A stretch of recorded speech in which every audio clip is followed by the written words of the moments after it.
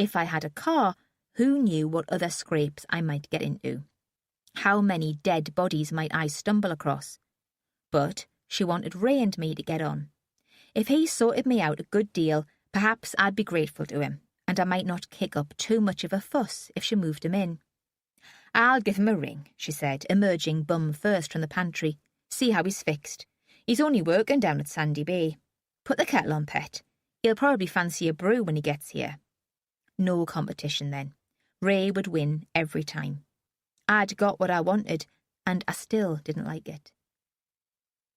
It was a sunny day with a gusty wind, the sort of day that makes school kids flighty and wild. As soon as I was out of the house, I had the urge to run, along the beach and far up the coast, away from Jess and Ray and the neighbours across the lane who were peering out from behind their nets to see the lassie who was caught up with that murder case. But I didn't. I got into Ray's van and drove south with him towards the city, proving to Jess and myself that I was sane and well behaved. When I got out at the garage, Ronnie appeared at the office door immediately, as if he'd been waiting for me. I noticed again how small he was, then forgot it at once as he came closer. There was that smile and a handshake, and I was hooked once more. A boy had died, and I was a suspect in a murder inquiry, but none of that mattered, because a middle-aged man seemed to find me attractive. And at that moment I didn't even see anything wrong with it. I was an addict who'd had another hit. It didn't occur to me then to wonder why he was at the garage in the first place. It was less than a week since his stepson had been stabbed. Even if he didn't care about Thomas, shouldn't he have been at home comforting his wife? All I could think of then was that I wanted to touch him again. I wanted to slide my hand from the back of his fingers to his wrist, then up the sleeve of his jacket, stroking the fine hair against the way it was lying. Which was sick, of course. He was a married man, old enough to be my father. But there was something about him which provoked that reaction. I would say it again with other women. Despite his apparent shyness, he had an energy which was contagious, which made the people who were with him feel more alive too. You could see it in the way he moved. He had a controlled power. You must have seen those slow-motion wildlife films on the telly of wild cats moving across grassland. That's what he made me think of. He had a great body. Anyone would have been impressed by it. And I tell myself now that I was vulnerable, under stress, in need of comfort and reassurance. He was speaking. "I've already had one offer." I must have looked blank, stupid. "For the car. I couldn't take it, of course, not after having promised it to you." "Oh," I managed to grin. "Right. You are still interested?" "Sure. I can take you out for a test drive, if you like." I looked over to the office. I had supposed he must have someone else working for him. The garage was surely too big to run single-handed. "I'm on my own this afternoon," he said, as if he guessed my thoughts. It still didn't tell me how many people worked for him. It doesn't matter, though. I'll just lock up. To be honest, my heart's not really into selling today. There's been a death in the family. He looked out across the busy dual carriageway as if he were lost in thought. "I'm sorry." I stepped back and tried to put a bit of distance between him and me so I could think more clearly. "Look, I can always come back. There's no rush. If you'd just prefer to go home." "No," he said quickly. "I couldn't face that either. I'm better off here. I need to keep busy. It doesn't do to brood." Was it someone close? For a moment, I could almost believe I didn't know. I suppose that's what acting's all about. You have to believe yourself into the part. Perhaps that's where Dan goes wrong. I turned to listen to Ronnie, but a lorry rattling down the coast road blanked out his answer. "Sorry?" "My stepson," he said. "He was murdered.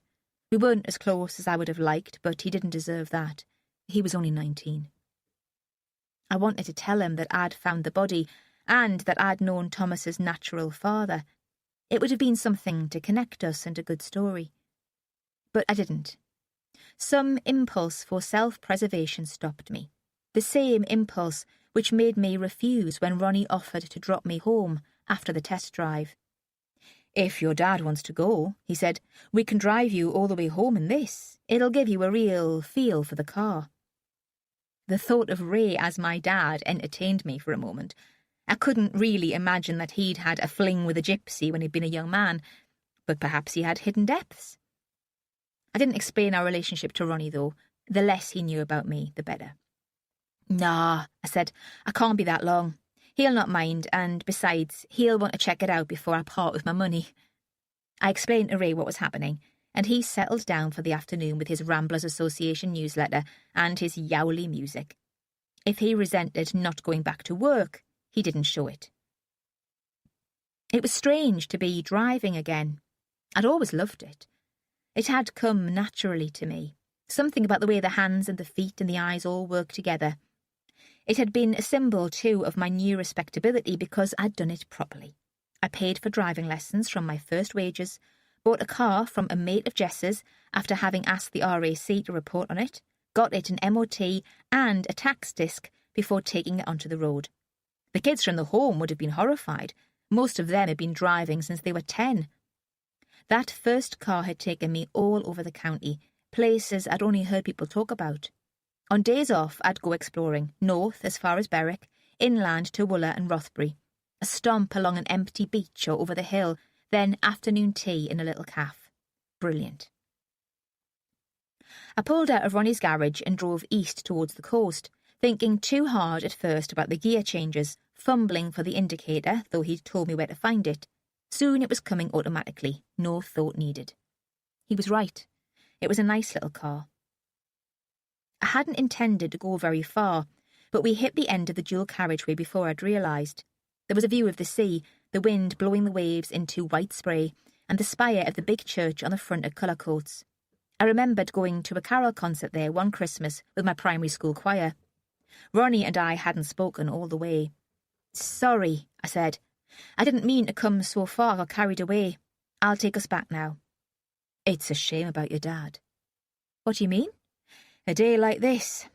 You just feel like driving," he continued. His voice was suddenly angry, mirroring my thoughts and memories in a way that scared me. I mean, out of the town, away from all these people.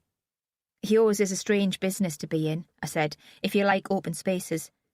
Didn't you ever want to do anything else? Live somewhere else?" "I have responsibilities, a family to support, and I'm a countryman at heart. Country people need cars more than people who live in towns." I didn't know what to say, so I indicated at the roundabout to show I wanted to go back towards the city. He must have realised how intense he sounded because he snapped suddenly back into salesman mode. "You drive very well." "For a woman?" I wanted to lighten the mood too. "I didn't say that. Most of the best drivers I know are women." He paused. "Why haven't you got a car now?" "Accident." "Nah," I said.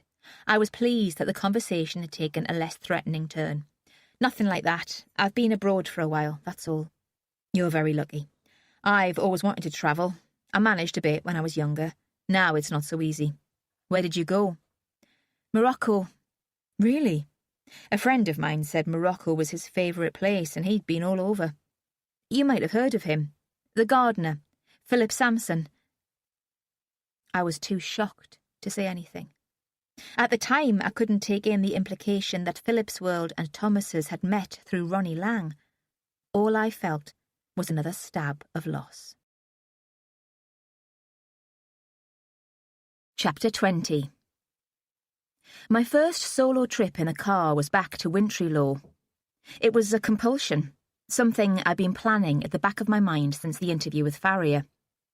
My memory of Philip's funeral glittered, sharp and hard-edged as cut glass. I remembered the silhouette of Dickon wading out from the empty beach towards the horizon, Joanna's foot on the spade in the churchyard, Stuart Howden's face as he mouthed the words of unfamiliar hymns in the little dusty church. But according to Farrier, my memory was unreliable, tricked by the chemicals in the brain. I needed to check that the details of the place were as I imagined them, that the wildflowers in the wood, the house with the slate-roof tiles and tall chimneys weren't a fiction I'd created. I decided to take a picnic. That seemed enough to keep Jess off my back. Perhaps she thought a woman who took the trouble to make a pile of cheese and pickle sandwiches was unlikely to get into mischief. I couldn't see the logic myself, but it convinced her. "Will you be back for your tea?" she asked. She was expecting Ray for the afternoon, and I thought the question wasn't prompted so much by concern for me, but because she wanted to know how long they'd have on their own together. No, I was feeling generous. I'll stop on the coast somewhere, that place in Amble maybe, get some fish and chips. I hadn't told her I was intending to go back to Wintrylow, but she must have had some last-minute premonition that this wasn't just a day out, because she shouted after me when I was halfway across the yard, "Just take care!"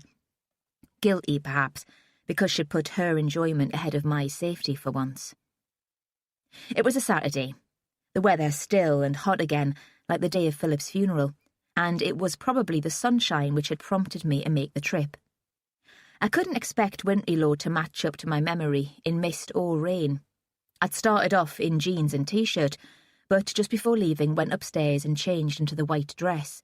It was loose around my hips, and I thought I must have lost a little weight. It's good for the figure, being the suspect in a murder inquiry. I wanted to find the back road into the estate, to take the secret unused track between the stone pillars and through the wood. Ray would have pointed out the spot on the map, but he still hadn't arrived, and once the picnic was packed, I wanted to be off. The map wouldn't mean much to me, and I thought once I was in the area I'd recognise the landmarks, the overgrown hawthorn hedges, and the way the trees came right down to the lane. In the event, I must have approached the house from a completely different direction. I suppose it was the road along which Howden had driven me to Morpeth, but were gone so quickly then that I'd not taken in any features of the countryside. And on that day, the route had been deserted. All the other mourners had left before us. Today, the lane was packed with traffic, all moving slowly in the same direction. I followed a silver Range Rover, then turned a corner and had to brake sharply behind it and a queue of cars. There was nothing to do but wait and inch forward with the flow. None of the other drivers showed any curiosity about the hold-up. There was no resentment, no blaring of horns. Almost there was a carnival atmosphere. From my wound-down window I heard distant music. In the Range Rover, 2 little girls were strapped in the back. They turned to wave down at me. They had pink ribbons in their hair and sparkly makeup. Even they seemed resigned to wait patiently for the traffic to clear. Eventually the cars began to move. We turned another corner, and there was a view of the house caught in full sunlight, framed on one side by the church and on the other by trees. In my memory, I always saw it from another angle, but it was the same place. A little shabbier, and not quite so grand perhaps, but don't we always enhance the pictures in our heads over time?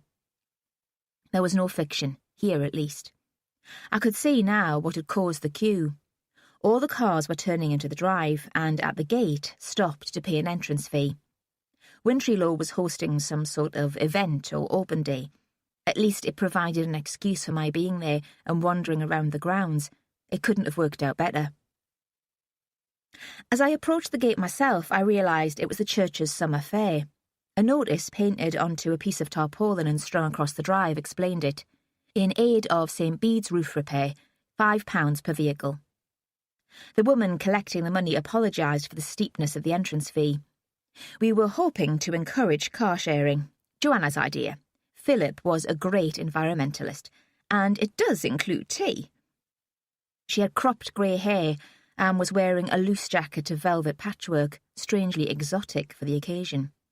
Her voice was familiar. I thought she was the elderly woman I'd heard discussing Philip's Cornish garden at the funeral. I drove on and was waved into a parking space by a teenage lad with a scowl and acne. He had a power complex and made me reverse and come in again close to the neighbouring car. So close that I had to squeeze out, holding the edge of my door. I didn't want chipped paint this soon. There was an immediate smell of crushed grass which took me back to school sports days and the Newcastle hoppings, so I forgot the hassle with the teenage lad and felt like a kid again. In Newbiggin, St. Bartholomew's has a summer fair. They hold it in the primary school hall. There's a 10p entrance fee, and the brownies run a lucky dip with sweeties and pencils and lollipops as prizes. The other stalls play a variation on the theme of jumble, white elephant, bric-a-brac, toys and books. The Mothers' Union provides tea in plastic cups and fairy cakes with thick white icing and hundreds and thousands. I get dragged along by Jess because one of her Asda friends is Brown Owl. They're pleased if they make 50 quid. This summer fair was in a different class. I stood for a moment to get my bearings and wondered if my mind was playing tricks after all. It was as if I'd wandered into one of those bizarre, dreamlike television ads which win all the media prizes. A sinister, white-faced man walked past on stilts. A woman in a leotard and a bowler hat rode a motorcycle down the drive. The theme for the event was circus, and everyone had bought into it. The two little girls from the Range Rover were dressed in pink tutus and spangled tights. They walked away from me, hand in hand with their mother, who had a boa of pink feathers. The boy with acne wore clown's trousers and braces. Everywhere there were acrobats and lion tamers and ringmasters. I turned slowly, letting my skirts spin out, taking it all in, impressed by the grandiose folly of it, by the effort which had gone into creating the spectacle. Of course, there were stalls. This was all about raising money. But they were decorated with bunting and they sold homemade sweets, plants and paintings. This was a classy craft market, with street theatre thrown in. I wondered briefly if Dan was here in one of his disguises. It would be his sort of thing.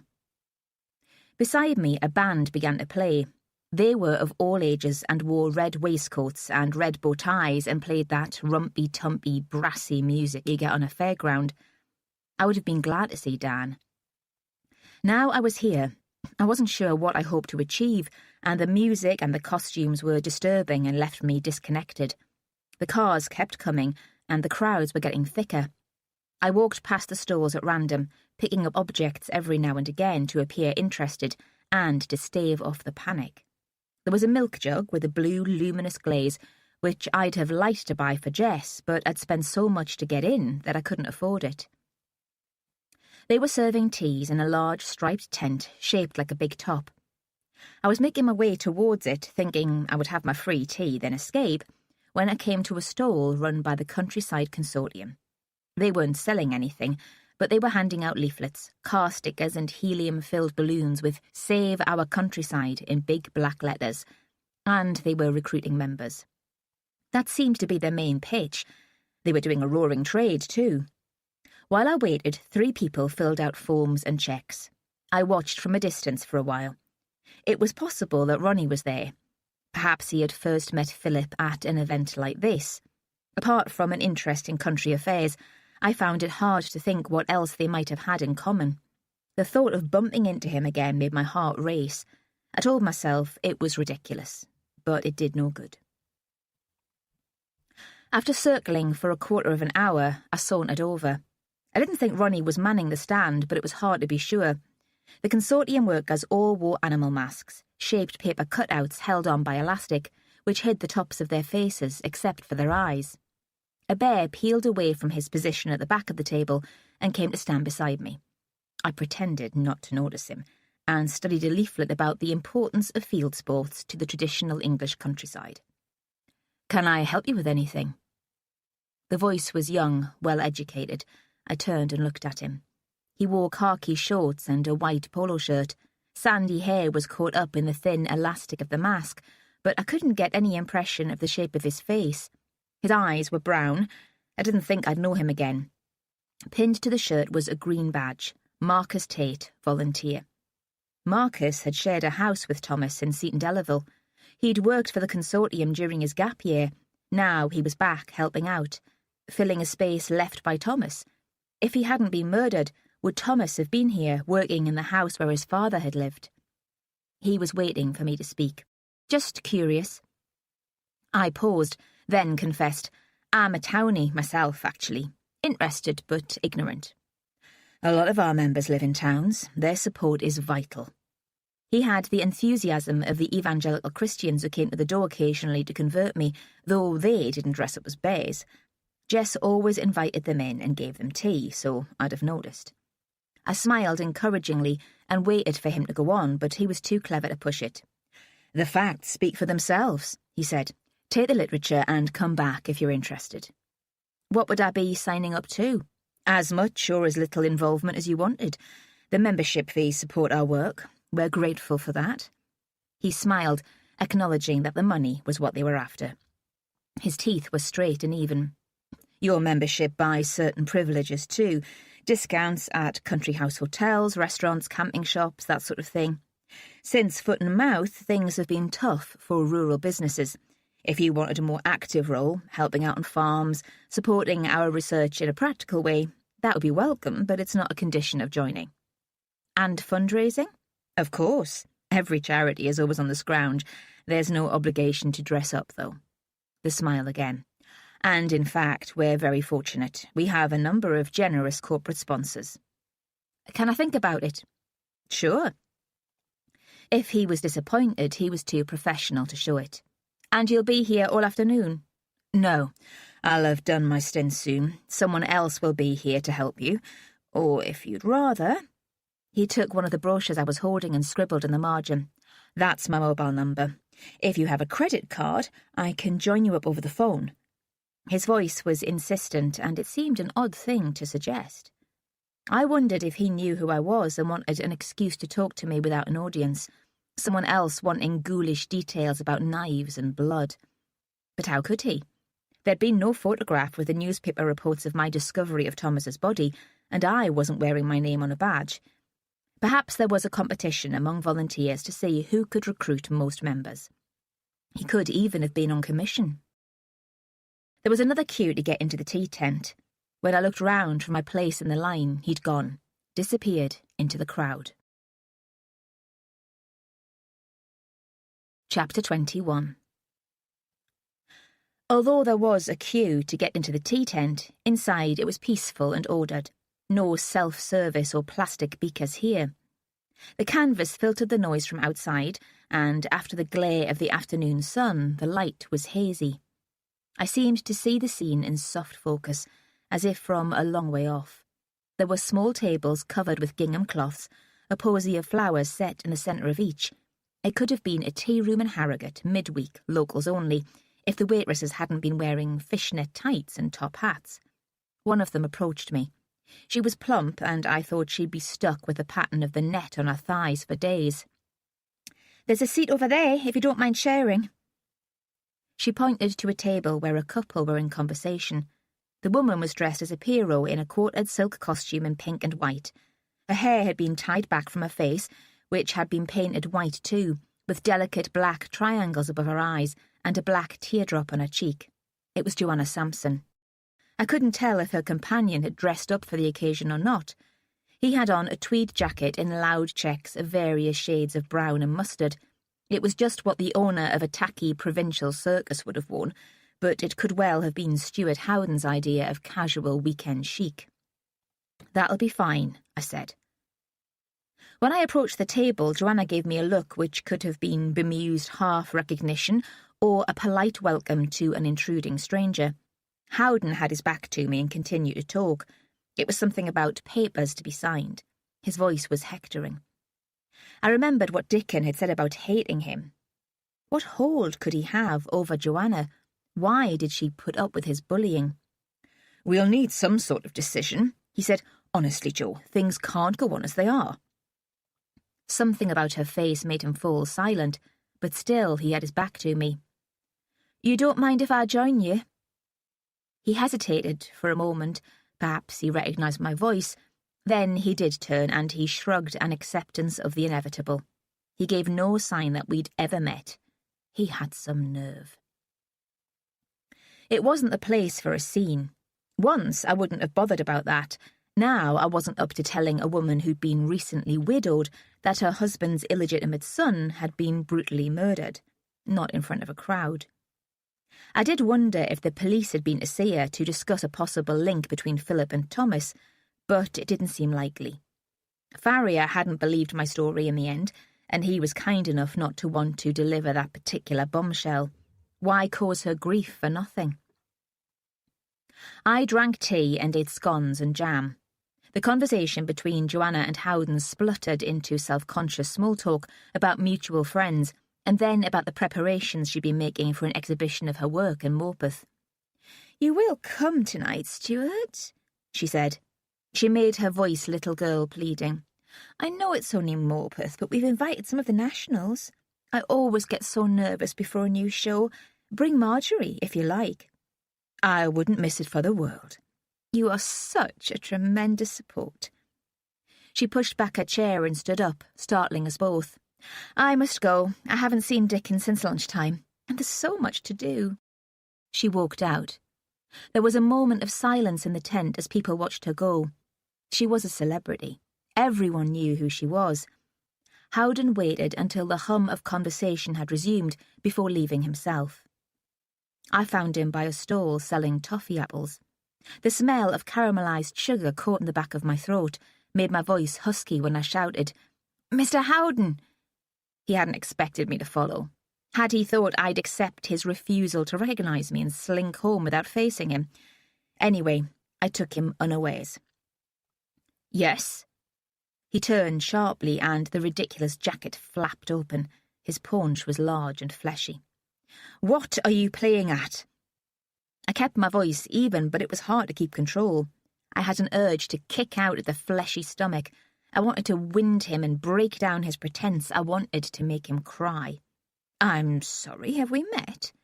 He furrowed his forehead. The bushy eyebrows met in the middle. "You know fine well we have." "I'm sorry, you'll have to remind me. My memory's dreadful. Age, my wife says." He smiled jovially, as if he expected me to appreciate the joke. "Lizzie Bartholomew." "No, I'm afraid it doesn't mean anything." When I'd first met Howden, I'd dismissed him as an oaf, a besotted family retainer. Now his skill at this deception made him frightening. It really was hard not to believe he was telling the truth, and I didn't know what to do. He stood there as children galloped past to buy toffee apples, appearing to humour me, tilting his head forward politely to hear what I had to say. The only sign of discomfort was a sheen of sweat on his forehead, but it was a very hot day. "We went to your office. For Christ's sake, I sat beside you at Philip's funeral." "You knew Philip?" "Of course I did. I was only there because you wrote to me." I was shouting. I knew it would do no good, but I couldn't help myself. "I'm sorry, young lady. I'm afraid you're making a terrible mistake." He turned and walked off towards the house. It was only as I watched him bobbing through the crowd that I wondered if there was an intended threat in his final words. I suppose I could have chased after him, but I'm not sure even now what good that would have done. I stood and looked after him and felt as helpless as I'd ever done. I felt tears coming. I hate crying in public. It's pathetic, and you look red-eyed and ugly, and people always think it's because you've been dumped. I had a horror of bumping into Joanna again, too. If she saw me crying, I suspected she'd be sympathetic, and that would make things worse. People were starting to leave, and already there was a queue of cars at the gate waiting to turn into the lane. I was too restless to sit and wait for the line to move. So I turned my back on the stalls and the kids with faces sticky with candy floss and the dressed-up parents and set off towards the church. When I got to the lich gate, I turned back. I couldn't see the garden with the stalls and the tents, but the fairground music, unbearably jolly, bubbled on. I thought the thick walls of the church would block it out. There I'd sit in the cool and the dark and sort things out. But when I turned the ring handle on the big arched door, there was no movement. The building was locked. I sat on the step in the full sunlight and shut my eyes. My head spun. It was like when you've been drinking, all afternoon and all evening, moving from bar to bar, shouting and laughing, never still for a moment. And when you finally lie down to sleep, the moving continues. We call it the whirling pits. Perhaps everyone does. It's like you're on one of those old-fashioned roundabouts in kids' playgrounds, the ones you scoot with one foot to get moving. That's how I felt sitting on the step of St. Bede's. And in that moment, I could believe again that Farrier was right, that the meeting with Howden and the commission to trace Thomas, all that was a dream. I'd made it up in a drunken stupor, and it was spinning round and round in my head. "Hello?" A friendly voice. I opened my eyes. Dickon stood there, wonderfully normal in shorts and a striped T-shirt. No fancy dress. "Hi. You're the lady who was at Dad's funeral. You remember that? Of course. We met on the beach. You'd been to Morocco. You met Dad on a bus." The sunlight was full of my eyes, so I had to squint to look up at him. It meant that he was the only thing I could see sharply. Everything else was a fuzzy yellow background to his face. "If someone came and asked you," I said carefully, "would you tell them I was here that day?" "Which someone?" I hesitated. "The police." "Why would they want to know?" He was very serious. It was like talking to an adult, and you could tell he'd been brought up to respect the police. I'd have to remember that. "I told them I was here, and they don't believe me. It's not their fault, they need to check." "Like an alibi?" He was suddenly very excited. "You want me to give you an alibi?" "Yes." I tried not to smile. If he thought I was laughing at him, he'd be offended. Exactly like that. I considered telling him it was a secret, just between us, but it didn't seem right to ask him to keep stuff from his mother. Besides, that was me being paranoid. Whatever games Howden was playing, he wouldn't put pressure on a little boy. Dickon stood there looking down at me, the halo of light still around him. Philip's other son. He was probably curious about what the police thought I'd done. I didn't want him to run off. I might start to believe I was imagining him as well. "Have you had a good afternoon?" I asked. "Or is it a pain having all those people in your house?" He shrugged and looked over his shoulder, distracted by more exciting possibilities. The beach, perhaps, a secret den. Living here, his childhood must be like those I'd read about in books. Swallows and Amazons, Enid Blyton. There would be adventures every day. "I found a dead squirrel," he said. "I collect skulls. I need to boil it down, but they won't let me into the kitchen." "Is it a big collection?" "I keep it in a suitcase under my bed. I'll show you sometime. There are wings too, and a tawny owl pellet." "I'd like that." It was a lie, of course, but he seemed pleased. I took the foil-wrapped package out of my bag and offered him a cheese and pickle sandwich. He took it and sat on the step beside me. "Did your dad have a friend called Ronnie?" I asked. "Ronnie Lang?" My mouth was full of bread. I nodded and waited for him to give more details in his own time, but he didn't have a chance to go on. The shadow of a figure was thrown from the gate towards us. We were both startled and looked up. It was Flora. She must have been playing in the band, though I hadn't noticed her there, because she was wearing the uniform waistcoat and bow tie. She looked older than she had at the funeral.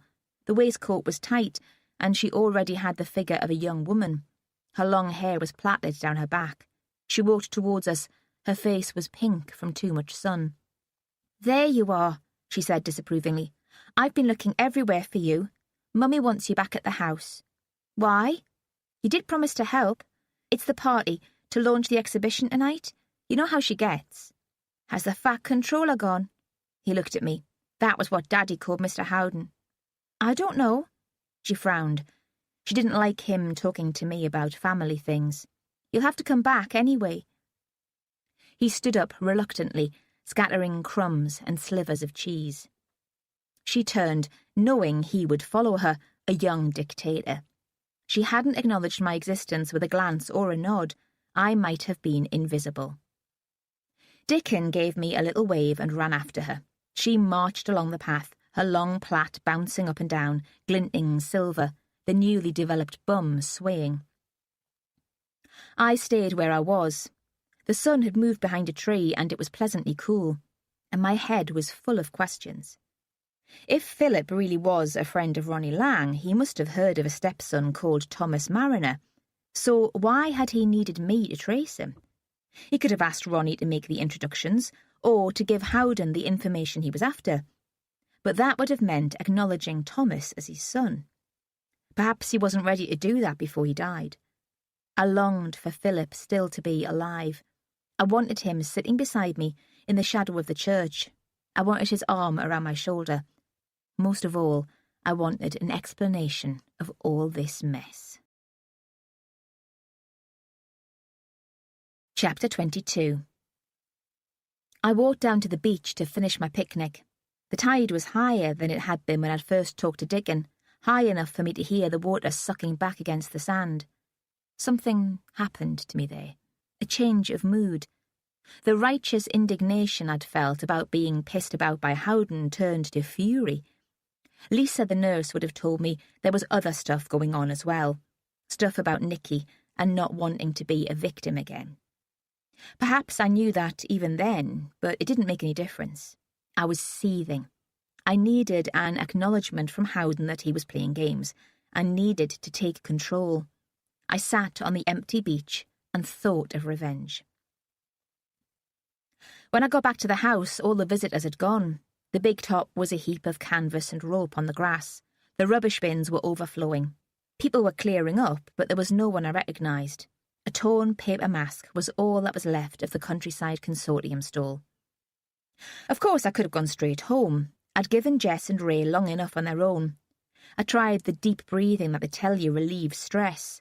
I tried to persuade myself that Howden wasn't worth the hassle. But it didn't work, and I didn't really want it to. I thought it was just as well I'd changed out of my jeans and was suitably dressed. It was years since I'd gate-crashed a party. Joanna's exhibition was being held in a room over a cafe bar on the main street. The bar was one of those places which makes you believe you're in the Cotswolds or Hampstead, full of expat southerners with loud voices. I'd been there for a meal once with a couple of social workers. They weren't local either. One of them had written a play. Upstairs that day there'd been a poet reading and a woman playing a tenor sax at the same time. We'd listened for a while, then we'd gone downstairs to eat. The menu had been chalked on a blackboard beside the bar, but I'd not been able to read it because two women had stood right in front of it, debating their choice of wine, showing off. Performance art to compete with the poet. I'd been well behaved and only caused a minor scene. I parked next to Safeways and walked through an alley. A pack of adolescent girls prowled up the middle of the street in search of a pub which would serve them. I checked my appearance in a shop window, pulled my fingers through my hair. There was a faint green stain on the back of the dress, seaweed from a rock or lichen from the church step. I hoped the lighting inside was dim. Otherwise, I'd have to stand with my back to the wall. Joanna had hired the whole place for our party. There was a young man with an open-necked shirt and a game show host smile collecting cards at the door. "Oh, shit," I said, putting my hand to my mouth. The arty middle classes like bad language. "I didn't think about the invitation. Look, it's Lizzie Bartholomew. You can always check with Joanna or Stuart if he's here." I smiled. My voice was ditzy, apologetic. "I'm a girly, decorative. I don't do organised. And I don't want to brag, but you'd have sworn I was born south of Sunderland." He smiled back. "No problem. Drinks and canapes down here, the exhibition's upstairs." There was no natural light in the bar. It had an old-fashioned feel which I'd not noticed on my previous visit, candles in bottles, a natural wood floor, cane chairs. Perhaps the decor had recently changed and rustic Mediterranean was in fashion again. It was so dark in there that I thought I could have gone topless without embarrassment. I hadn't needed to worry about the stain on my dress. A woman in jeans and a skimpy top stood in the light of the doorway carrying a tray of drinks. I took an orange juice. My anger didn't need fueling with alcohol. The juice had that bitter aftertaste which meant it had come out of a long life carton. Every expense spared. I looked around for Howden. I didn't have a game plan. I wanted to know what he was playing at. I wanted to see his face when I said, "Strange you don't remember me. Ask Dickon. He does." I walked to the end of the room. It was long and narrow. Everyone seemed to be smoking. As my eyes grew accustomed to the gloom, I picked out groups of people who seemed to be there for the free party, not the photos. The bar's usual Saturday night clientele. I wondered how many others the charmer on the door had let in without invitations. There was no sign of Joanna or Howden. I set my glass on the bar and made my way upstairs. The exhibition space was larger than I'd expected, much bigger certainly than the bar below. It must have spread over the neighbouring shops. Again, the light was artificial. There were black blinds at the windows. The photographs were lit by a series of ceiling spots, and there were a lot of photographs. They hung on the walls and on freestanding screens which partitioned the room. I was impressed. I'm not sure what I'd been expecting. Not something this professional. A lad was standing at the top of the stairs. He handed me a folded sheet of printed paper, a catalogue or programme with the titles numbered. It said which of the pictures were for sale and gave a list of prices which made me whistle under my breath. It said that a percentage of any profits would be donated to the Countryside Consortium. It didn't tell us how big a percentage. The exhibition was called A Landscape Under Threat, though, as far as I could tell, the specific nature of the threat wasn't explained. Despite myself, I got hooked into the images. I knew what I was there for, but I found myself distracted. The pictures disturbed me. They were all in black and white. Some were enormous, huge landscapes with chiselled valleys. Some were little, and the subjects were domestic, not in any sense family snaps, but they seemed as accessible as that. There were a lot of people in the big room, but they spoke in reverent whispers. If background music was playing, it was so faint that I couldn't hear it. The screens acted like the walls of a maze, guiding us through the room.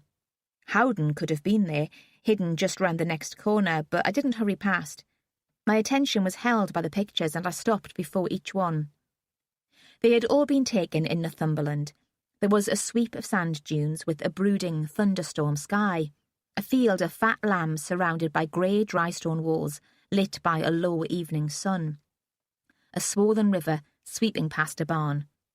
Then there was a scene which was familiar. It showed sunlight slanting through bare winter trees onto a narrow lane.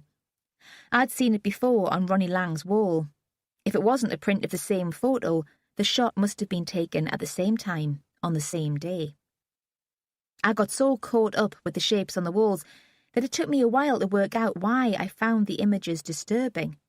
I mean, they were attractive, pleasing, so why did they make me feel uncomfortable? Because they weren't real. Even when I recognised the place in the picture, the sense of place was wrong. I thought it wasn't true that the camera never lies.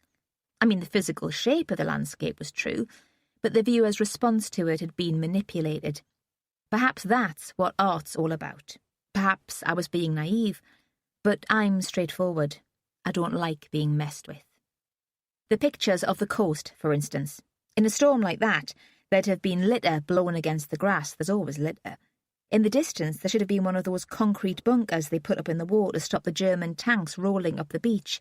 Even further away, I'd have shown the cokeworks at Linemouth or the chimneys of Blythe Power Station. And none of her farmhouses had satellite dishes or scrappy machinery in the yard or black polythene covering silage. There was no sign of foot and mouth, no keep out police notices. If this was a threatened landscape, why hadn't she shown that dump at Widrington, where the carcasses were buried and the lorries leaked blood? What I'm saying is that this isn't a pretty landscape, and she'd made it look pretty. It made me think she had a fairy tale vision of how the world and her life should be. Philip's illness and death must have come as a shock. She wouldn't have been expecting something like that. I turned away from the picture I'd seen on Ronnie's wall, and there was Howden, standing in a corner with a glass in his hand, talking in a low voice to a man I'd never met, and a little woman in a purple jacket and a purple skirt with thin pleats, like the umpires at Wimbledon wear. She had a thin, rat-like face and a complexion drained of all colour. She shouldn't have worn purple. She had a long, suffering look, which made me think she was Howden's wife. He hadn't noticed me, and suddenly he began to laugh. It wasn't loud, a restrained chortle which he held in with his handkerchief. Perhaps the man had told him a joke. Perhaps he'd told one himself. Anyway, that laughter pushed me over the edge. I could believe it was me he was laughing at. I lost it. "What the fuck do you think you're playing at?" I've told you I don't usually swear. I like to think I don't need to anymore. But I needed to then. The words rang out in that quiet room. I could imagine them bouncing off the walls and the high ceiling, the sound waves like ripples, but getting bigger, not smaller. No one intervened. Thank God for English embarrassment. He looked over at me. He could hardly pretend I didn't exist, not with such a big audience. For a moment he didn't know how to respond. He stood with his mouth open, a cartoon fish. "Who is this, Stuart?" The woman. She thought I was his mistress. Perhaps he had a history of screwing around. I wouldn't have been surprised. If he felt the need to justify the affairs, he'd have told himself he'd lost the love of his life to Philip Sampson, and he needed the comfort. That was the sort of pathetic man he was. "What's going on?" Her voice was firmer than I'd have expected from her appearance. She might put up with infidelity, but not with a scene at a friend's party, not a grand friend like Joanna. And she'd sensed that he'd recognised me, I could tell. She wouldn't let him pretend otherwise. "Stuart?" I wanted to scream, "Christ, I'm not his girlfriend, credit me with some taste." But that would have implied that she had none, and my quarrel wasn't with her. "Your husband lied about me to the police," I said, lowering my voice, keeping it calm, fuming inside. "Stuart?" she said again, impatient now. She might have been talking to an annoying and not very bright child. Still, he couldn't find the words to reply. I yelled at him. "I was arrested for murder, and it's all your fault." Pathetic, like a kid in a school playground. But the scary thing is that if I'd had a knife, I'd have had a go at him. At last he regained his powers of speech. No, I never meant that." "Well, what did you mean?" He was trying to protect me. It was Joanna, in 1930s film star mode. Every time I'd seen her, there'd been a different style. I couldn't get a grip on her. Tonight she was in a long sheath dress. Her lipstick and nails were red, the red of fresh blood. It was quite an entrance. Everyone was looking at her. They pretended to stare at the pictures, but none of us were fooled. I thought then that she was enjoying the attention, but perhaps I was wrong because she took my arm. "Let's find somewhere to talk," she said, "somewhere quiet." There was a little room off the main space, an office with a desk, a computer and a couple of chairs, no window. She must have changed there. Someone had propped a full-length mirror for her against one wall, and there was a makeup bag on the desk. She showed me through the door and disappeared. I wondered if she wanted Stuart there to hold her hand, but she returned almost immediately with a bottle of wine in a cooler and 2 glasses.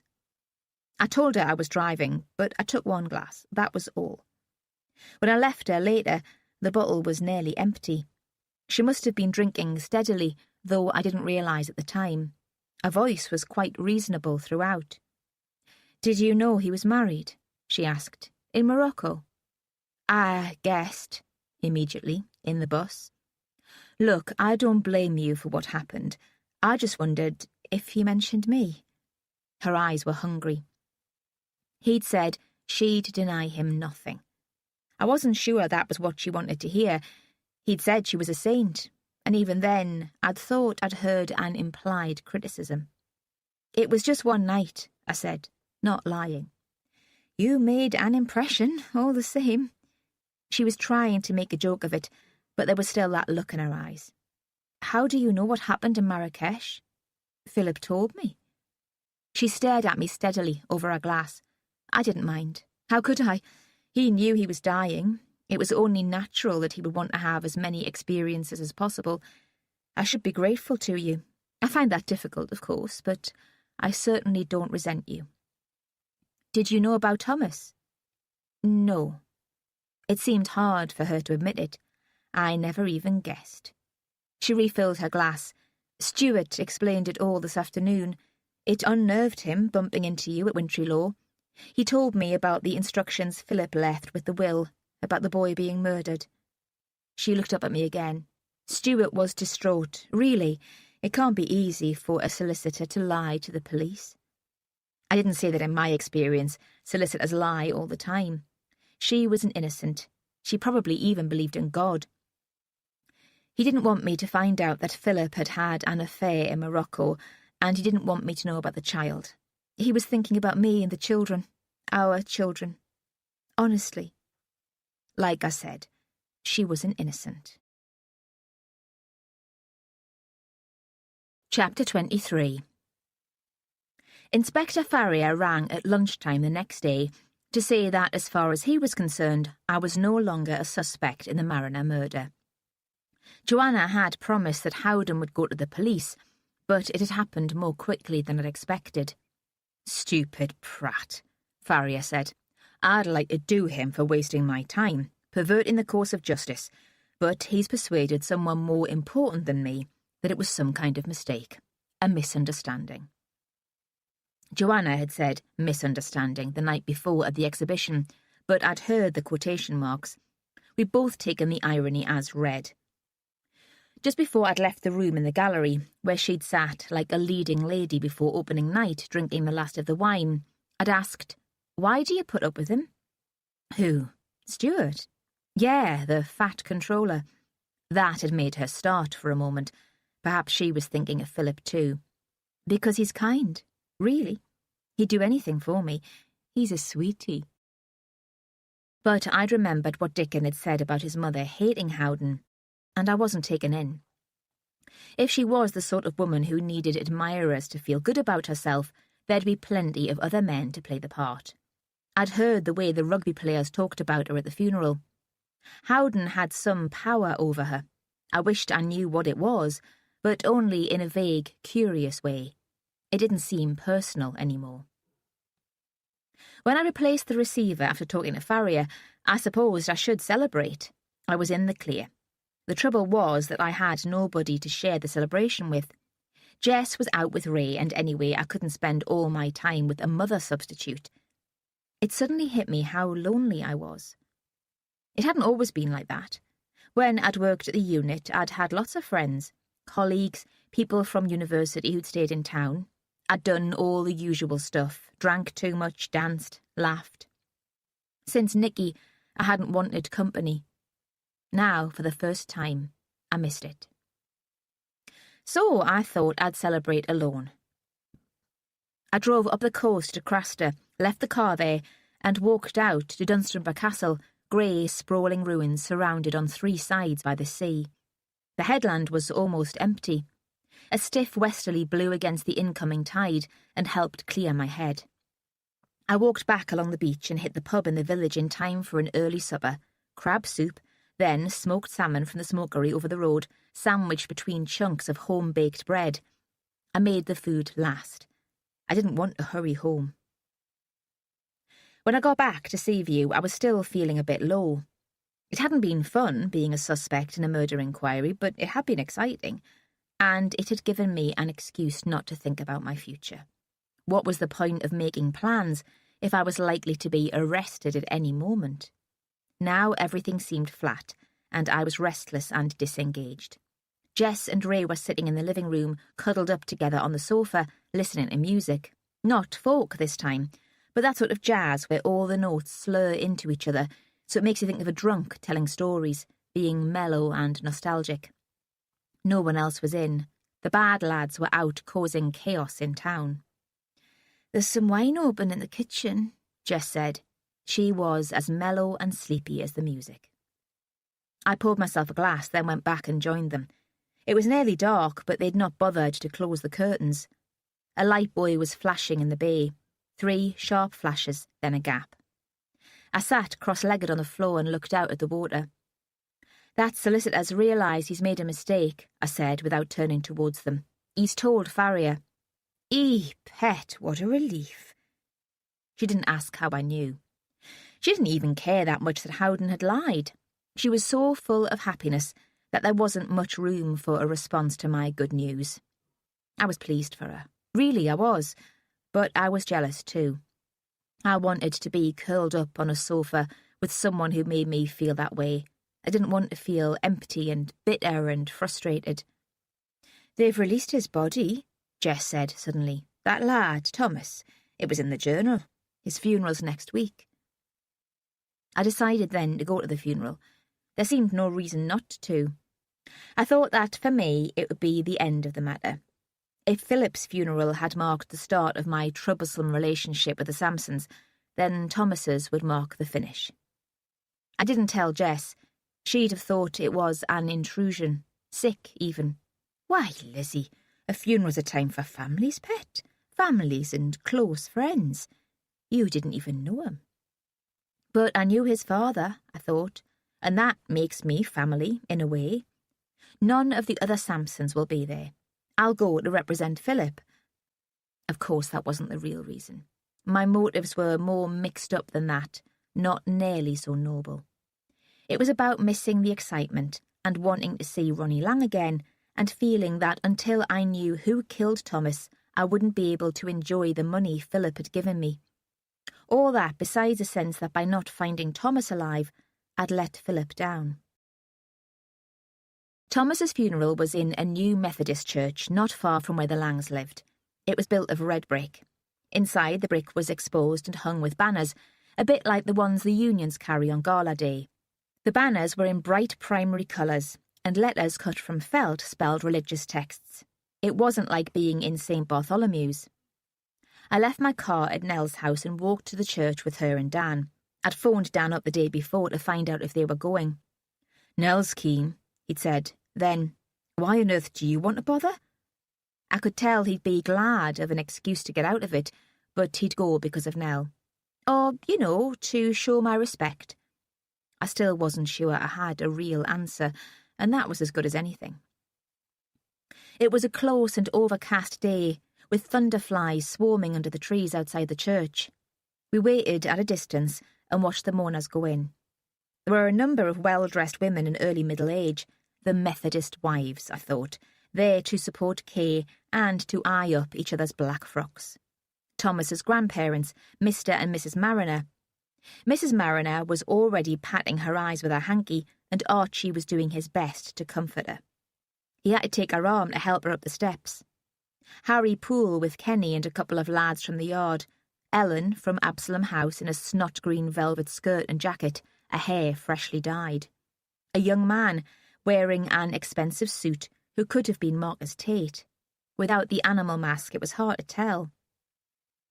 As they climbed the white stone steps, everyone wiped the thunderflies from their faces and their clothes and shook their heads to clear them from their hair. "Well," Nell said, "are we going to stand here all day?"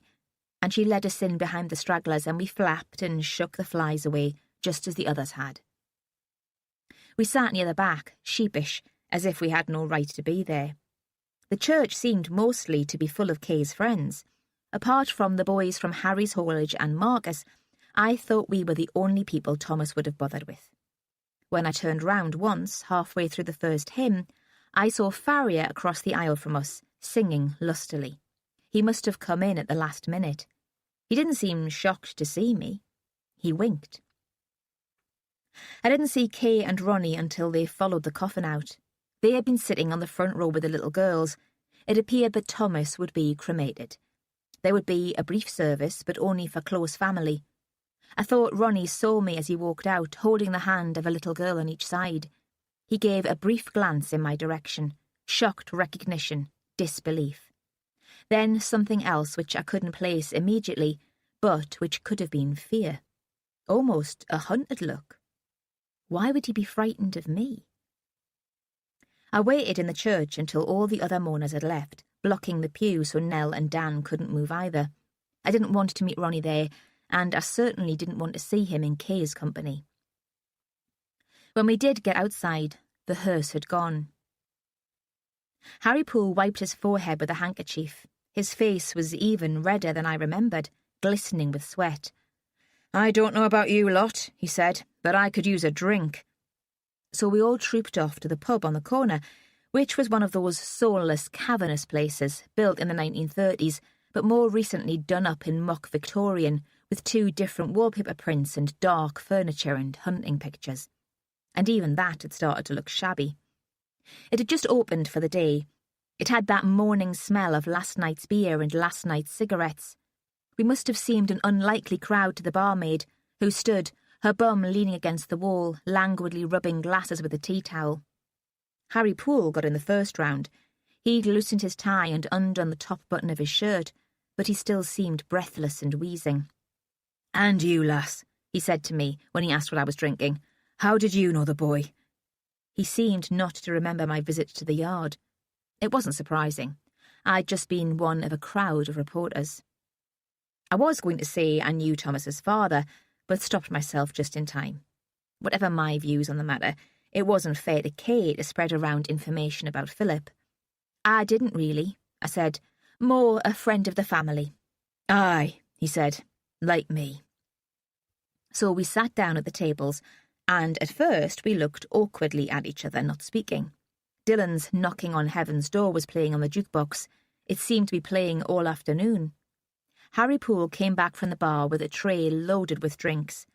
I remember that Ellen was drinking whiskey. That surprised me. The rest of us were on the beer, the lads on bottled lager, everyone else on hand-pulled bitter. "I think we should drink to Thomas," Harry said. He was still standing, leaning forward onto the table as if he needed the support.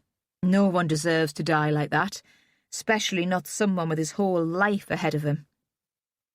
We all raised our glasses, solemnly, like a toast at a wedding.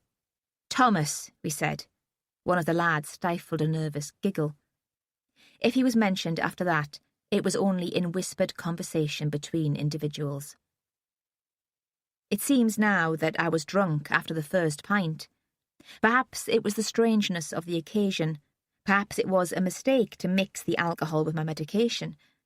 I can remember snippets of conversation freeze-framed like in a home movie, but in my memory the background's always blurred, and I don't know the order in which the discussions occurred or their context. At one point Ellen was talking to me. It must have been close to the beginning of the session because I was still sitting next to her. There were empty plates on the table. I think Harry must have ordered sandwiches for us all, though I don't remember eating. I looked at her mouth moving. She was wearing scarlet lipstick, which had leached into the face powder around her lips. The effect was geographical, tributaries feeding into a lagoon in the desert, with her mouth as the lagoon. I was still staring when I realised she was waiting for an answer to a question I hadn't heard. "Sorry?" I said. Dylan was knocking in my brain. "We need to talk. Thomas was special." Even though I was focusing on her, I had to strain to make out the words. She didn't want to be overheard. It was one of those secret Thomas conversations. "He was troubled. I was going to write something." By this point I was expansive. The fiction that I was a journalist seemed a huge joke. "An article." "Yes, yes." The words came out as a double hiss. She gripped my arm with her hand. "Come to Absalom House, any time. I'm always there. We'll talk." Then she whirled away, and the next time I noticed her, she was at the other side of the table, smoking a cigarette, holding it in a stagey way between two fingers, her head slightly tilted back, looking at Harry Poole through the smoke. Nell and Dan sat together throughout the afternoon, but they never seemed to be speaking to each other. A few times Nell looked at me with that intense and piercing stare which she seemed to have adopted as part of her style, like the chopped hair. And once, when we met outside the ladies, she asked, "Who was that man in the church who winked at you?" I'd forgotten about Farrier. He must have disappeared immediately after the service, or perhaps he'd been invited to the crematorium with the family. I could imagine him being a source of comfort to them. "He's the detective in charge of the murder investigation." "Do they know anything?" Her voice was as urgent, as pressing as Ellen's grip on my arm had been. "They've accepted I had nothing to do with it. That's all I care about." "No," she spat back. "It's not all you care about. It can't be, I can tell. We have to know why he died. Don't we?" She didn't wait for an answer. She made her way back to Dan so carefully, her body so upright, that I know she was pissed too. Harry's lads were less demanding in conversation. One must have been older than he looked because he'd just got his HGV licence and was already talking about the trips to Europe for the firm. He was excited at the prospect of the long drive alone, but nervous too. He'd already been on some of the usual routes with a more experienced driver, Spain, he said, and Poland. I asked him what he carried back from Poland. Vodka, I wondered, jam, fruit. But he seemed unsure about that. Everything was in containers, he said. How could he tell? The last encounter I remember was with Marcus. He approached me, carrying a drink for us both, and sat beside me on a padded bench which ran along the wall. He had taken off his tie. One end of it flapped out of his trouser pocket. He was playing at being drunk, but even then I didn't think he was. I could see through the act with the sudden flash of perception you sometimes get, even when you can hardly stand. He rested one arm along the windowsill behind me, not making contact with my shoulders, but very close. "I recognise you. You were at Wintry Law." I don't know why, but I pretended not to understand what he was talking about. Perhaps it was just too much effort. Anyway, I didn't answer. I was the bear, he said. He formed circles with the thumbs and middle fingers of each hand and held them to his eyes. I wore the mask. You were going to join up. The Countryside Consortium, as if it had all just come back to me. What are you doing here? He leaned forward diagonally across the table, so our faces were almost touching. Did you know Thomas? I found his body. He jolted away from me, but I didn't know how much of a shock that actually was. Because he was playing at being drunk, I didn't trust the reaction. It was at that moment that Harry Poole stood up. He said he was going to call it a day. He had his wife to get back to. She'd been stuck with the grandchildren all day, and we followed him out. He'd brought us together and we couldn't continue without him. Marcus and I were last out. I found his arm round my shoulder, his hand resting gently on my neck. I didn't have the energy to push him away. And anyway, I really quite liked it. We stood on the pavement to wave the others down the road. The next thing I knew, I was in a taxi on my way to Seaton Delaval, to the little house where Thomas had died. I don't remember there being any discussion about it, but perhaps that's not fair. There may have been. I do remember standing with Marcus on the doorstep, watching him grope in his pocket for a door key. When he couldn't find it, he tipped the plant out from the pot on the window box and took the spare key from the bottom. And I remember being violently sick in the gutter. Chapter 24. Still holding the point of the knife against my skin, Nicky reaches out and switches off the light. Suddenly, it's dark. I feel my pupils widen in response, but there's nothing to see. There are security shutters on the window. I've always been scared of the dark. He puts an arm around my chest and pulls me down so I'm lying on the bed. He's lying beside me very close. I can smell him. One hand presses me against his body, the other holds the knife. He's whispering into my ear. His lips brush the lobe and the touch makes me start. He's telling me what he intends to do with me. I try to block out the words. As he speaks, I feel his erection through the cotton of his sweatpants against my thigh. He unbuttons my shirt, fumbling in the dark one-handed. Then he moves the blade of the knife towards my breast, lightly scratching the skin, not drawing blood. There are footsteps in the corridor outside. Don't move. The words are so quiet that even with his mouth against my ear, I can hardly make them out. The footsteps disappear. We both know they'll be back. I was in Thomas's bed. It was the same evening, still light. Marcus was standing in the doorway. I knew where I was immediately, and in the same instant I recognised that if I moved my head, I'd throw up again. The next sensation was panic. What was I doing there? What had I done? I could remember stumbling into the house, holding on to Marcus, the shock of being here, then nothing but the flashback. Carefully, I slid one hand down my body. Still dressed. Relief. No sex. I'd only taken off my shoes before getting into bed. The nausea of the hangover came back, and I shut my eyes.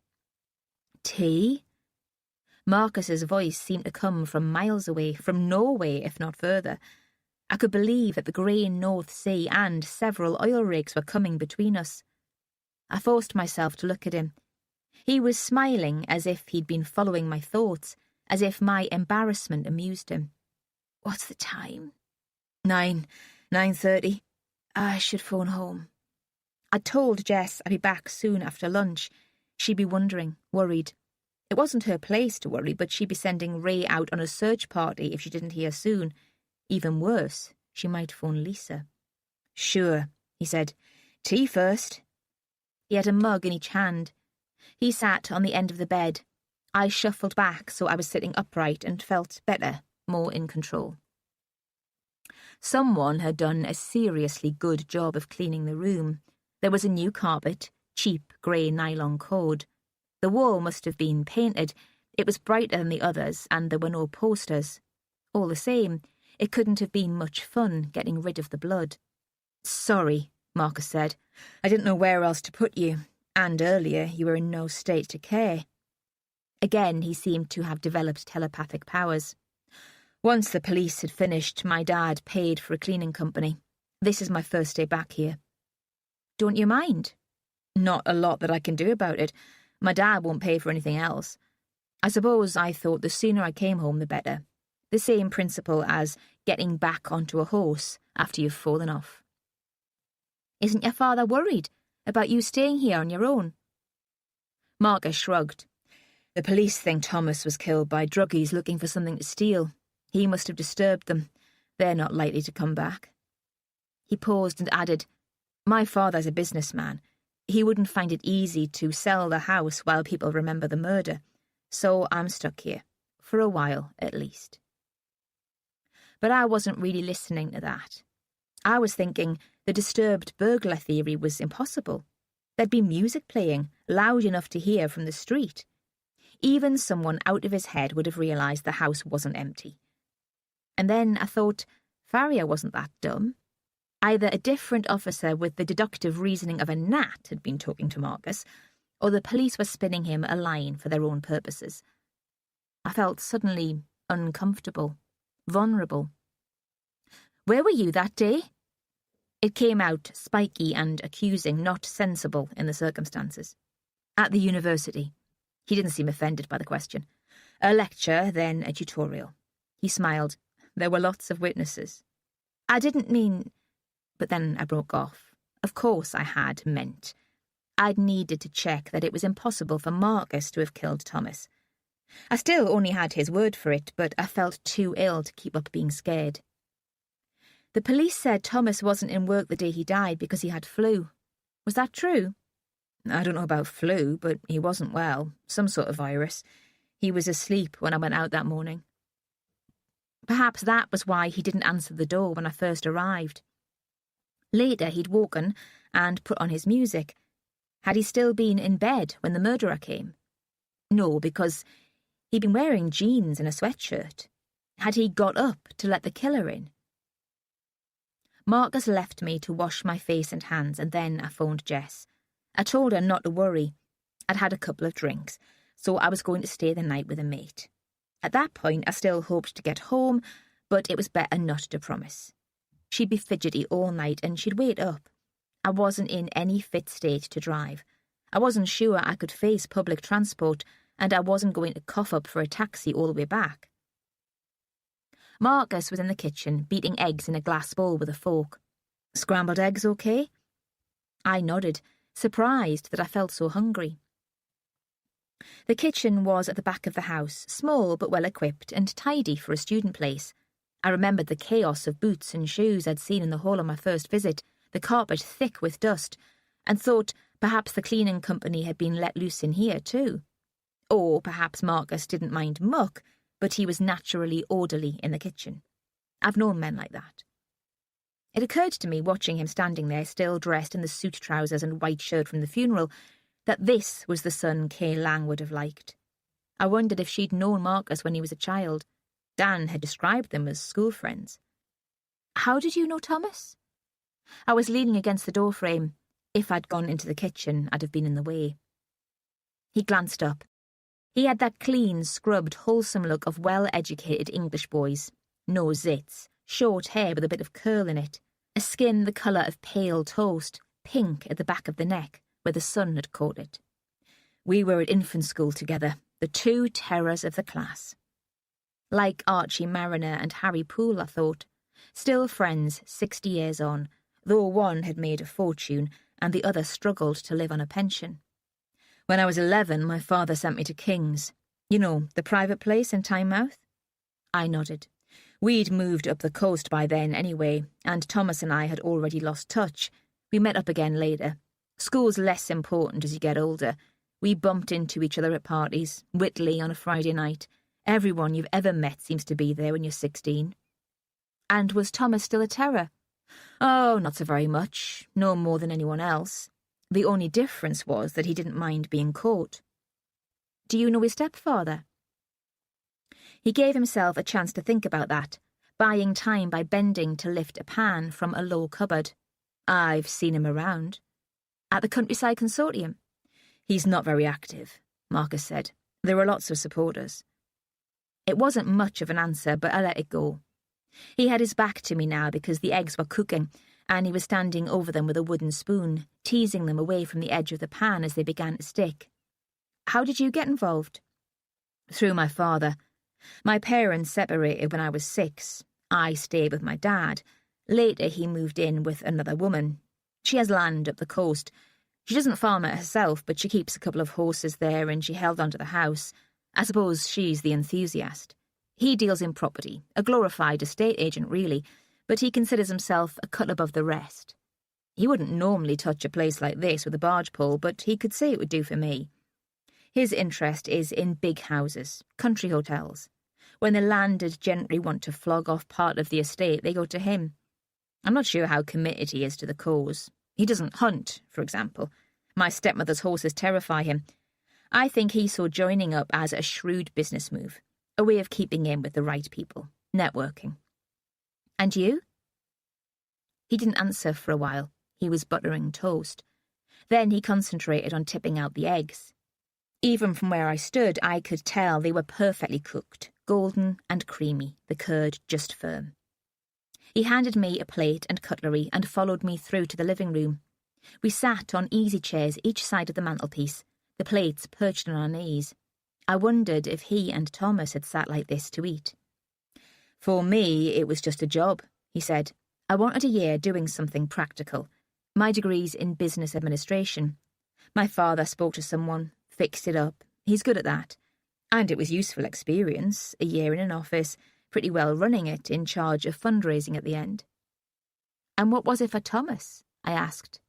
Ah, he replied, for Thomas, it was a crusade. I don't get that. I wouldn't have thought it would be his thing. I mean, he was brought up in the town. Wasn't he into music, clubs, shops? Sure, all of those. But he liked the idea of the countryside, the fantasy, England's green and pleasant land, you know. I told him the reality wasn't like that, but he had this dream of living in the hills, self-sufficiency, not being bugged by his mother or anyone else. I thought it sounded ludicrous. But there was something chilling in Marcus's description of the dream too. There was a touch of the wild American survivalism in there as well as the good life. Patriots and shotguns along with the organic carrots. But perhaps I'd got it all wrong. Perhaps a love of the countryside was in Thomas's blood, inherited from Philip. That thought moved me naturally to Joanna. I meant to ask if she was one of the consortium's supporters, but Marcus got in with a question of his own. Why did you come here? The day you found Thomas's body, I mean. What brought you to the house? His family was concerned. They didn't know where he was living. I'm a social worker that asked me to trace him. No fuss, unofficially. He accepted my explanation, but he said, Ronnie knew. Sorry? Ronnie knew that Thomas had moved in to help with the rent. I told him. Not long before Thomas died. I felt really bad about it afterwards because Thomas hadn't wanted anyone to know he was here. It was a big thing for him. He'd almost sworn me to secrecy, the typical grand gesture that he really liked. What happened? There was a CC pro-hunting rally in town, by the monument. I wasn't taking part. I don't actually believe in hunting. I went out with my stepmother a couple of times and couldn't see the point. And now I'm not working for them. But I was in town anyway, and I watched from the pavement with everyone else. Ronnie was in there, taking it all really seriously. I mean, he was marching, head up, not shuffling along like the rest of them. He saw me, recognised me as a mate of Thomas's. He came over and asked if I'd seen anything of him lately. I told him I'd asked Thomas to move in. Why did you tell him? If Thomas had told you not to? I can't stand grass. Marcus looked awkward. It's hard to say no to Ronnie Lang. I thought that was just an excuse, but I didn't say anything. When was that, exactly? I don't know. A week or so before Thomas died. Ronnie didn't say anything to Thomas's mother. I remembered how Kay had looked when she scribbled her work number on a scrap of paper, asking me to let her have news of her son. And she'd given me the hostel address. She hadn't known he'd moved on. I told myself that Ronnie was trying to protect his wife from anxiety.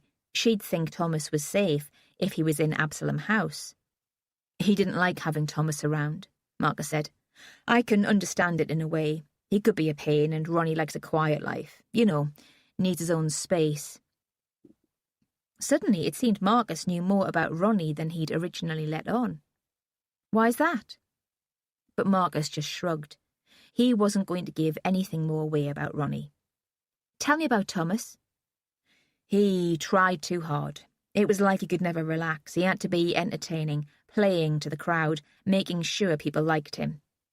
Exhausting, I said. Yeah, for him and for us. I think that's why Nell dumped him. He wore her out. How did he take that? He was absolutely sure he'd get her back. We looked at each other. We both understood the folly of his certainty. Both felt sad that we'd never get a chance to be proved wrong. What were you doing at Winterlaw that weekend? Why help the consortium if you don't believe in what it stands for and you don't work for them anymore? I believe some of it. He was defensive. Anyway, they were paying a percentage for every member I joined up. That's why you were so keen to recruit me? Of course. He gave a smile which was arrogant and disarming all at once. Why else? He stood up. I watched him carry the plates into the kitchen and stack them neatly beside the sink. He called through the open door, "Coffee?" Why not? I thought perhaps I should offer to wash up, but I still wasn't sure I could stand without the dizziness coming back. And he'd brought me here, hadn't he? I was his guest. He filled a machine with water, spooned coffee into a filter paper and switched it on. The smell of coffee dripping into the jug helped clear my head. I asked, "Did Thomas ever talk about his work at the haulage yard?" Not much. It wasn't like a vocation, was it? He was there for the paycheck, like me at the consortium. Did he seem worried about anything that was going on there? What sort of thing? I'm not sure. Health and safety issues, drivers working too long without a break, lorries not being properly serviced? Red diesel, green diesel? What else would have made him talk to Shona Murray about whistleblowing? There'd been something going on between him and his boss. What sort of thing? I don't know. A row, a misunderstanding. At one point, Thomas talked about leaving. I told you he was a dreamer. He was going on about setting up in business on his own. Then it all seemed to blow over. You've really no idea what it was about? Marcus didn't answer. What's going on here? He said. He brought in the Pyrex coffee jug and 2 mugs and put them on the carpet between us. I mean, what has it got to do with you? He seemed very young and unformed standing there, looking down at me. He'd experienced so little that I thought there was nothing for me to get to know. A pretty face. Perhaps that's why I was tempted to confide in him. He couldn't understand what I'd been through, so it didn't matter. It was almost like talking to myself. I'm interested, I said. I try not to be, but I can't help it. The police had me down as the killer for a few days. They almost had me convinced I'd done it. I suppose I think I've got a right to know what happened. You should let it go, he said roughly. What do you know about it? Nothing. But if you don't, it'll become an obsession. No one can live like that. I thought, what can you know about obsession? What can you know about anything with your sheltered life and your riding and your daddy who has enough money to buy you a house and clean away the remains of your murdered friend? Then I thought I was being unfair. I stretched out and poured the coffee. He took a mug and sat down. The question I'd failed to ask earlier came into my mind. Is Joanna Sampson one of the consortium's supporters? She's the patron. What does that mean? He shrugged. She's a well-known photographer. She lets them put her name on the letterheading, holds fundraisers, garden parties. Like the Queen, I thought. She'd enjoy that. Do you know her? He asked. I knew her husband. Just saying that made me feel good. He leaned down and poured more coffee.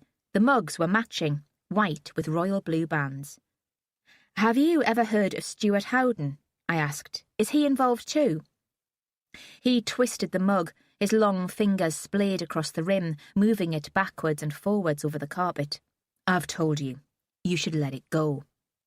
"Do you know who killed Thomas?" "Of course not." "Why did you bring me here?" "Perhaps I fall for older women, something to do with my mother having walked out when I was so young." I could tell he regretted the flip remark as soon as it had shot out of his mouth. "I'm sorry." He paused a beat. "You were drunk. You wouldn't tell me where you lived. I didn't want you driving." He broke off again, this time for longer. "Honestly, I told you this is my first day back. I couldn't face coming back here alone after the funeral." "Is there anywhere else you can go? Or I could probably stay tonight if you like." He shook his head. "It was just then, coming in through the door, knowing he wouldn't be here. It's not that we were close, not specially, not anymore, but we've been friends for a long time." He stood up. "I'm okay to drive. I'll take you home." I let him, though nobody else connected to Thomas's murder except Anne, who for some reason didn't seem to count, knew I lived in New Biggin. I made Marcus park at the church and said I'd walk from there. It wasn't raining, but way out to sea there was a storm. A crack of lightning lit the horizon. He'd got out of the car to say goodbye, opened the passenger door to let me out. The perfect gentleman. I had the impression there was something more he wanted to say, but he just stood awkwardly next to the open door. I pulled his head towards me and kissed his forehead, then his lips, lightly. I suppose I was still drunk, but it seemed the right thing to do. Chapter 25. That night, Marcus died. An accident, apparently. I found out about it the next day. I'd gone to Whitley to collect my car from outside Nell's house. On the way there, on the bus, I'd noticed the inside lane of the Spine Road was closed, but I'd put it down to bridge repairs. There have been roadworks along that stretch for as long as I can remember. Back at Seaview, Jess was cooking chili. You could smell it from the yard and hear her singing through the open window, so I knew Ray would be there. Chili's his favourite, and Jess only sings when she's content. They asked me to eat with them, and I said that I would because I like chili too. As I've said before, I've got no pride. She grinned at me, pleased that we'd be playing Happy Families. "It'll be 10 minutes. I've got the rice on." It would be brown rice. Ray was a health freak and brought it from the whole food place on Gosforth High Street. I wandered through to the living room and flicked the local news on the telly. There was a new lass reading the headlines. Young, bonny, blonde, short hair. I was going to call through to Jess to ask what had happened to the old bald guy who used to do it when a photograph of Marcus came up onto the screen. He was wearing a white V-necked jersey and looked as if he'd been playing cricket or tennis. I stood there staring at him while she described the accident. He'd driven his car off the bridge on the Spine Road, the high bridge which crosses the River Wansbeck, just before it runs into the sea. Then Marcus left the screen, and there was a shot of his car, hardly recognisable, on the side of the riverbank. The incident must have taken place in the early hours of the morning, the reporter said. There were no witnesses. Then she went on to describe the visit of the Princess Royal to a nursery school in Alnwick, and Jess called me through for my tea. What I felt first was a terrible sense of loss.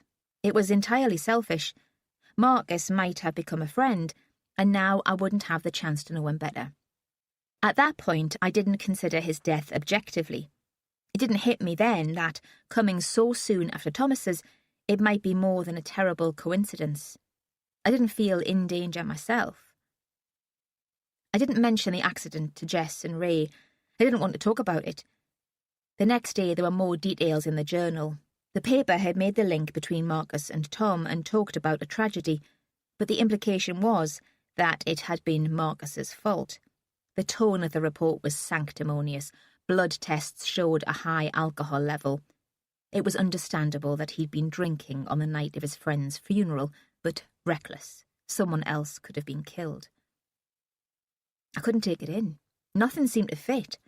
I'd left Marcus at 11:30, and there were plenty of cars on the Spine Road then. He'd been drinking earlier in the day, but not as heavily as the rest of us, and he'd stopped 6 hours before. He'd had nothing with me in the house in Delaval. His driving when he'd taken me home had been anything but reckless. He had a new car, properly new, not like mine, another present from Daddy, and he was being very cautious. No way would he have been speeding. Then the old fear came back. Perhaps I wasn't remembering it properly. Perhaps the confusion was mine. More paranoia. I was tempted to go to Farrier. I could have explained that Marcus was fine when he left me, but that wouldn't have explained the alcohol level in his blood. Where had he been? It had been too late for the pub when he left me. Besides, I didn't want to tell the inspector that I'd been with Marcus just before he died. I could picture him raising his eyebrows and giving me his kind, fatherly look. What is it with you and young lads, Lizzie Bartholomew? You're the kiss of death to them. I wouldn't have blamed him. If I'd have been a detective, it'd have me suspicious. Besides, all my instincts told me it was crazy to get mixed up voluntarily with the police. So, for 2 days I sat in Seaview and brooded about it.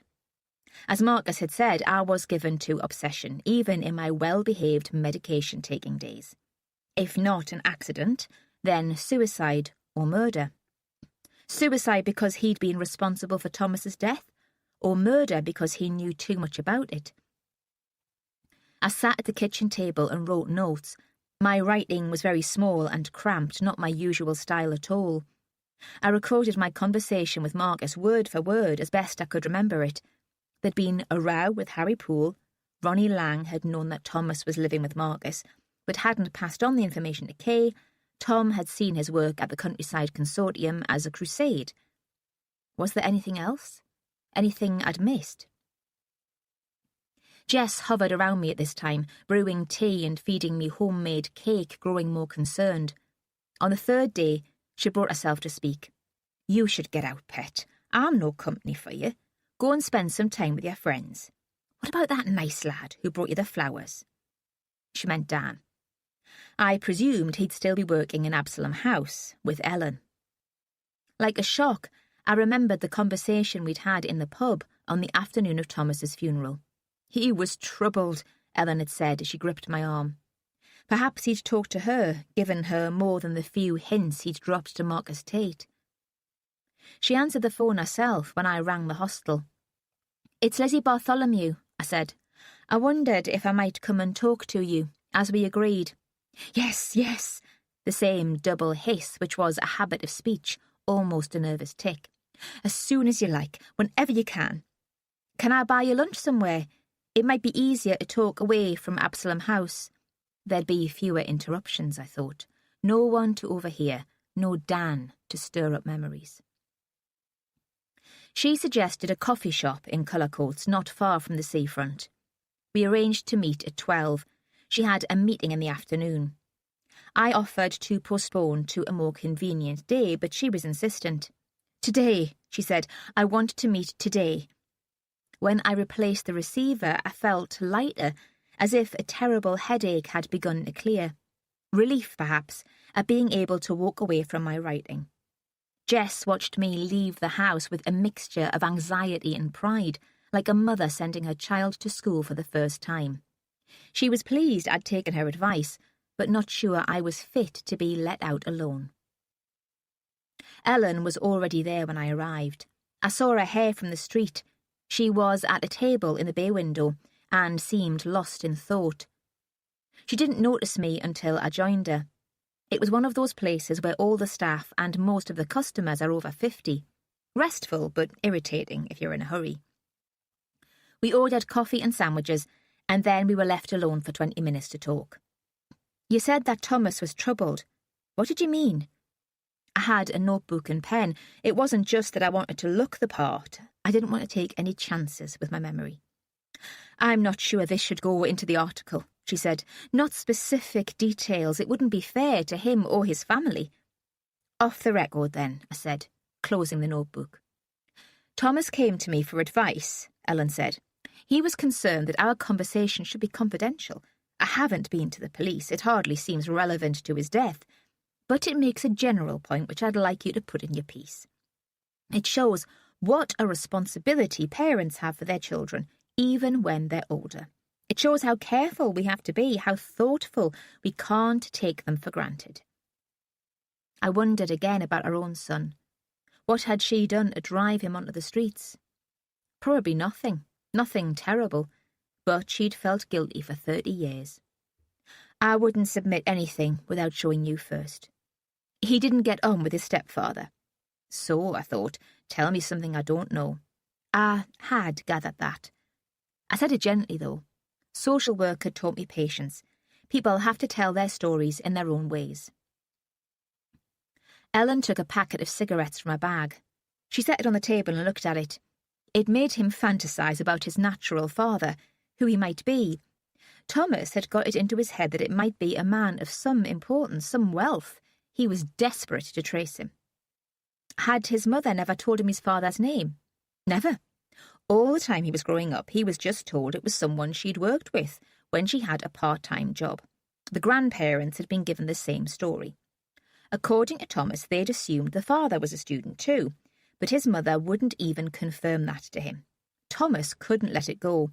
He pushed and pushed to know. Is that why she threw him out of the house? He believed that had something to do with it. Ellen paused as a flat-footed, middle-aged woman approached. She was dressed in the sort of nylon overall I'd made Jess throw away. In slow motion, she put a pot of coffee and 2 cups and saucers on the table, then walked off. Ellen watched until she was out of earshot and continued. He felt it as a terrible injustice. He thought he had a right to know that his father would want to meet him, and his mother had deliberately kept them apart. Perhaps she was doing it to protect Thomas, if she knew the father wasn't interested. Of course, I explained that, but he couldn't accept it. I couldn't accept it either. Philip had been thinking of Thomas before he died. He was a kind man. It might have been difficult for his wife and family, but he would have wanted to get to know the boy. I think he'd guessed, or believed he'd guessed, the identity of his father, Ellen said. He hinted as much just before he left Absalom House. I expected her to mention Marcus Tate's death then, but she said nothing. Perhaps Thomas had never told her Marcus's name, so the report of the accident meant nothing to her. Perhaps she hadn't heard about it. Did he tell you his father's name? No, she said. He wanted to be sure before he told anyone. There was someone he needed to talk to, he said, to confirm it, and it wasn't my place to pry.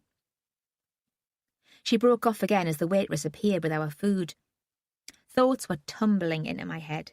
I would have liked to write them down, but Ellen would have been suspicious of that. Perhaps this was the explanation for Thomas's interest in the Countryside Consortium. If someone had led him to believe that Philip was his father, he might have seen it as a way of getting close to the Sampson family. Joanna's name appeared on all the publicity material. It would be a big step to confront a stranger with the knowledge that you were his son. He might want to see something of the man first. Ellen set down a tuna sandwich. Do you think he found his father before he died? She asked. Oh, I do hope he did. Is there anyone else he might have confided in? She shook her head. Her eyes were big and brown, watery, cow's eyes. He didn't have many friends, not real friends. So few of them do. There was Nell. I'm not sure he'd have talked to her. Why? She didn't give a direct answer. I never cared for Nell, even before she left Thomas for Daniel. What was the problem? She's too intense, driven, and too bright. Thomas never thought he was good enough for her. He couldn't compete. Did he have any good friends at Absalom House? I was thinking of the dark girls I'd seen in the room next to his, the sisters with the white scarves. Had he confided in them? He wasn't there for very long, Ellen said, and of course he was working out all day. Did you ever meet Marcus Tate, the lad he moved in with? She shook her head. What about his employer? How did they get on? This was fishing, but I was starting to feel desperate. I wanted to find out if Ellen knew about a row between Thomas and Harry Poole. If Tom had confided in her about personal stuff, his father, she could know what he'd meant in his whistle-blowing letter to Shona Murray. Something was going on at work. It came out in a rush, and she seemed to regret her words almost immediately. What sort of something? She paused, and again I had the impression that she wished she hadn't raised the matter. I wondered if he was being bullied. The men who turned up for his funeral seemed pleasant enough, but it's possible they weren't all like that. Some days when he got in, he was angry. He wouldn't talk about it, but I know he wasn't happy there. Perhaps he was bored, frustrated. It can't have been a very exciting job. There was more to it than that. I pressed her for details, but she insisted that there was nothing else to tell. She'd worked with young people long enough to pick up the signals.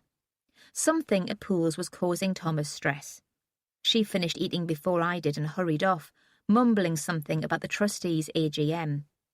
She seemed anxious to leave. Her attitude puzzled me. I thought I hadn't handled the meeting well. She'd seemed to distrust me. In the pub after the funeral, she'd seemed desperate to talk to me, yet today she'd given me nothing but gossip opinions. I was left wondering if I could believe any of her ramblings. Perhaps she wanted to appear more important to Thomas than she'd ever really been. Perhaps she was just a lonely old woman who wanted someone new to share her guilt with. Chapter 26. I wished I'd known Marcus better. I'd dismissed him that night of the funeral as a good-looking lad who'd had it easy, who'd had too little experience of the world to know what I'd been going through. Now he was dead, and I thought I owed him a bit of attention. Ellen hadn't been able to give me anything, and I could hardly bowl up to his parents at a time like this to muddy their grieving with questions. I wouldn't know where to start at the university. All I knew about him was that he was doing a degree in business administration, and by now all the undergraduates would be away for the summer anyway. So I thought I'd go back to the Countryside Consortium. It was one of the links between Marcus and Thomas. If Ellen was right, and Thomas had worked out the identity of his father, someone at the office might know. The office address was printed at the bottom of the leaflet Marcus had given me at Wintrylaw on the afternoon of the church's summer fair. I'd expected it to be in Morpeth, the county town where Stuart Howden had his office, but it turned out to be on the edge of a village southwest of there, part of the flat, undistinguished countryside on the way to Newcastle Airport. I found it on the map next to a main road. I must have driven past it on a number of occasions. I went the day after my meeting with Ellen, and as I approached it along a straight road, I realised I'd been there before, not to the consortium office, but to the complex where it was housed. A big sign advertised it in advance: Warren Farm. A set of farm buildings had been converted to business use, built round a central court, which must once have been the farmyard. There were retail units, craft workshops, a restaurant. I'd brought Jess here after a jaun out in my first car, would browsed round the shops and stopped for lunch. The cafe was in the main farmhouse, all stripped pine and exposed beams, and I still remembered the chocolate cake as something special. I pulled into the courtyard. Although it was sunny and the road had been busy, there were only a couple of other cars there. Perhaps that was because it was midweek, early in the season, but the complex had a depressed air which I hadn't noticed on my previous visit. One of the shops was holding a closing down sale. It occurred to me that the business people running this place would be supporters of the Countryside Consortium. They'd moved out of farming, but the new venture didn't seem to be a brilliant success either. They'd be looking for someone to blame. That this was a natural home for the consortium was confirmed as soon as I got out of the car.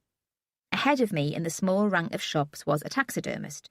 The window was dressed as a woodland scene, with a stuffed fox surrounded by dead leaves and two unnaturally plump pheasants perched on a log. I presume they were pheasants. It would have appealed to the hunting set, and I thought Dickon would be fascinated, but it made me feel squeamish. I walked quickly past. The next place, selling waxed jackets and a huge selection of rubber boots, was closed. Then came a shop with a blinding display of brightly coloured sweaters in the window. The door was open. A woman sat inside knitting. She set the needles aside as she saw me approaching and looked up eagerly. I didn't know which would be most disappointing for her, if I pretended to be interested in the stock but didn't buy, or if I asked immediately for directions. I stood in the doorway. "I'm looking for the Countryside Consortium," I said apologetically. She pointed out the way and went back to her knitting. The office was on the first floor above the row of shops, built into the slate roof. It was reached by a narrow wooden staircase. I stood at the bottom, putting together a scrappy cover story, something as near to the truth as I could make it. Then I went up. The door at the top was glass, with Countryside Consortium etched into it. I looked through into a long and narrow office, furnished with half a dozen desks and computers. One wall was covered with posters. Everything seemed very glossy and new, more prosperous certainly than the rest of the centre. At first glance the room seemed empty, and I thought it must be shut, perhaps as a mark of respect for Marcus. Then a middle-aged woman came into my field of view. She saw me peering through the window, and for a moment seemed as startled as I was. She looked me up and down and seemed to decide that I meant no harm. "Come in," she called. "Do come in." I pushed on the door, but it was locked on the inside, and she came to open it. We stood staring at each other. The woman was plump and small, with flyaway greying hair and dowdy clothes, which made her seem older than she probably was. She seemed excited but flustered to see me. I'd had the same response from women in the charity shops Jess dragged me into. For some, this was their first foray into the world of work. "Oh dear," she said, "oh dear." I wondered if everything she said would be repeated. I decided to take advantage of her confusion. "Is Marcus in? He told me to get in touch if I decided to join." She stared at me in horror. "I mean, he's not a friend or anything," I went on, "but he was at the fair at Winterlow, and he told me all about the consortium." When she didn't answer, I persisted. "I have got the right place. He said he worked here for a year." "Yes," she said finally. "He did. He was a lovely boy." She was frozen to the spot, and I took pity on her. "I hope this isn't an inconvenient time." No, not at all." But the smile was fixed with panic. Something about the look reminded me of the bird in the taxidermist's window. "You see, I'm the only person in at the moment, and I'm just a volunteer." She hesitated. "Marcus is dead. I'm surprised you didn't see it on the news. A dreadful road accident, they say." "How awful. You must have been very close, working in the same office, sharing in the same ideals." I was laying it on thick, but she was taken in by it. "Oh, yes, we're all very committed to the cause." I didn't want to ask her about Thomas or Ronnie. I couldn't pretend to a credible chance relationship with them too, so I tried an indirect approach. "It must be a good place to work. It makes a difference, doesn't it, if you can believe in what you do?" "Oh, yes," she said again. "We're very happy here." "None of the niggles and bitchiness you get in most offices, then?" She answered without hesitation. "Dear me, no, nothing like that." If Thomas had written to Shona Murray about events at the consortium, it seemed unlikely that this plump volunteer would know anything about it. "Wasn't Philip Sampson one of your workers?" I made my voice as gushing as I could manage without throwing up. "I used to love his television programmes. Tell me, what was he like in real life?" She was tempted to lie, I could tell, but in the end her conscience got the better of her. "I never actually met him. He was a supporter, of course, and his wife, Joanna, is here all the time, but Philip never got involved with the day-to-day work of the office." So, if Thomas became a volunteer here in the hope of meeting his father, he would have been disappointed. "I do hope you still like to join us," she said. "I can help you with that." "I think I should. We volunteers try to do our best."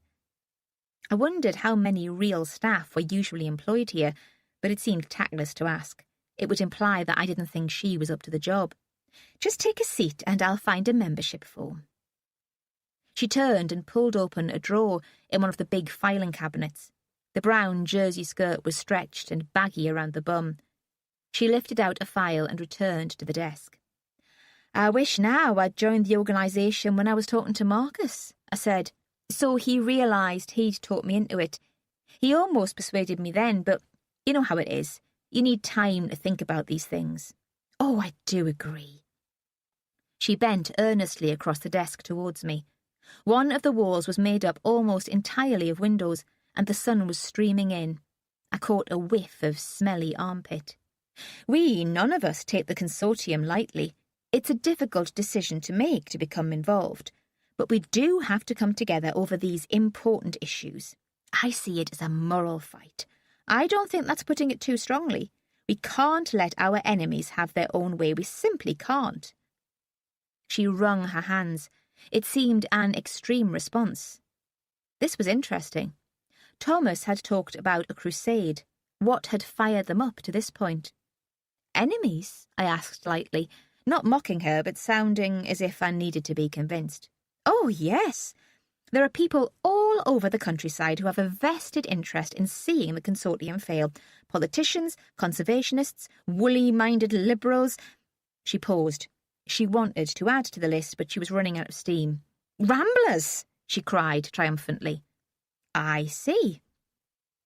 Obviously, I sounded sceptical because she really started to wind herself up then. Let me tell you, young lady, that 2 young men involved in the struggle have died recently. One of them was your friend Marcus. The police might see that as a coincidence, but I don't. If she was hoping to shock me into listening to her seriously, she succeeded. While the idea of a vendetta against the consortium seemed ludicrous, it was an angle I hadn't considered before, and there was a logic, a simplicity in her theory which was appealing. Do you really think they were killed just because they worked for the consortium? Yes, she said firmly, I do. Who by? Woolly-minded liberals? Ramblers? As I've told you, enemies of the cause. Her eyes were wild. She believed absolutely in what she was saying, but then some people had believed that foot and mouth had been introduced by Greenpeace to get back at the farmers. If you have any evidence, I said carefully, you should go to the police. What I really wanted, of course, was for her to share any evidence she had with me. She opened her mouth to speak, but before the words came out there were footsteps on the stairs. I turned to see Marjorie, Stuart Howden's wife, looking very Conservatives' Ladies' Luncheon Club in a blue silk dress. For a moment she seemed not to recognise me, and directed her attention to the woman on the other side of the desk. "How are you coping, Doreen?" she asked brightly. "Any more queries from the press?" "If they ring, I just say that no one's available to speak to them at present." "Good girl," as if Doreen had been 6. Then she turned her focus to me. "What are you doing here?" "This young lady wants to become a member." Doreen beamed. "I don't think so. I don't really think Miss Bartholomew shares our aims and objectives." She stood back, leaving the way to the door clear for me. It was a hint, and I took it. I waited in the car for more than an hour, hoping that Marjorie would leave and I could get more information from Doreen, but there was no sign of her. By now, I thought, as I drove off, Doreen would have been persuaded that I was one of the enemies of the consortium, and I'd get nothing from her anyway. Chapter 27. When I got back from Warren Farm, I turned my attention to Harry Poole. If I could find out where he lived, I could talk to him at home. It would be quieter there, and we wouldn't be overheard. But he was ex-directory. Everyone seems to be these days. I don't know why, but it became really important to track him down. Perhaps it was because I hadn't discovered anything useful at Warren Farm. It ate away at me. Tom had been uneasy about something going on at the yard.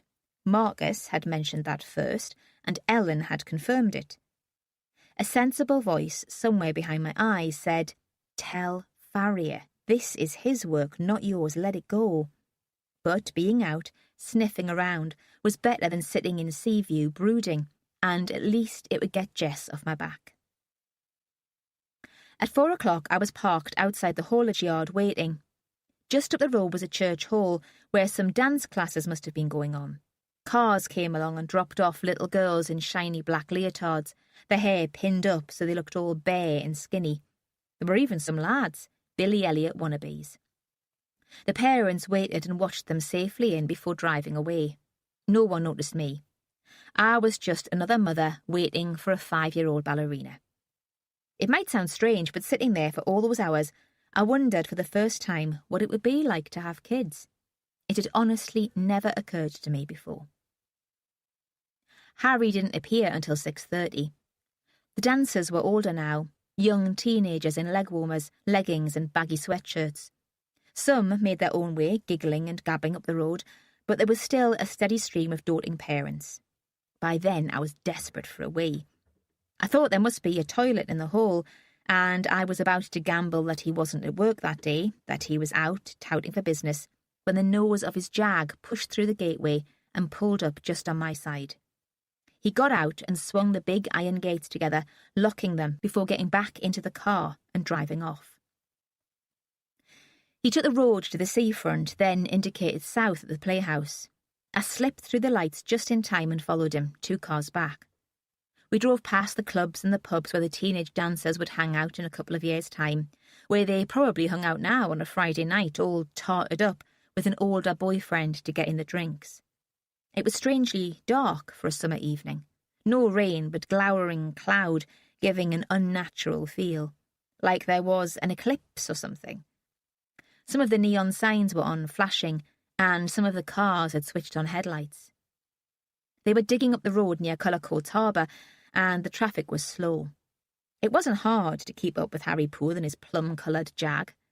He turned away from the sea just past that big church, the one where I'd sung Christmas carols when I was still making an effort to be good. The road was a cul-de-sac, so I shouldn't lose him now, and I didn't want him to see me. I parked on the front next to a shut-down hot dog stand and went up the street on foot. He'd already parked on the drive of a big 3-storied house. It was detached, all gables and porches, older and classier than I'd imagined. I'd pictured him in a brick monstrosity, like something from an American soap on a new estate. Mrs. Mariner hadn't exaggerated how much money he must be making. This was a long way from the little street in North Shields. He got out of the car and clicked the key fob to lock it. He didn't look at the street. There was another car in the drive, a small VW with children's seats fitted in the back. He went into the house and shut the door behind him. I walked past slowly, but I couldn't see anything interesting. The only room visible from the road was a sitting room, quite grand, with a piano against one wall and a big bowl of flowers in the fireplace, and that was empty. I bottled out of ringing the bell. I hadn't worked out what to say. There was a distant rattle of a metro train. The line must run past the back of his house. I started back towards my car, but at the main road turned onto the flat area of grass they call the links. I thought it might be possible to get to the back of the pool house. There were a couple of kids kicking a ball around and a woman being pulled by a dog on a lead. I stuck my hands deep in my jeans pockets and walked as if I was lost in thought, like I'd had a row with my boyfriend and needed to be alone. No one took any notice. The kids picked up the ball and ran off. The woman disappeared towards the Sea Life Centre. I gave a quick look round, then climbed the fence onto the Metro line embankment. The fence was wire mesh, high but buckled in places. It had been climbed before. The other side was wild. Trees and shrubs had been allowed to grow thickly together to repel vandals and graffiti artists. No one would be able to see me, even if a train went by. I undid my jeans and crouched to have that piss, taking care not to sting my bum on the nettles, but so desperate by then that nothing else mattered. The houses by the church were separated from the embankment by a big wall with glass cemented into the top. I thought they'd have burglar alarms and security lights too. I stood by the wall, knowing that Harry Poole's back garden was on the other side, but all I could see were the upstairs windows. I thought I could hear children's voices, but I couldn't tell if they came from a neighbouring garden. It was dead frustrating, not being able to see in, and in the end it was too much for me. I threw my jumper onto the top of the wall and rooted around in the undergrowth for something to stand on. All sorts of rubbish had been thrown in there. In the end, I found a plastic bin. It was split down the side, but firm enough to hold my weight when I turned it upside down. I was able to haul myself up far enough to look over.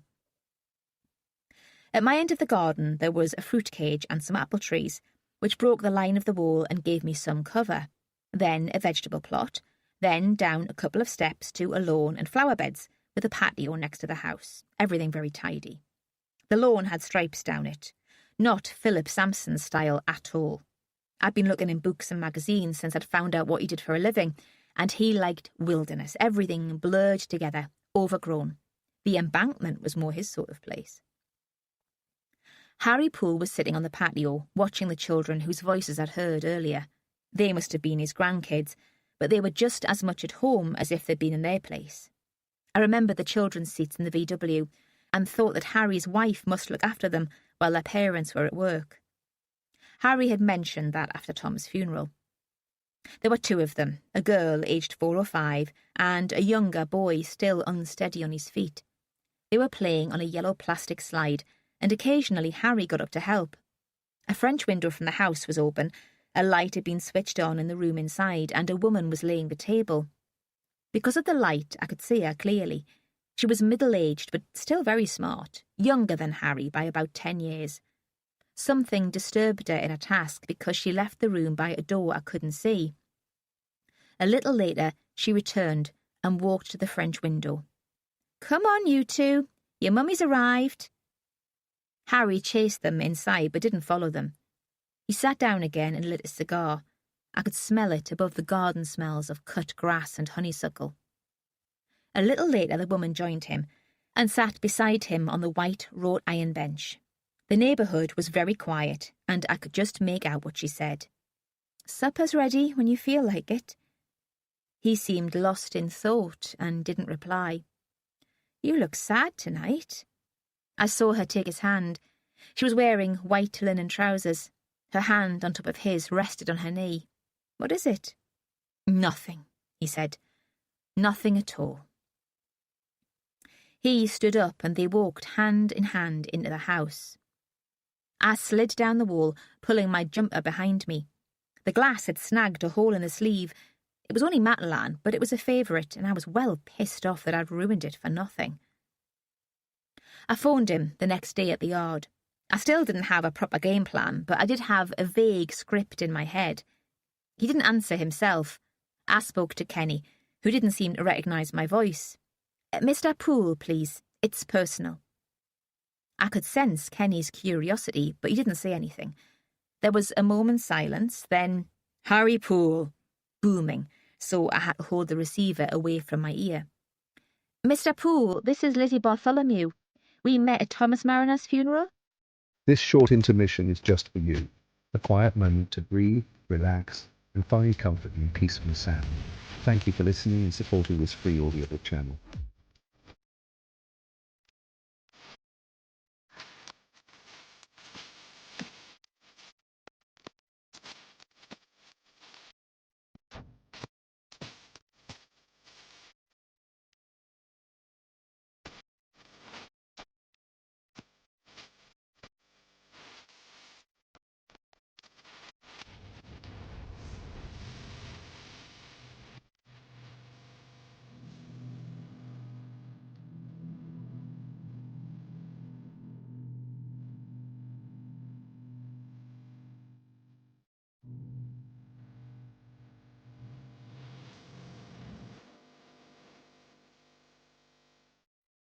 "Aye," he said, "so we did."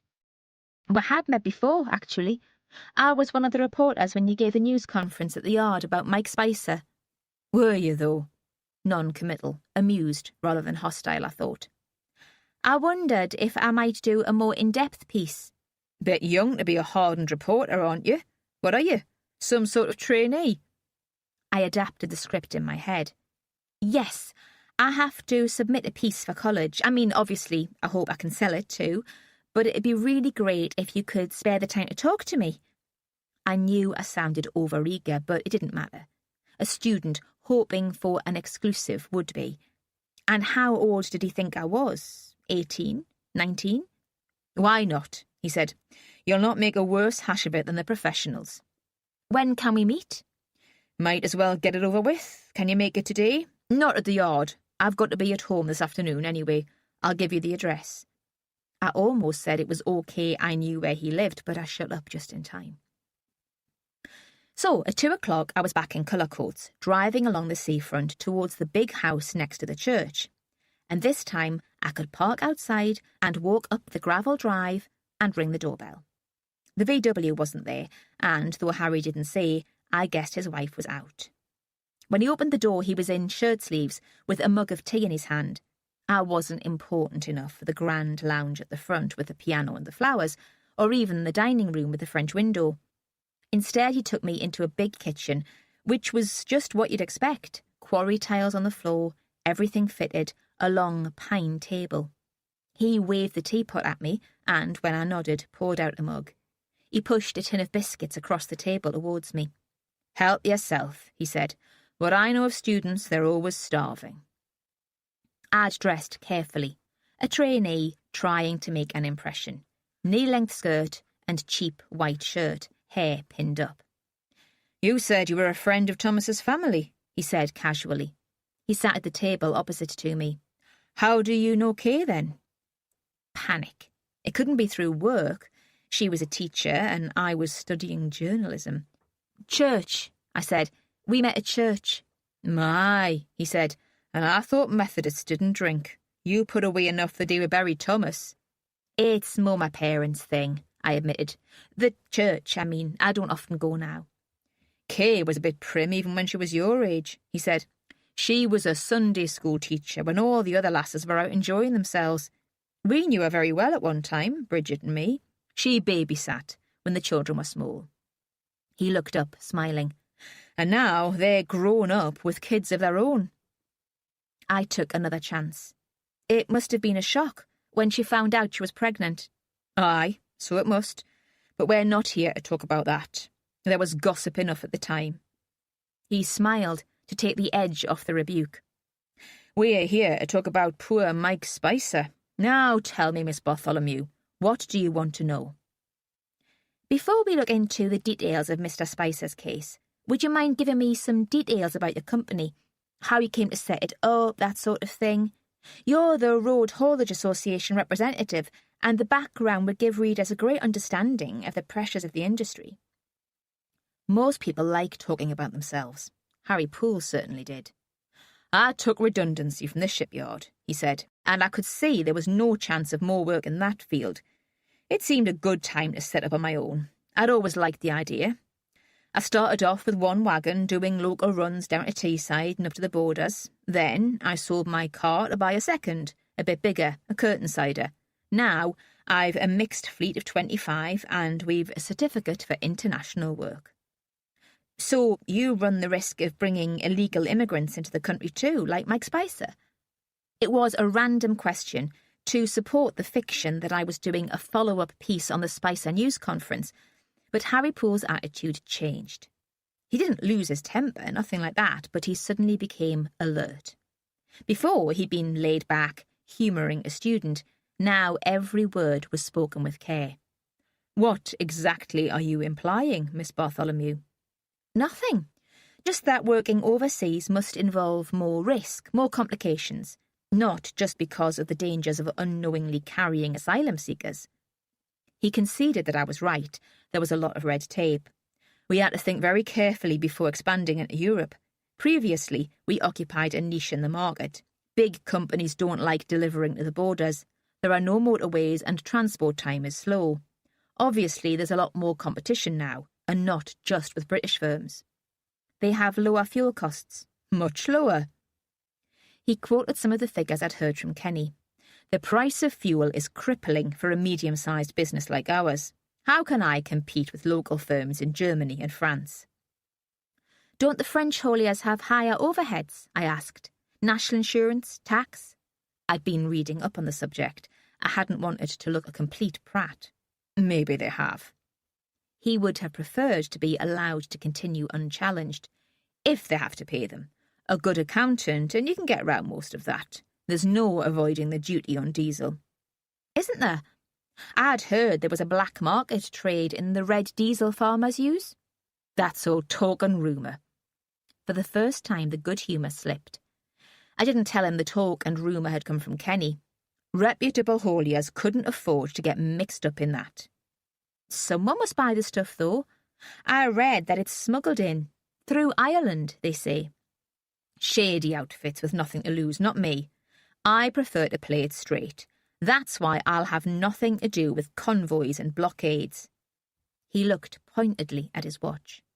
"Is there anything else? I'm expecting an important call." I closed the notebook. How did Thomas feel about all that? "What do you mean?" "The convoys and protests. He was a Countryside Consortium supporter. They backed the fuel protesters, didn't they? They see cheap fuel as a countryside issue, according to the leaflets Marcus had given me at Wintrylaw. Harry didn't seem inclined to discuss the finer points of the argument. I didn't care what Thomas did in his own time. In my time, he was there to work. Did he enjoy it? He gave an awkward laugh. Does anyone enjoy work at that age? I know damn fine I didn't. But nothing was bothering him. He got on okay with everyone. Of course, we all did. They're like family, my lads. He stood up. I felt like I was being chased away, as he'd chased his grandchildren back to their mother the night before. As he shut the door behind me, I heard the phone ring. It was as I was on my way back to the car that I realised how relieved he'd been to see me go. He didn't seem to notice that he'd given me no new information on the Spicer case. Chapter 28. I had a shock when I got back to Seaview.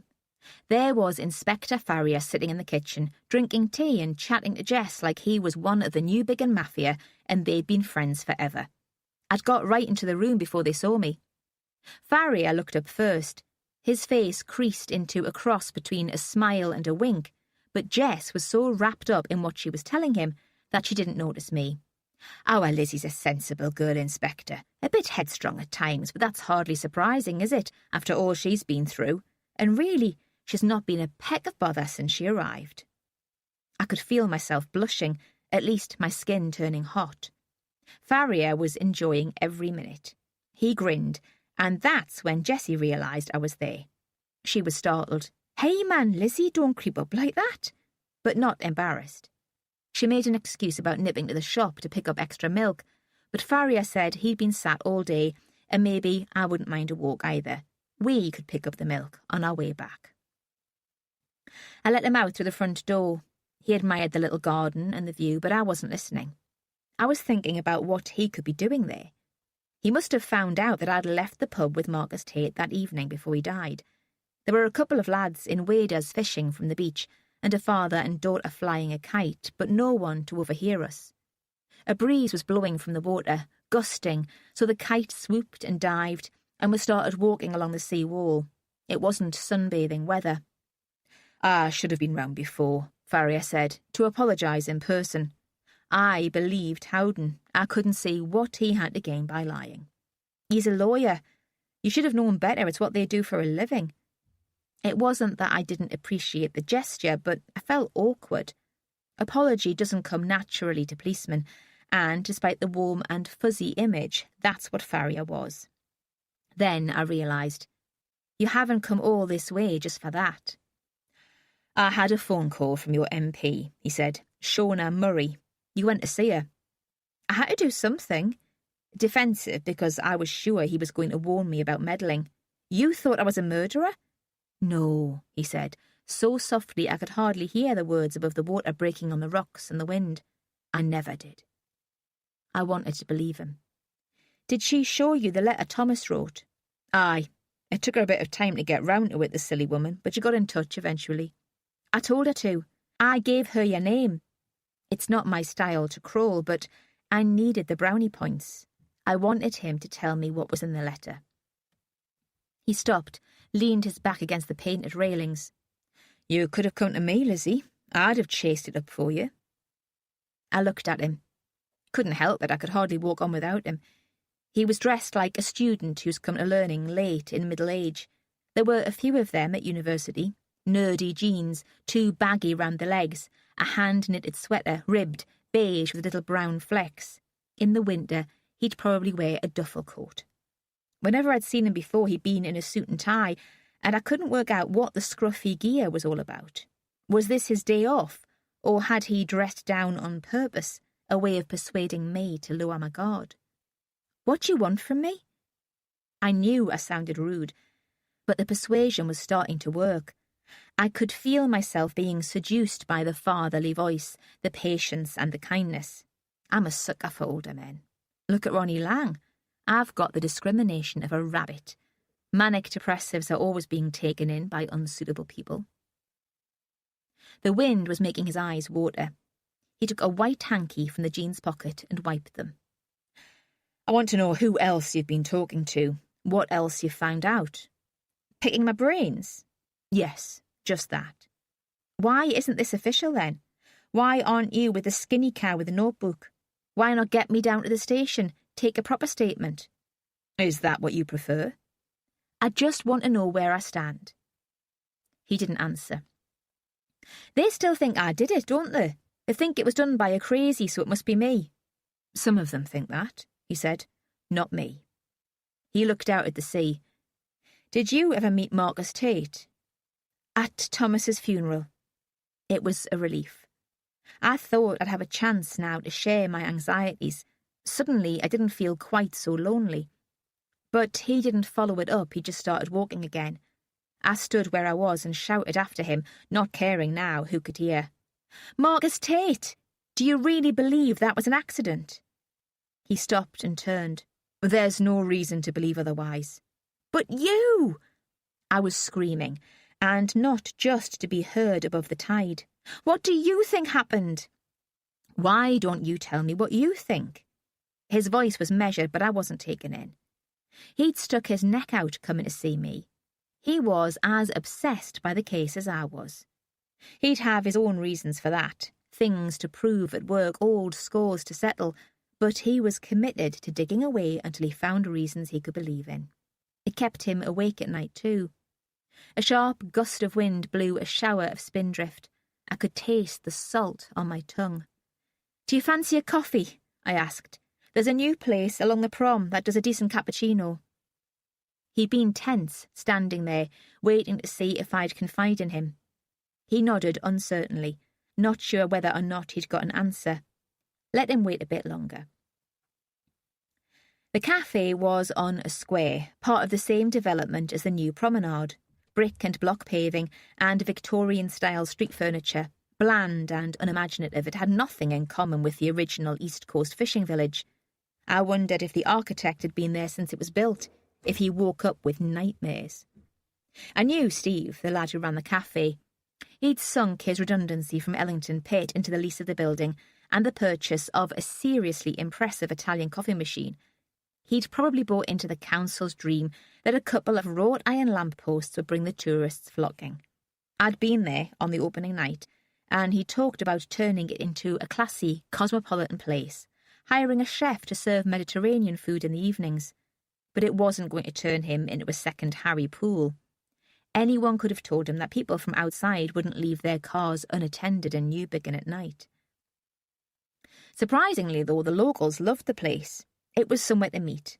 Young mums gathered there after dropping kids at nursery, and teenagers dropped in on their way back from school and imagined they were sophisticated. That afternoon, it was like a scene from an arty European movie. Steve's unemployed mates were in, looking dark and brooding, chain-smoking, posing until the lasses from Ashington College arrived back on the bus. Faria and I moved outside. There were a few rickety garden tables and chairs on the square. He stuck out umbrellas when the wind wasn't so strong. The sun had come out. Faria had paid for the coffee. He'd asked for a receipt. I suppose he'd claim it back as informant expenses. I didn't like the idea of that. Hated the thought of grassing. So this is informal, I said. Confidential. The information you give will never be traced back to you. What did Thomas write in his letter to Shona Murray? You can't expect me to tell you that. It's confidential too. No deal then. We faced up to each other across the table. A couple of gulls were fighting over some discarded chips on the other side of the square. I need, I went on, a gesture of good faith. You must be able to understand that. I know some of it. I know he was intending to become a whistleblower. You know most of it then. Who was he going to shop? Faria shrugged, as if to say that I'd won and much good may it do me. He didn't give Miss Murray any details. Honestly, nothing useful. He said he suspected a prominent member of the community of breaking the law. Before he gave her evidence, he wanted an assurance that his position would be protected. What position? His position at work? I don't know. Really, Lizzie, why else would I be here grovelling to you? He was hardly grovelling, but he seemed genuinely frustrated by the lack of information. I wasn't sure if he was telling the truth about Thomas's letter to Shona, but I'd probably had all he was prepared to give.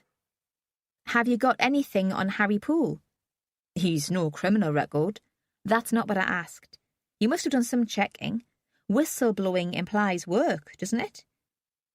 He wiped a smear of foaming milk from his top lip before saying cagily, We haven't turned up anything significant. He lives in a bloody big house, I said, even for someone with his own business, especially when hauliers are supposed to be going bust because of the high fuel charges.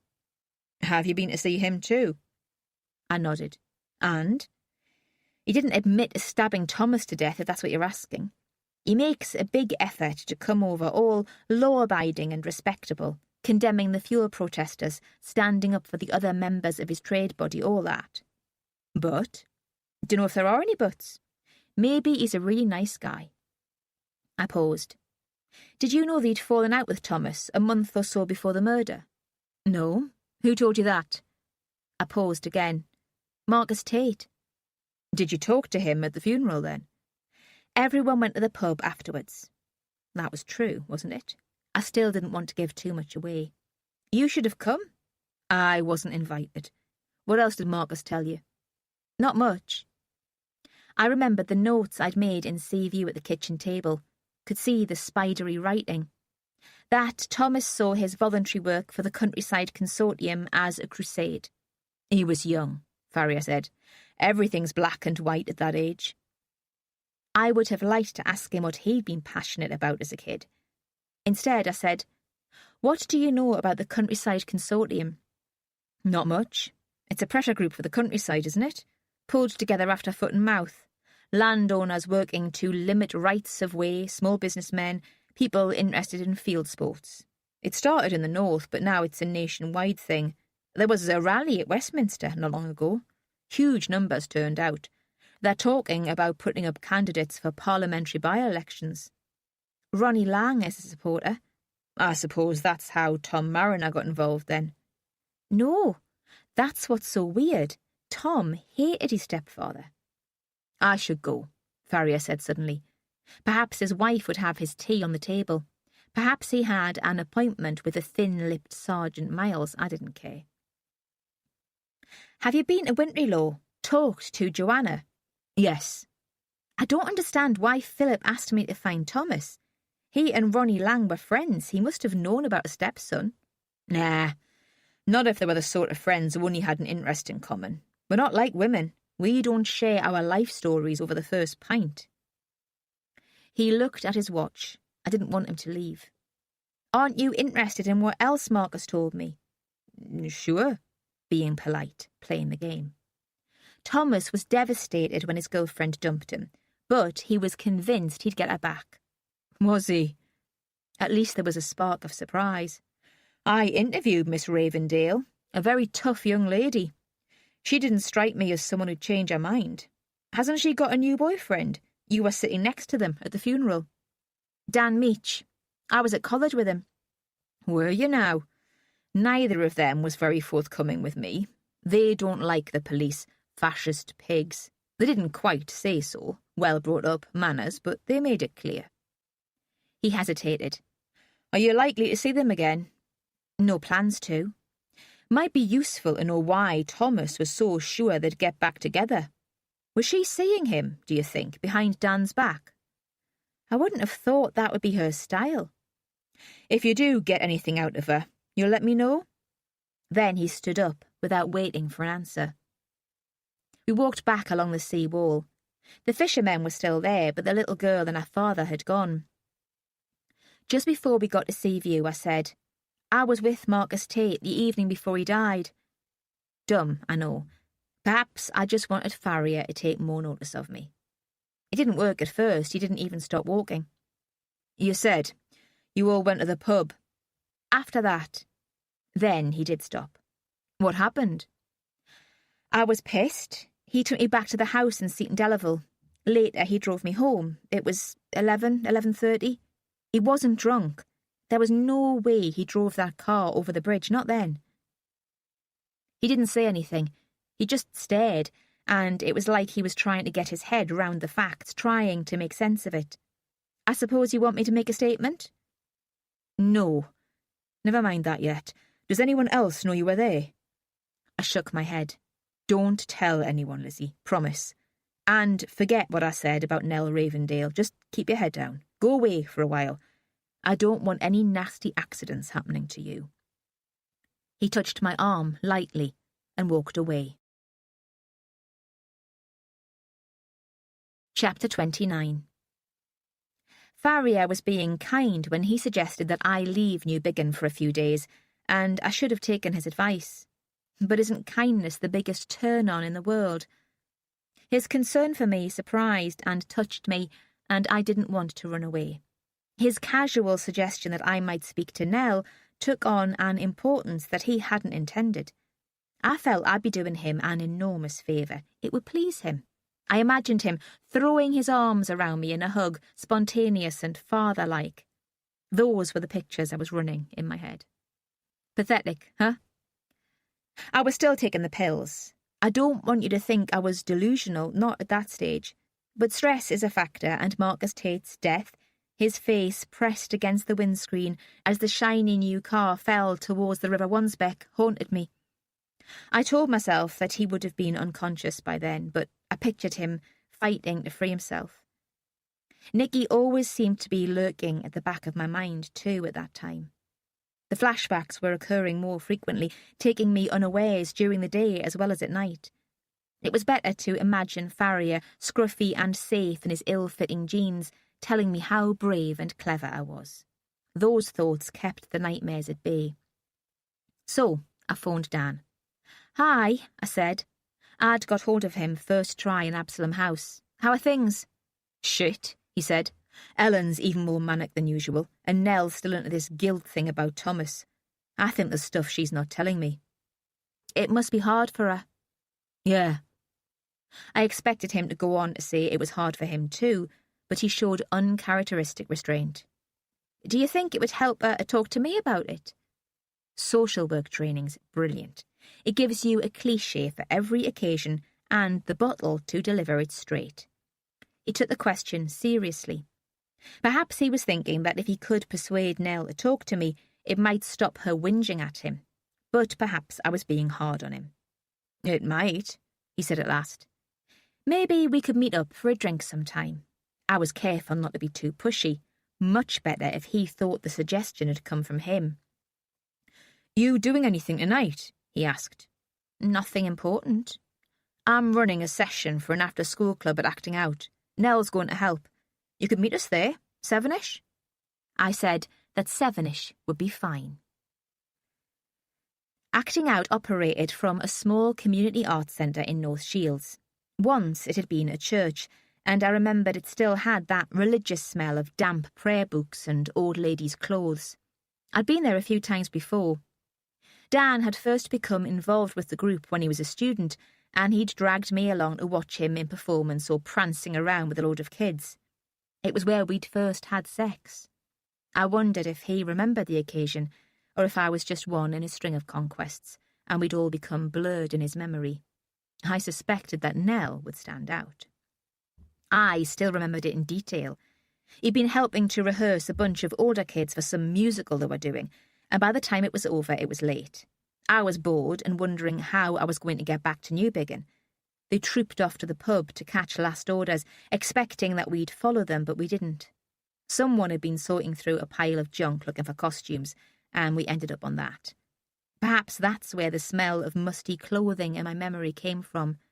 The tangle of velvet skirts and threadbare woolens protected our knees and elbows from the wooden floor. Inside, the building hadn't changed much. The kids were just leaving when I got there, yelling and swearing as they barged out through the double-arched door. No one stopped to let me in. I wanted to shout a lecture about manners, but at their age I'd have been just the same. In the lobby, posters advertised forthcoming events: a local blues band, a folk festival, Acting Out summer play for kids. There were photos to go with that. Dan looked sinister in a top hat, false moustache and long black cloak, like an old-fashioned undertaker, I thought, though I'm sure that wasn't what was intended. The play had a green theme, and his character was called Professor Pollution. As I took a flyer on the folk festival to give to Ray and earn some brownie points from Jess, I saw another poster. It caught my eye because there was a picture of Wintry-Low in the background, faded and slightly out of focus, as though seen through a sea mist. The print was bold against it. Country Delights, an evening of music and poetry, hosted by the Countryside Consortium at Wintry-Low House. I made a note of the date. Dan and Nell were perched on the stage in the main hall. The house lights were off and they were lit by a green spot which made them look like aliens. Someone was in the lighting box running a technical test, but Dan had nothing to do with that. He was talking to Nell. From the back, I couldn't hear what they were saying. They were frozen in the green light, turned towards each other. The setting made the contact seem dramatic and intense, but the conversation could have been aimless, banal. All I could tell was that there was nothing funny, neither was laughing. When the doors swung to behind me with a bang, they stopped. The hall was still dark, and they couldn't say who'd come in. "Hi, Lizzie," Dan called. "Is that you?" I walked to the front to join them. "What are you doing here?" Nell asked, direct but not unfriendly. Dan suggested we meet up for a drink. I was surprised. I'd thought he'd have prepared her. She looked at him and seemed to guess what I was thinking, then smiled. It was as if she was letting him off the hook. He hadn't had the guts to tell her he'd set up the meeting, but she understood. "I've got to look up," he said quickly. "You two go on, I'll catch you up." "Dan's pissed off because I can't stop talking about Thomas," Nell said. "I don't care," I said. "I'll talk about him too." She jumped down from the stage. "We'll be at Connie's." He nodded, as if that was what he'd been expecting. Dan's usual taste in pubs was basic. He liked drinking halls, street corner places where the same elderly men sat over their pints of mild, and the only food available was a dusty bag of pork scratchings or a jar of cockles. Connie's was different. It was a cafe bar on the Fish Quay, part of a big building which had once been a chandler's. It had slowly whirring ceiling fans and a jungle of plants in pots, a lot of bamboo and pale wood. Connie's had tables outside, but Nell led me in. It reminded me of the place in Morpeth where Joanna had held her exhibition, not in the style of the decor but the clientele. It was the sort of place where I felt intimidated by the smart clothes and the knowing voices, but Nell acted as if she owned it. 17, and so cool. "Have you been here before?" I shook my head, a kind of admission that I didn't move in the right circles or know the right people. Connie's Thai. Fat Sammy had the place before. It was okay, nothing special. Then he went on holiday and brought her back. Bought her, according to rumour. Thought she'd be a nice, subservient Oriental wife. Stay in the background, wash up, clean, save on staff costs. But it didn't work out like that. She took over, introduced her own menu. She bullies him. She leaned against the bar. "We'd better have a bottle, hadn't we?" "I'm driving. I'll only want a glass." She wrinkled her nose. "There's not so much choice by the glass. White and cold, it'll be fine for me." We sat by the window. Nell chose the table. Perhaps she wanted warning of Dan's approach. Perhaps she just wanted to enjoy the view. "I can't get Thomas out of my head," she said. "My parents talk about counselling." "It might help." "I think it's normal to think about him," she said. "Someone you've cared about dies as violently as that. You're going to be upset. It would be stranger to forget." "Did you still care about him?" "Of course. But enough to go out with him again." She looked at me. There was a crust of green paint just above her eyebrow, like a toad's wart. "What do you mean?" "Were you still seeing him? Sleeping with him? Even after you were going out with Dan?" She stared at me as if I were a monster. Kids can be such prudes. I've noticed it before. It's the middle-aged who have affairs and screw around. Kids are intense, they take fidelity seriously. They talk about love as if it means something. "Of course not. What do you take me for?" From behind the counter came the sound of orders barked in broken English, the crash of crockery. "Why did you dump him? Was it just because you'd met Dan?" "No." She paused, sorting out her thoughts and her words. He was all drama and mystery. It was impossible to tell what was real. So you never led him to believe that you'd go out with him again. What is this about? She was imperious. Again, I was astounded by her confidence. Perhaps it was having parents who believed she was a creative genius, a boyfriend who worshipped her. But I had the feeling that even with all that, I'd never have faith in myself, not as she did. You wanted to talk about Thomas. I'm talking. Did you ever have any second thoughts about dumping him? Not really. What does that mean? It means if I'd known he was going to die horribly and suddenly like that, I wouldn't have left him. I'd have hung on for a few months. It would have made life much easier. I'd have got more sympathy, wouldn't I? Instead, people don't expect me to care. They put me down as cruel and hard-hearted. She looked suddenly wretched. I do care, you know, but it wouldn't have worked out between us. When did you last see him? A couple of weeks before he died. What happened? He was waiting for me outside school. I was late getting out. There'd been an English exam, Shakespeare, and afterwards we were talking with the teachers, the usual post-mortem. He was there, waiting, patient. He could have been there all day, and I had the feeling that if I hadn't come out then, he'd have waited until the morning to catch me on my way back in. I knew it was me he was there for. I could tell by his face when he saw me walk out of the gate. But I said, "Hey, what are you doing here?" Friendly but casual. I didn't want to encourage him. "Why aren't you at work?" She shut her eyes. Perhaps she was getting the picture clear in her head. Perhaps she just wanted to shut it all out.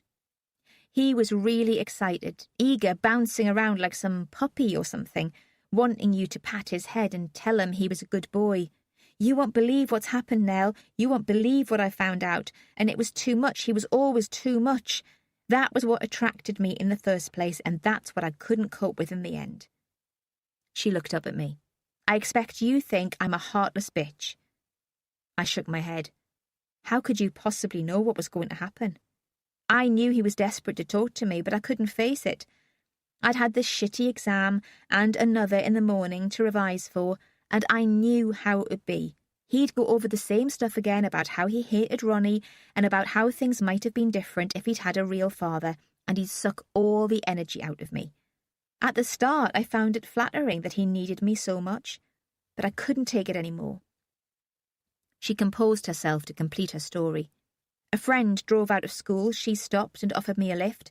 I just shouted to him, "Sorry, Tom, can't stay and chat," and we drove off. That was the last time I saw him. That's the picture I have of him, staring after me, as if I'd just spat in his face. Did he try and get in touch with you again? He left a message on the answering machine at home. It was much more controlled, quite weird. "Sorry to have missed you the other day, but probably it's as well we don't meet until I've got something definite to report. Be in touch soon." That was it. Weird, as I say. One of the reasons I wrote to him was to make it clear that I wouldn't go out with him again, that I hadn't wanted to hurt him, but I wasn't going to change my mind. Did you tell Inspector Farrier about the meeting and the message? It didn't come up. He just wanted to know where I was the morning Thomas was killed, and it's not the sort of thing you discuss with a stranger. I didn't ask her what she'd told Farrier, though I was curious. He'd have checked out any alibi. And I didn't really think she was capable of stabbing Thomas with a knife. Her guilt was more subtle than that. Do you have any idea what Thomas was on about, what he'd found out? She hesitated, and for a moment I thought she might have something useful and important to say. Then she shook her head. Something about his father, perhaps? It was a real obsession with him. That would fit in with what Ellen had told me. But why would Thomas's discovery that Philip Sampson was his father have triggered his murder? Nell was gazing through the leaves of a giant umbrella plant out of the window. Suddenly her face relaxed and she stopped being angry and haunted. Dan was walking along the pavement towards the bar, moving easily round the people, taking the last of the evening sun. He caught her eye and stopped, tentative, wondering if he'd given us long enough to talk. She smiled and waved at him. He came into the bar and started to pull over a chair to join us, but I stood up to make my excuses. I'd have only been in the way. I was almost at the door when something occurred to me. a question which had been niggling away at the back of my mind since I'd chanced on the news conference at Harry Poole's yard, and which took on a sudden and surprising relevance. Those Eastern European girls at the hostel, where exactly did they come from? I didn't think Dan had heard. He was looking at Nell, eyes glazed, thinking of sex. Romania, he said in the end. I think that's it. It could be the Czech Republic. They don't have much English. Were they placed by social services? He was still finding it hard to concentrate. You know what Ellen's like. She'll take anyone. No questions asked. Chapter 30. I didn't know anything about asylum seekers, only what I'd read in the papers and seen on the news, and there was precious little factual reporting in that. And I didn't mind the paucity of fact. It saved me having to think through the issue clearly. My sympathy lay with the immigrants. Of course. What else would you expect? I'm a social worker, all liberal conscience and fuzzy sentiment, just the sort of person Doreen at the consortium despises. And there was more to it than that. A lot of the Eastern European immigrants are Roma, Gypsy, and I have some fellow feeling. If the popular Newbigin myth is to be believed, we could be related. When I hear people slagging them off, I take it personally. I phoned a mate who worked for social services, a sort of mate. She'd trained with me, but she knew all the right games to play, and she was already a team leader. That meant she didn't have to visit grubby flats anymore, or think up new excuses for not drinking tea, or play with the snotty kids of her clients. It took a bit of persistence to get through to her, and when she did make herself available, her voice was wary. It only occurred to me later that she probably thought I was on the scrounge for a job. Lizzie, hi, it's been a long time, how are things? Fine, I said, trying to sound it, only managing that mad jollity which sounds natural to infant teachers. We should meet up sometime. That was the last thing either of us wanted. She'd be embarrassed to be seen with me, and she'd always bored me rigid. Really, I was just after a favour. Yeah? The tone had turned distinctly chilly. Some information. It's something I'm working on, a kind of project. It's about asylum seekers. Oh, right. She was too relieved to ask what kind of project. Is North Tyneside one of the official dispersal areas? If so, do you know who's in charge of resettlement? This was a test of her competence, a sort of challenge. I haven't heard of the borough becoming involved. County Durham is, of course. I've read about the problems there. Let me ask around and phone you back. She did, almost immediately. She was like that, conscientious, the sort of student who always got her essays in on time. Mine usually were given higher marks, though, and that's why she didn't like me. She told me, smugly, that it was as she'd thought. No formal resettlement programme in our area, no one specifically responsible for immigrants. Sorry not to be more help, she said as she replaced the receiver, not sounding at all as if she meant it. Of course, that didn't mean the sad-eyed girls weren't legitimate residents of Absalom House. They could have been students, they could have been born here. But I was starting to weave a fantasy in which they had starring roles, and I was already so committed to it that the social worker's reply was pleasing.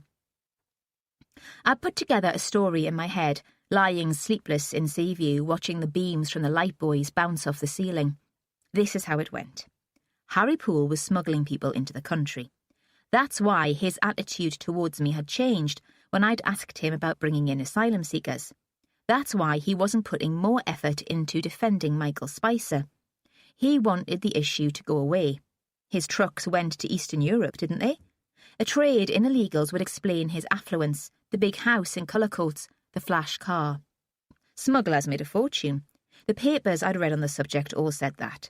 And once the people were here, perhaps Ellen helped them, the younger ones at least. As Dan had said, she'd not ask any awkward questions or check papers too carefully. She wouldn't want them ending up on the streets and dying like her son. Perhaps she was so eager to see me that day in colour coats, not to give me information, but to find out how much I knew. And perhaps Thomas had found out about it. He was in a better position than anyone to put together what was going on. He worked in the office at the yard. Even if Harry had tried to keep him out of it, there could be overheard conversations, mysterious phone messages. Nobody had ever said that Thomas was dumb. He'd work it out. Maybe he'd even seen the lorries come back and watched them unload. I ran it in my head, saw it like one of those cheesy cop shows they have on the telly on a Sunday night, all shadowy lighting and eerie electronic music. I pictured Thomas hiding behind a stack of containers, watching the dark figures climb over the tailboard of the truck. And he was living at Absalom House, so when the immigrants turned up there, he'd not be taken in by whatever cover story Ellen and Harry had hatched up for them. You can't blame me for getting excited, for being seduced by the theory. I mean, it was beautiful. Everything slotted right into place, even Marcus's idea that Thomas saw himself with a new future at work. Perhaps Harry had offered to cut him in on the deal. Perhaps Thomas had tried blackmail. OK, it didn't explain Marcus's sudden death, but perhaps that was an accident after all. The only problem was I couldn't see Harry or Ellen stabbing him. I mean, Ellen, come on. There might be something scary about her appearance. That dyed hair and scarlet lipstick always made me think of vampires, but she was a sweetie. She was genuinely fond of the kids in her care. She couldn't knife anyone to save her life, especially a lad who'd reminded her of her son, and I'd seen Harry playing with his grandchildren. Perhaps I'm a sentimental fool, but he didn't strike me as a violent man.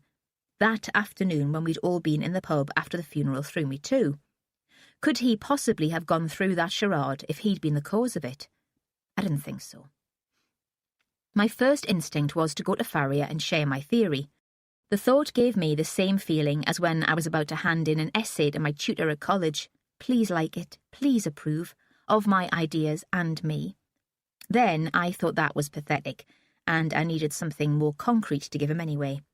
At the back of my mind was the fear that, as he'd warned me of meddling, he'd be cross. He'd only be pleased if I had a really solid piece of information to hand to him, not a wild accusation against two respectable people. Otherwise, like all the other cops, he might think I was crazy. I decided on a trip to Absalom House. It might be possible to speak to the foreign girls without bumping into Ellen or Dan. And in Seaview, I was restless. I couldn't settle to anything. My prowling around the house was starting to worry Jess, and she'd begun muttering about it having been a long time since Lisa had been round, and maybe I should ask her in for coffee. She stopped me on my way out. I thought she was going to ask an unsubtle question about when I was due to see the psychiatrist next, but all she said was, "Are you doing anything next Friday night?"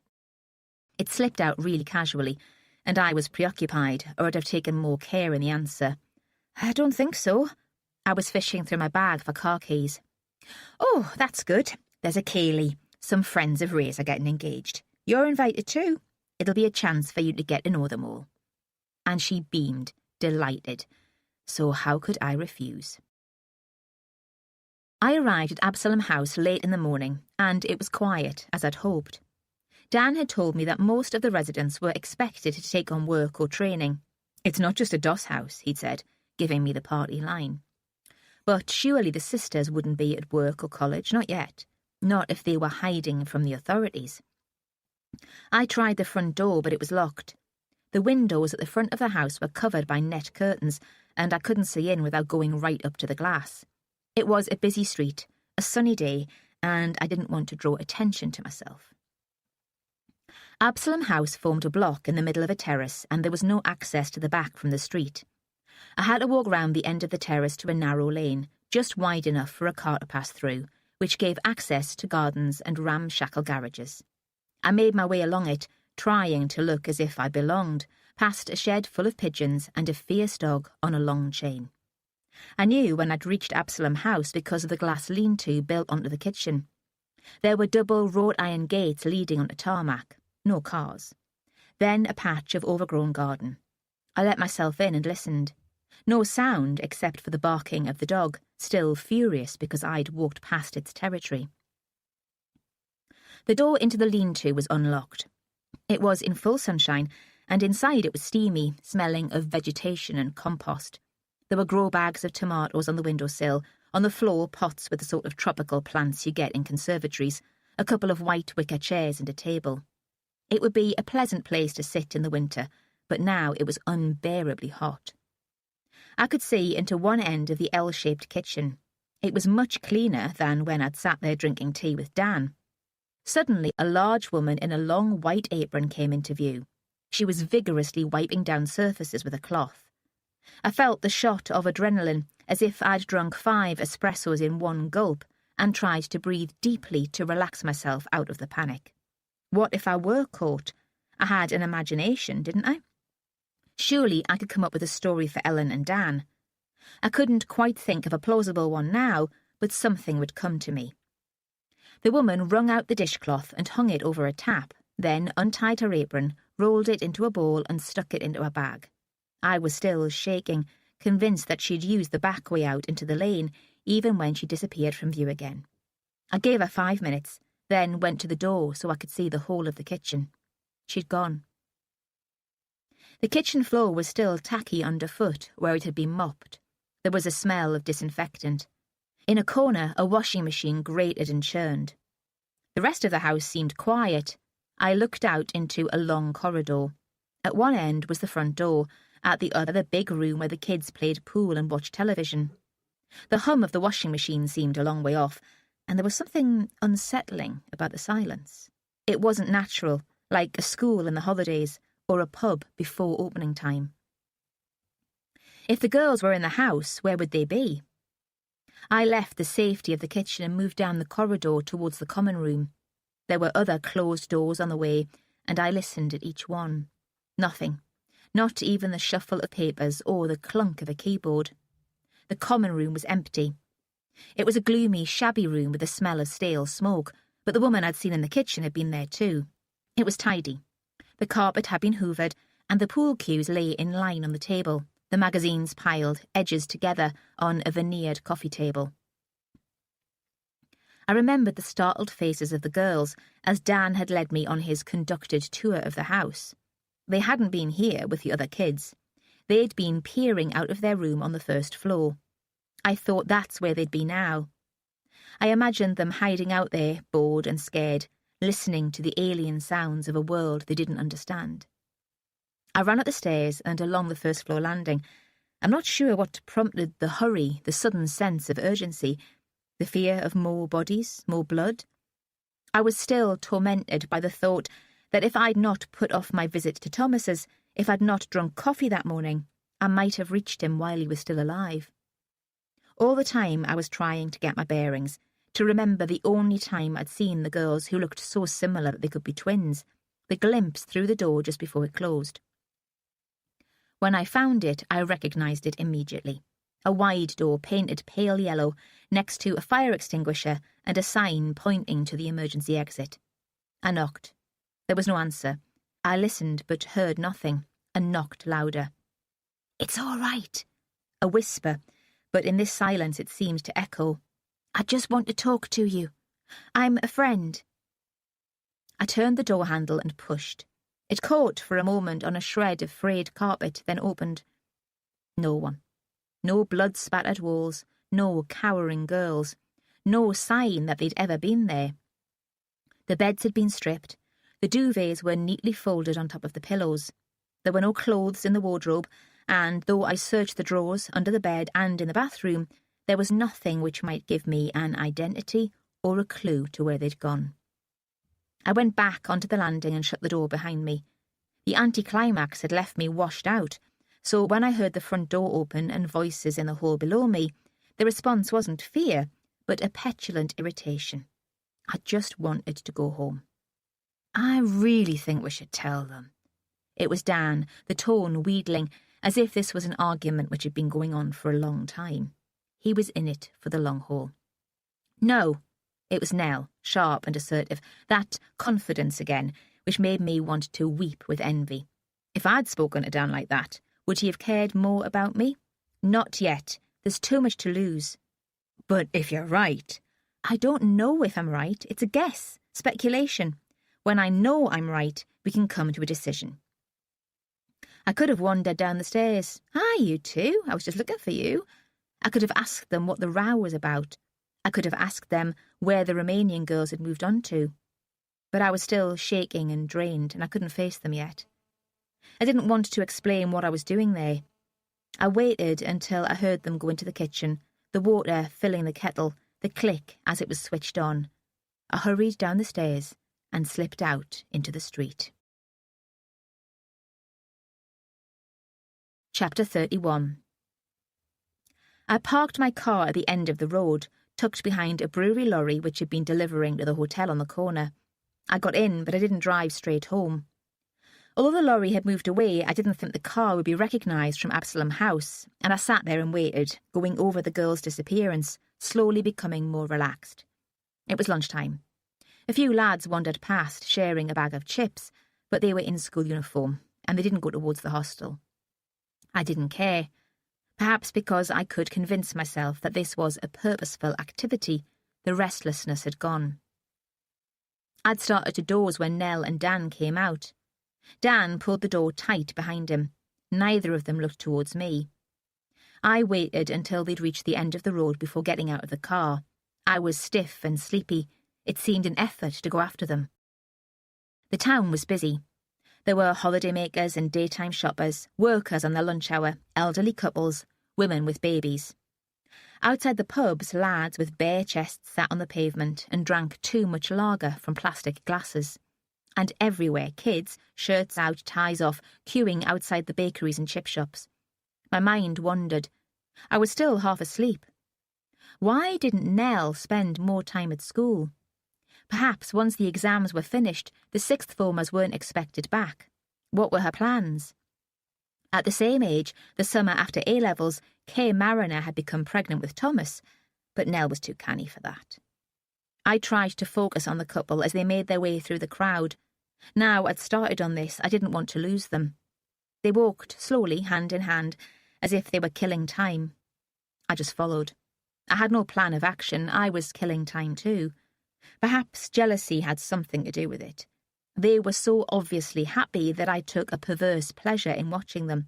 It was like scratching a midgie bite or sticking your tongue in a loose filling. They stopped to buy a big issue from a guy outside Woolworths. I'd noticed him there before. He was one of the cheerful ones who put their heart and soul into selling, but I've always felt awkward around the issue sellers since that time in Blythe, and I looked away. When I turned back, Nell had seen me and was waving. They seemed friendly and unsuspecting, and I felt a bit of a rat for snooping round Absalom House and then following them here. "We meet again," I said. "We were just going for something to eat," Dan said. I couldn't tell if he wanted me around. At least he didn't ask what I was doing in Whitley. "Lizzie'll come, won't you, Lizzie?" Nell put her arm through mine. It was a long time since I'd had such intimate physical contact, but I didn't like it. It reminded me of the time I was arrested as a kid, and the policewoman put her arm around my shoulder, then pushed my head to get me into the cop car. But I let Nell pull me along.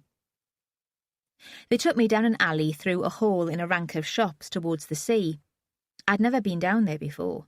There were high walls on either side, so we were in shadow, and the path was so narrow that Nell and I scarcely had room to walk side by side. Beyond one wall there was a garden. I could see the tops of apple trees. Despite the crush, Nell didn't let go of my arm. She was wearing cropped black trousers and a thin batik top in purples and pinks. The sleeves were rolled back to her shoulders, which were very brown. Her skin was warm and she smelled of sandalwood. I think she and Dan continued talking to each other, but I don't remember what was said. I was feeling uncomfortable, trapped and panicky, and I had to concentrate on not letting it show. At last the alley opened out into a cobbled courtyard, just big enough for 2 tables and chairs. Through an open door I could see a small cafe where a couple of ageing hippies were drinking coffee from thick yellow mugs. There was a smell of garlic, fresh coriander and joss sticks.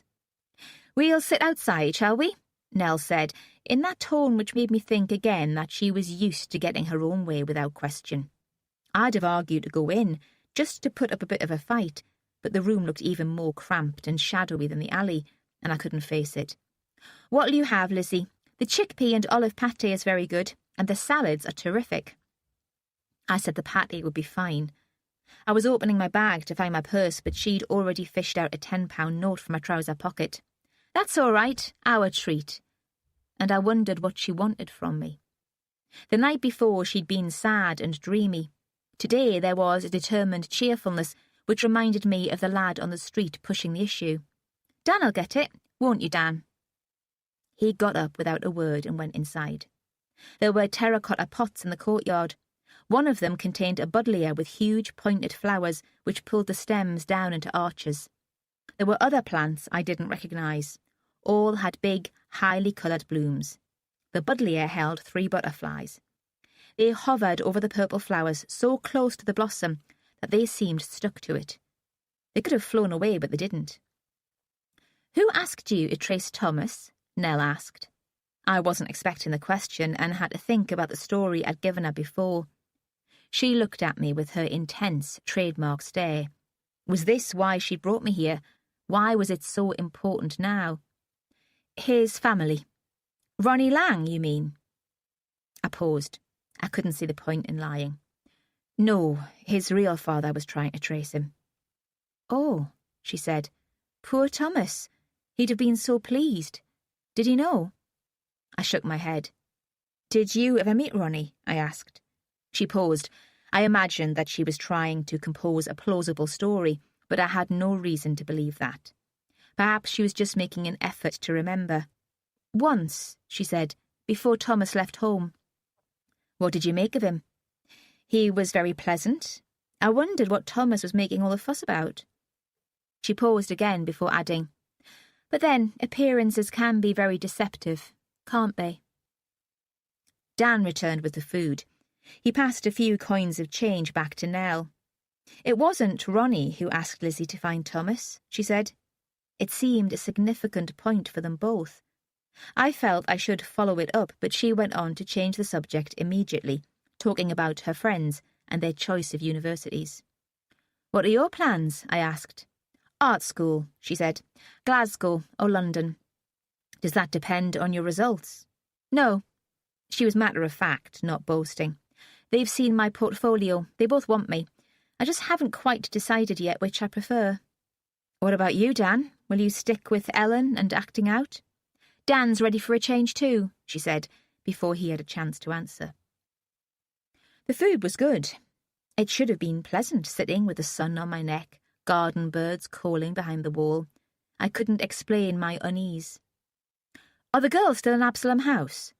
The question came out more abruptly than I'd intended, and Dan seemed startled. "Which girls?" "The ones I met when I first visited there. Eastern European. They had the room next to Thomas." "No," he said reluctantly. "They left last night." "Where did they go?" He shrugged. "I'm not sure. Ellen found a family to take them. She thought it would be better, safer. You know Ellen, an old mother hen." "What can be unsafe about Absalom House?" He frowned.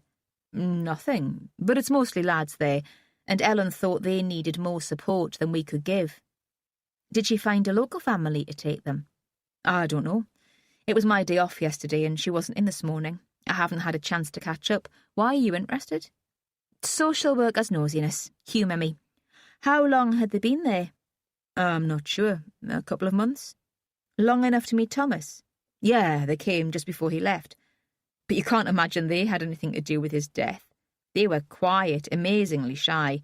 The other residents called them the ghosts because of the white scarves they wore on their heads, and because they only seemed to come out at night." I finished my meal, and then I left. I half expected Nell to stop me, but she just waved me away. They lingered there. They seemed to have nothing better to do. I looked back once and saw them caught in their sun trap, bright and gaudy in the midday light as the overblown flowers. I planned to go back to Seaview then. Suddenly the idea of Jess fussing over me didn't seem quite so tiresome. We'd drink tea in the shade of the kitchen, with the door open to let in the breeze from the sea, and if Ray came to join us, I wouldn't even mind that. There'd be something restful about his slow movement and his silences. But as I emerged from the alley into the noise of Whitley Bay's main shopping street, my attention was caught by a familiar figure, so out of place here that it was shocking, like you'd bumped into your headmistress at a rave. There was no doubt that it was Stuart Howden moving briskly down the pavement on the other side of the street, past the banks and the building societies. I recognised the bobbing of the walk, the way he stopped occasionally to catch his breath. He was wearing a grey suit and a striped tie. Even in genteel Morpeth, it would have seemed over-formal in this weather. Here, where skimpily clad holidaymakers and loud rock music spilled out of the pubs onto the wide pavements, he looked absurd. I suppose that there must be a meeting with a client, perhaps a business lunch, but even at the first glimpse, I sensed something furtive about his movements. That was what I wanted to see. I disliked him and wanted to think the worst of him. He stopped to wipe his forehead with his handkerchief and looked around him to get his bearings, then set off up the street which led to the metro station. He hadn't seen me. He was, I thought, too preoccupied to notice. There was the rattle of a train, and through the arch in the station building I saw it pull up to a stop. It was one of the brightly painted ones, advertising a chain of garden centres. Howden put on a spurt of speed towards the ticket machines, though he must have realised he didn't have a hope of catching it. The doors opened, and a horde of people pushed out. There was a school party, a group of 5- and 6-year-olds in bright red polo shirts, shepherded by teachers and parents. It took them a long time to leave, and perhaps Howden could have caught the train if he'd had the right change for the machine, but now he hung back, content to watch. I followed his eyes and saw, framed by the metro doors, Ronnie Lang. I was astounded. He must be here to see Howden, but what could the two men have in common? I had found it hard to believe that Ronnie had been a friend of Philip's. This connection made even less sense. Ronnie looked cool and dapper, waiting for the sea of red, chattering children to allow him through. I stood for a moment, trying to gauge my reaction to him. No excitement, no desire to touch him. That infatuation had been part of the illness, as I'd suspected. There was something disappointing in the coolness of my response. Did it mean that if I continued with the treatment, I'd never be excited by a man again? I was still brooding about that when I realised how exposed I was, and turned quickly and walked away down a street which faced directly onto the station. On the corner was an old-fashioned laundrette, with huge cream machines and posters for washing powder, which looked as if they'd been there for 40 years. There was a long window which gave a clear view of the station facade. An elderly woman, so shriveled she was as small as a monkey, must have been in charge of the place. She was asleep on a chair behind a formica counter. She breathed gently and regularly, like a baby sleeping. When I went in, her eyelids fluttered, but she didn't wake. No one else was there. Howden had been looking out for Ronnie Lang. A meeting had been arranged, I could see that at once. They shook hands. It wasn't like friends meeting. They kept a distance between them. I couldn't hear anything that was said, and it's possible, I suppose, that I'd got the body language all wrong, but I don't think so. My impression was that Howden wanted something from Ronnie. He was the supplicant, and Ronnie was listening, not liking what he heard, and starting to become agitated. The conversation lasted no more than 10 minutes. They walked a little way towards me and sat on a wooden bench under some horse-chestnut trees. Another train came in, and my view was obscured for a moment by the passengers who sauntered out towards the town centre. When the crowd cleared, they were still there. I don't think anything had passed between them. Howden's briefcase was still at his feet. Ronnie was calmer now, almost impassive. His expression suggested that he was open to persuasion, but that the argument had better be good. As I say, I could have been reading the encounter all wrong, but that was how it seemed at the time. Howden was squirming, waving his hands, flexing his stubby, sausage-shaped fingers. Then he bent to open his briefcase. He took out a file which he handed to Ronnie. Ronnie read for a moment, handed the papers back, and slowly nodded his head. Howden didn't respond immediately. Then he seemed so relieved that I thought he was going to pull Ronnie towards him in a bear hug, like two Soviet politicians cementing a deal, but he only relaxed his face into a smile. Ronnie stood up first. There was the sound of a train in the distance, and he walked briskly to make sure of catching it. He didn't break into a run, but it seemed as if he wanted to escape. Howden shouted something after him. It could have been good luck or thank you. I couldn't make it out. Ronnie frowned slightly, as if he thought Howden was making a show of himself. The train pulled into the station, and he walked on without looking back, without acknowledging the solicitor's presence. Howden only got up then. He straightened his trousers and wiped imaginary specks of dirt from his suit. When he started back down the road towards the town, I left the laundrette and followed. The old woman muttered something in her sleep as I opened the door. He headed for the main street where I'd first seen him. He was in less of a hurry now, and stopped to take off his jacket. He held it over his shoulder by the collar, very jaunty. He slowed down at the entrance to the alley where Nell and Dan had taken me, and I wondered briefly if the two events were connected, if he intended to meet up with them too. Instead, he went into a florist's and came out with a big bunch of roses. I imagined them as a peace offering for his wife. She was a woman who would need constant placating. His jacket was back on. It was beyond him to carry it and the briefcase and the flowers. He walked to a side street where he parked his car. He put the roses carefully on the back seat and drove away. He had no suspicion that I'd been watching him. That gave me a feeling of power, but it was unsettling too. It was as if I were invisible, as if I didn't exist. Chapter 32. It's dark, and I long for the light more than I long to be out of the cell-like room. In the light, I'd feel more in control of the situation. If I could see Nicky's face, I'd judge his thoughts, his intentions. As it is, I'm helpless. There is nothing I can do. He can sense every movement. I open my mouth to speak, but before the words come out, he whispers, "Shut up." The footsteps return. Someone is opening every door on the corridor and calling to the kids in turn.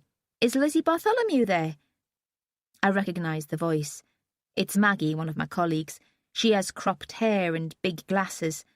She sounds slightly worried, but there's no panic in her voice. This is reassuring. I can almost believe it's all a big mistake, a practical joke which will soon be over. Her footsteps come closer. Nicky pulls me back into a sitting position. The knife is still against my left breast. His breath comes in small, shallow pants. The footsteps stop outside his door. I imagine Maggie's hand reaching for the knob. "Don't come in." After the sinister whispers, I hear his words as a defiant shout. "Nicky?" Now Maggie is panicking, but she tries not to let on. "Have you got Miss Bartholomew in there?" "If you come in, I'll kill her." We both know it's true. He's killed once. He's looking for an excuse to kill again. He moves the knife. Suddenly, I feel it like a bee sting. A thin trickle of blood runs down my breast and dries almost immediately. I begin to sob. The next time I saw the main players of the day in Whitley, Nell and Dan, Ronnie and Howden, they were all together in the same place, a coincidence which only added to my sense of the surreal and fueled my fantasies. I admit now that I was losing my grip on reality. At night, my theories to explain the deaths of the two boys grew wilder and more paranoid. I saw a spider's web of cause and effect, individuals all monsters and all interrelated. In the morning, I'd wake exhausted, and my dreams seemed ridiculous. The flashbacks were vivid and real. I decided at the last minute to go to Wintrylaw, to the Countryside Consortium fundraiser I'd seen advertised in the Arts Centre where Dan worked. There wasn't any specific reason for the trip, though it did occur to me that Doreen, the volunteer, might be there, and she might be persuaded to talk.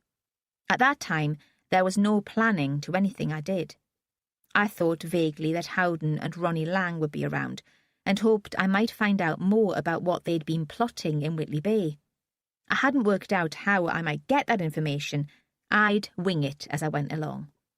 There was the possibility of seeing Dickon again, too. I had an ambition to tell him jokes and make him laugh. It was still only June, but I had a breathless feeling that summer was coming to an end. There had been occasional cool days, but generally the weather that year had been unusually still and warm. Now I was looking forward to it breaking. The continual sun took me back to Morocco and Philip. I had the idea that a cold spell would kill off the pain and help me to think more clearly. That evening was still humid and sticky. Everyone was irritable. In Seaview, Jess snapped at the bad boys and even at Ray. She seemed glad when I said I was going out. It would mean one less body under her feet. I wasn't sure what to expect from the event, but I approached the house with anticipation, a childish excitement even. From that first time when I'd looked down onto the great chimneys, Wintrelow had been a special place for me. It wasn't only that Philip had lived there, it represented glamour, something I'd never had and hadn't even realised I wanted. The sort of thing I'd usually sneer at. Tonight I wanted it more than ever and hoped I wouldn't be disappointed. As soon as I arrived, I saw there was no danger of that. The house was in shadow, but torches on the terrace and along the drive lit it up like a film set. There was a stage with a PA system on the lawn, and people were already sitting on the grass. When I joined them, I saw the revellers had grand picnics, hampers, champagne, but at that point they were backlit from the house and nothing more than dark, featureless shapes. I was stopped at the gate, as on my last visit, by the woman who'd been collecting the entrance fee for the summer fair. This time, she seemed less embarrassed by the extortionate charges. She took my money and nodded me through, urging me to hurry because the event was about to start. Joanna was waiting at the terrace steps to greet the last of her guests. She had reinvented herself again, this time as a character from Georgette Heyer. She wore white, something simple and high-waisted, with a muslin shawl across her shoulders. Her hair was up, apart from a few curls allowed to escape from a comb. I wasn't sure if she'd recognise me, but she did at once. "Lizzie," she said, "my dear, how kind of you to forgive us. Philip will be so pleased that you've decided to support us." The mention of Philip embarrassed me, which is probably what she intended. It reminded me that I had things to be forgiven for too, that I had nothing to feel superior about. She waved towards a table, probably the same trestles which had been brought out for the funeral. There were bowls of punch, and the underage waitresses from the Anna catering firm were ladling it into glasses. "You should try some," Joanna said. "My own recipe. Delicious." I wanted to ask her if Dickon was around, but she'd already turned her attention to someone else. We were the latecomers, and she was eager for the evening's entertainment to begin. The performance of music and poetry had been dreamt up as a fundraiser, but the consortium seemed to have turned it into a tribute to Thomas Mariner and Marcus Tate. It was almost as if they had become their first martyrs. I didn't see Doreen, but if she'd been there, she would have wept. I wondered if Joanna had anything to do with the boys featuring so prominently, or if, once it had been suggested, she felt she couldn't disagree. She could hardly say to the organisers, "Well, actually, this is a bit awkward because Thomas was my husband's illegitimate son." If she was bothered by the comments made about Thomas's life, she didn't show it. I was watching her for most of the evening. After the opening music, a selection of madrigals, I think, sung by a big amateur choir from Newcastle, Ronnie Lang made a speech. I'd expected him to be there, but I hadn't expected him to take such a role. I'd have thought he'd have hated the attention. He climbed onto the stage and waited for the crowd to settle to silence before speaking. Perhaps it was because it was a sort of performance, but he spoke quite fluently, and his stammer was hardly apparent. I looked round for Kay, but she wasn't there to see how well he was doing. I was surprised when I heard Thomas had joined the consortium as a volunteer. We hadn't discussed it beforehand. I suppose we'd reached a stage when we didn't discuss much at all. He paused. There were sympathetic smiles. But I was so pleased that he did. When he died, it gave me something I could remember and be proud of. It made me feel I'd made a contribution to his life. The crowd got to its feet and cheered. Even I felt a bit emotional. It was only as he was being helped off the stage that I thought Joanna couldn't have confided the name of Thomas's real father to him. He couldn't have put on a performance like that if he'd known Philip was Thomas's dad. I was pleased. I hoped she'd always keep the secret. The information wasn't really hers to share. Later, I think, there was a speech by Mr. Tate, Marcus's father, but by then I was watching proceedings from the house and I didn't hear what was said. My mind wandered as a third-year student from the Performing Arts course at Northumbria University read from John Clare. The light was fading quickly now, and it was hard to make out any of the figures sitting on the grass. But when I turned back to the terrace, I saw Stuart Howden standing next to Joanna. He was whispering in her ear, so close that at one point he had to brush one of her stray curls away from his face. Joanna was looking out to the stage with an attentive smile. It was impossible to tell what she thought of what she was being told. When I looked back again, they'd gone. There was an interval, and the punch was brought out again, and dainty scraps of food which were more decorative than sustaining. I was glad I'd stopped at the chippy at Amble on the way. I'd thought Dickon and Flora might appear at this point, but there was no sight of them until I glanced up at the house and saw Dickon looking down out of a first-floor window. There was nothing wistful about his gaze. I could see clearly because there was a light in his room. He didn't want to be with us.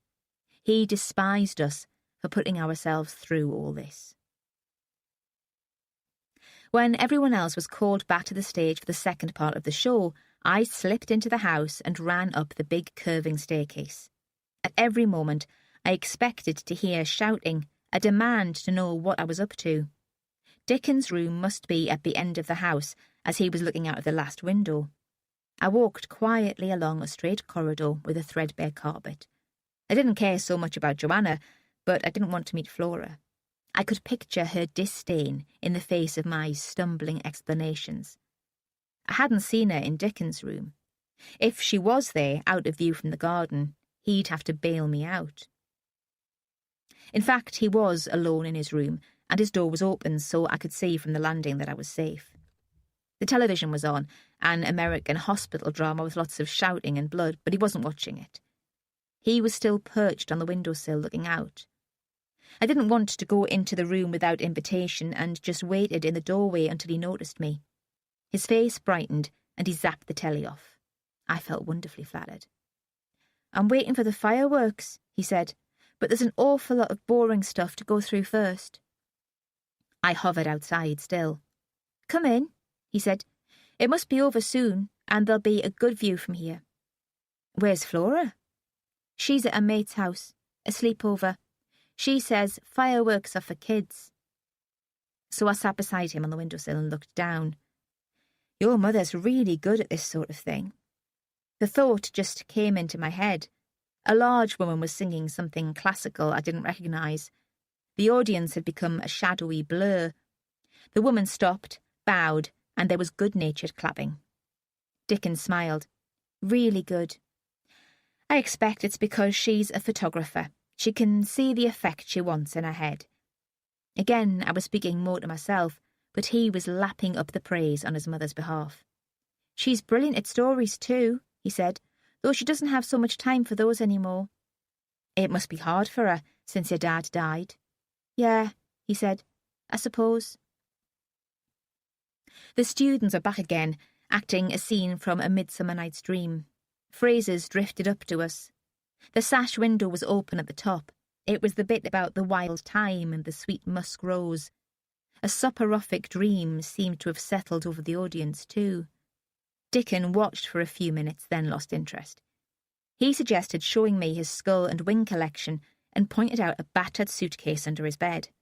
I told him I'd rather wait until I had more time to concentrate properly, and we stared out of the window again. "They were talking about you earlier," he said. "Who were? Was it your mother?" "No, Mr. Howden and Ronnie Lang." "Oh?" I couldn't quite bring myself to ask what they'd said, and I thought Dickon would probably tell me anyway.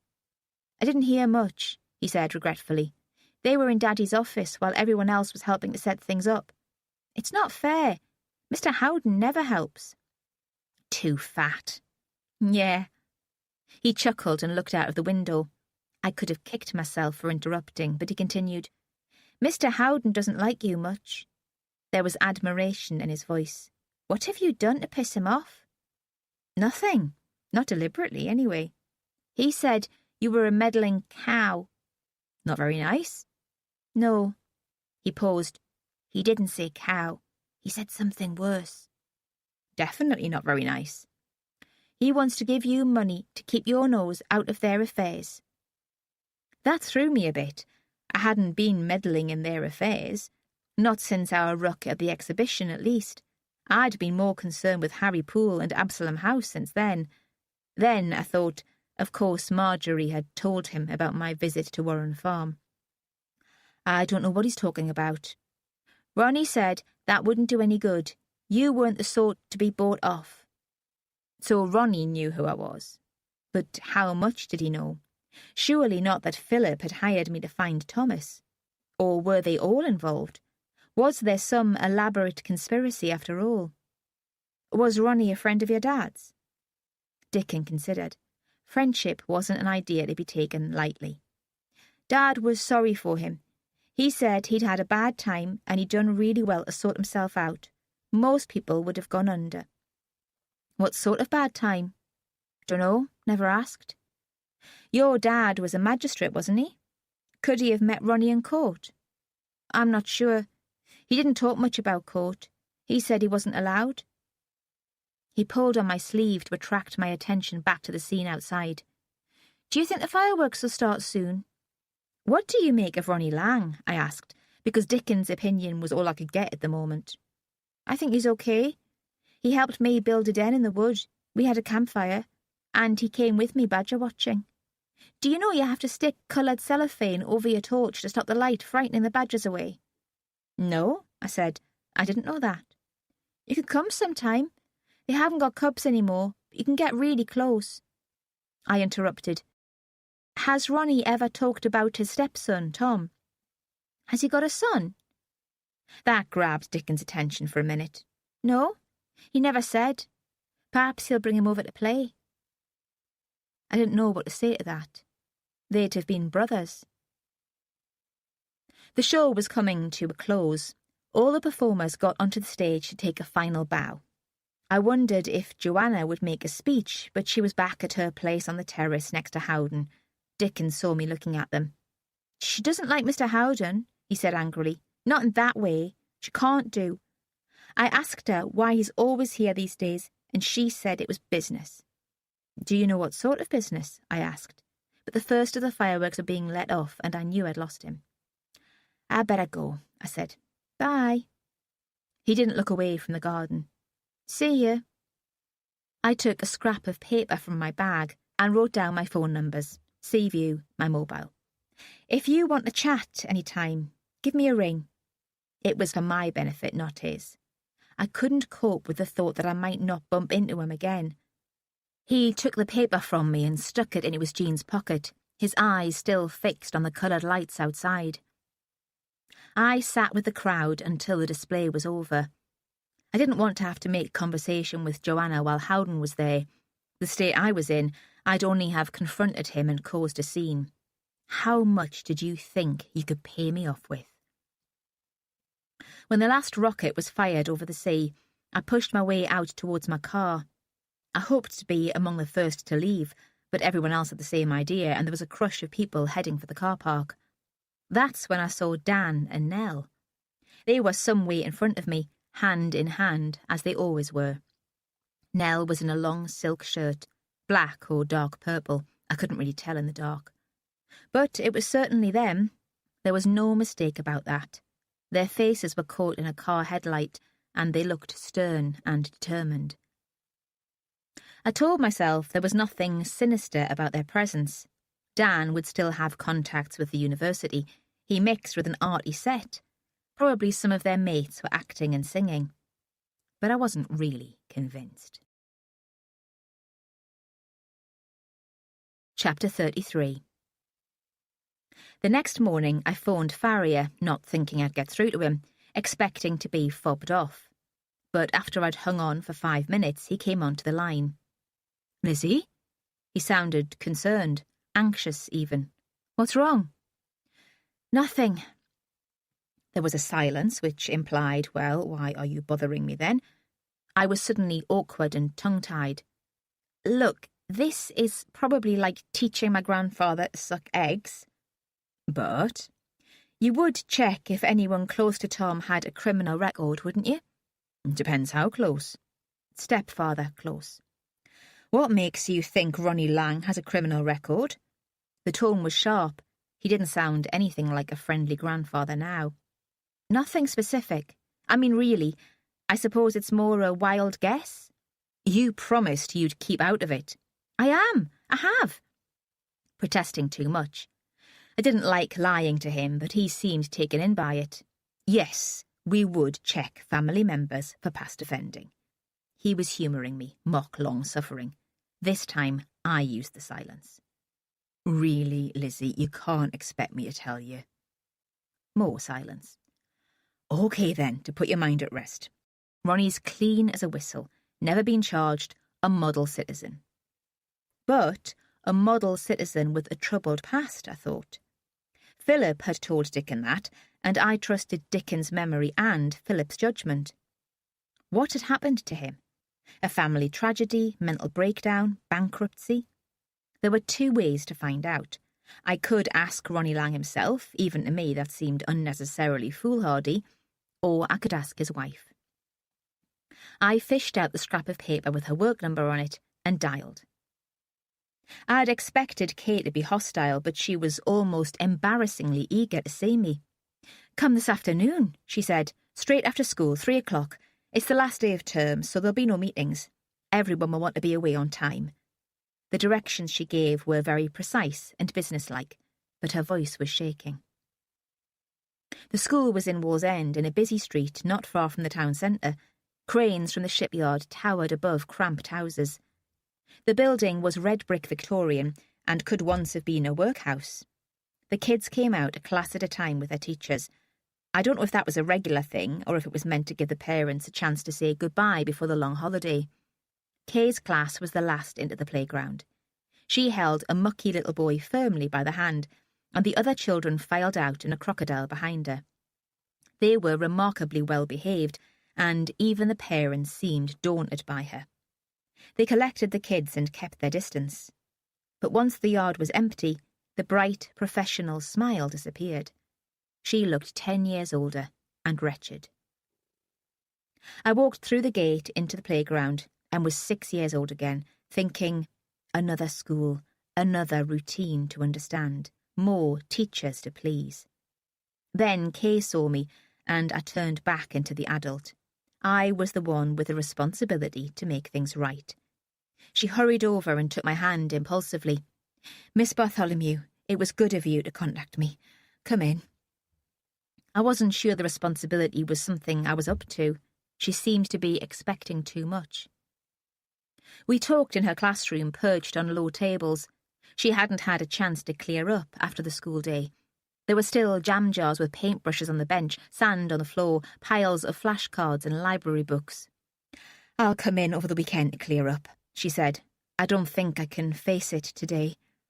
Usually I could tell she wouldn't have dreamt of leaving it in a mess. "I was so sorry," I said, "about Thomas." "You found him," the police said. I nodded, waited for her to lead the conversation. I was feeling my way here. Everything had to be at her pace. "Was it the first time you'd visited, or had you managed to see him before?" "It was my first visit. I never met him." I was going to add alive, but that would have been crass. "Ah." She tried to control her disappointment. What had she hoped to get from me? Absolution? "Don't worry. Thomas forgave you for pushing him out of the house. He told me he loved you. He understood. Would that have helped?" Anyway, it wasn't something I was prepared to lie about. "I wish I'd done things differently," she said simply.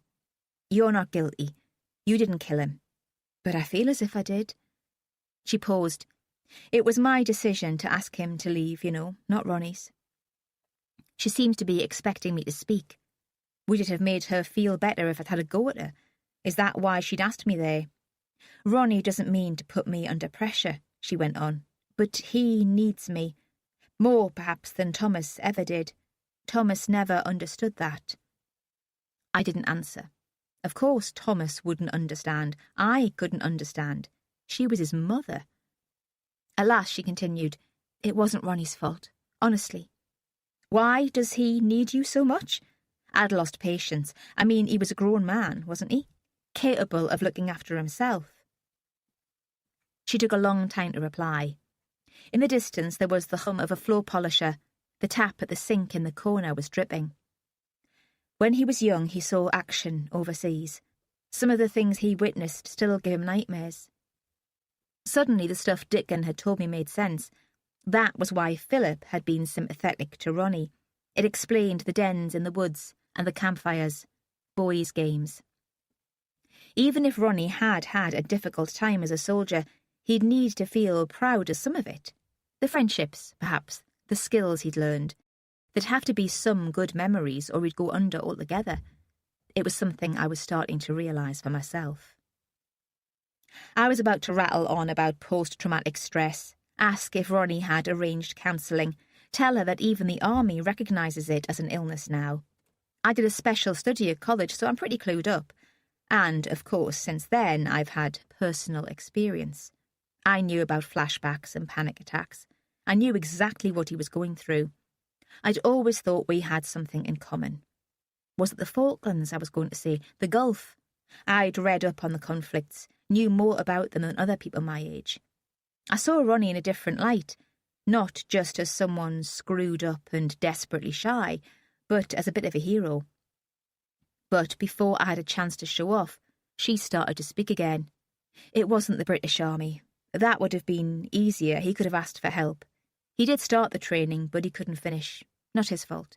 Was anything his fault? I wanted to ask, but I had the sense not to interrupt. So he worked abroad, she said. There's an agency. Still, I didn't get it. Run by former British officers. They provide assistance in conflict when the government can't be seen to be involved. He was a mercenary. That time I couldn't help it. I was shocked. He'd always seemed too gentle for his own good. I'd imagined him bullied by an over-controlling wife, and I thought I was a good judge of character. I couldn't imagine him peddling violence. No! She sounded shocked too. He was an idealist. He thought he was helping. Anyway, he didn't work for them for too long. It affected him too deeply. Just long enough to get the cash for the garage, I thought, and wondered what the Methodist wives would have made of his past. It took some time before he could trust me to talk about it, Kay said.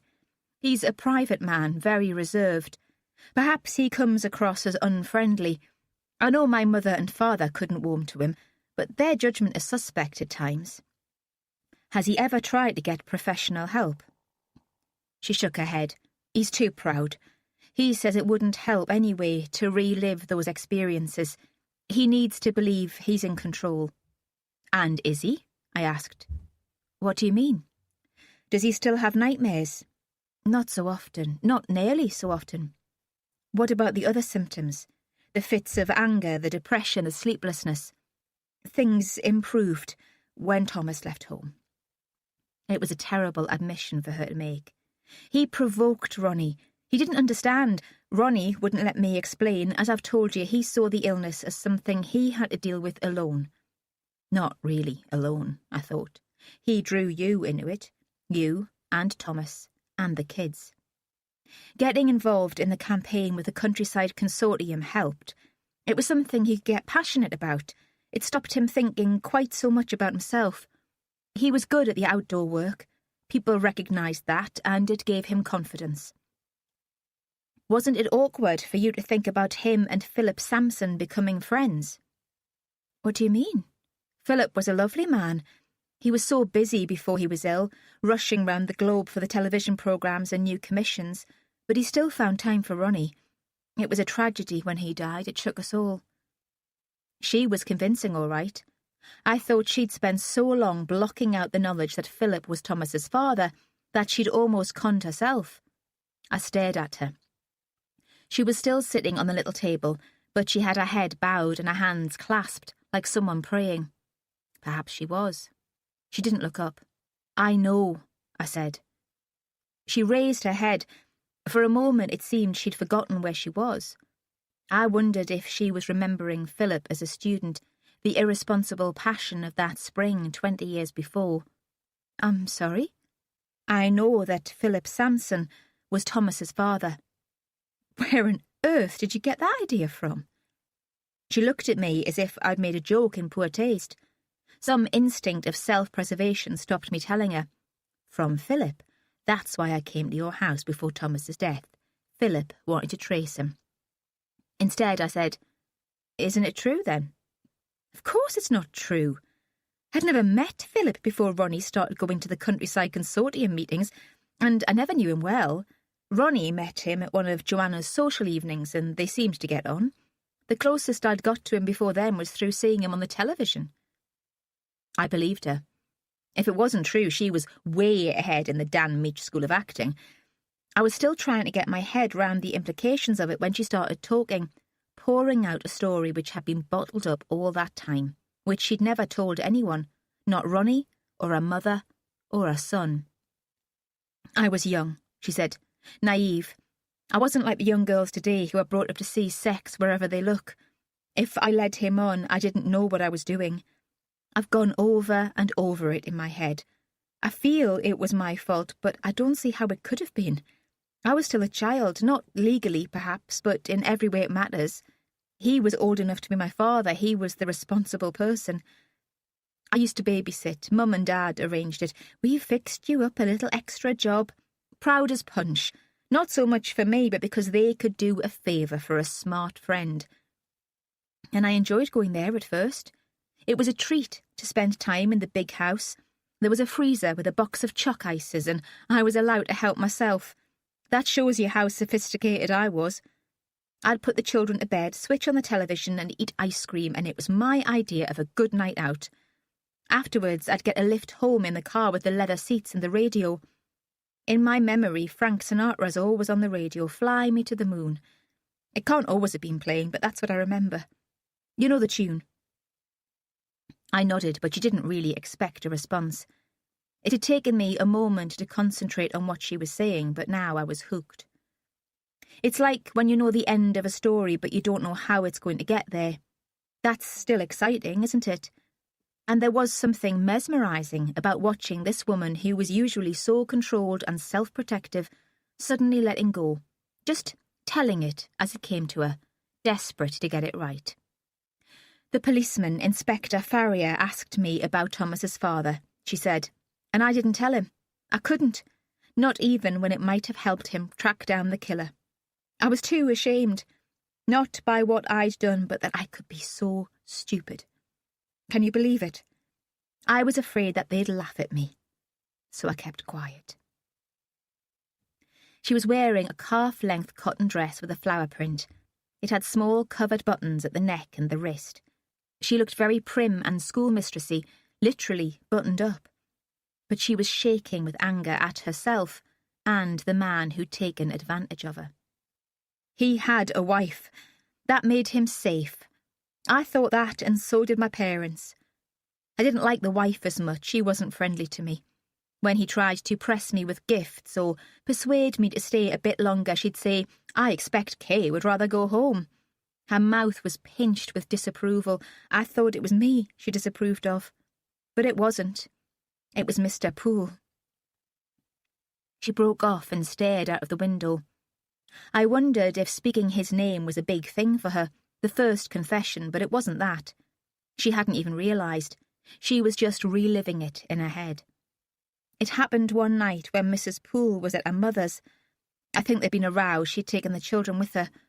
I don't think he planned it. He wasn't that devious. I don't think he even remembered it was Friday and I always babysat on Friday night. When I rang the doorbell, he seemed surprised to see me. I'd hate to think he'd set it up. He'd been drinking. I don't know if that was the cause of the row with his wife or the result of it. I always hated to see Thomas drunk. Perhaps that was why. He asked me in.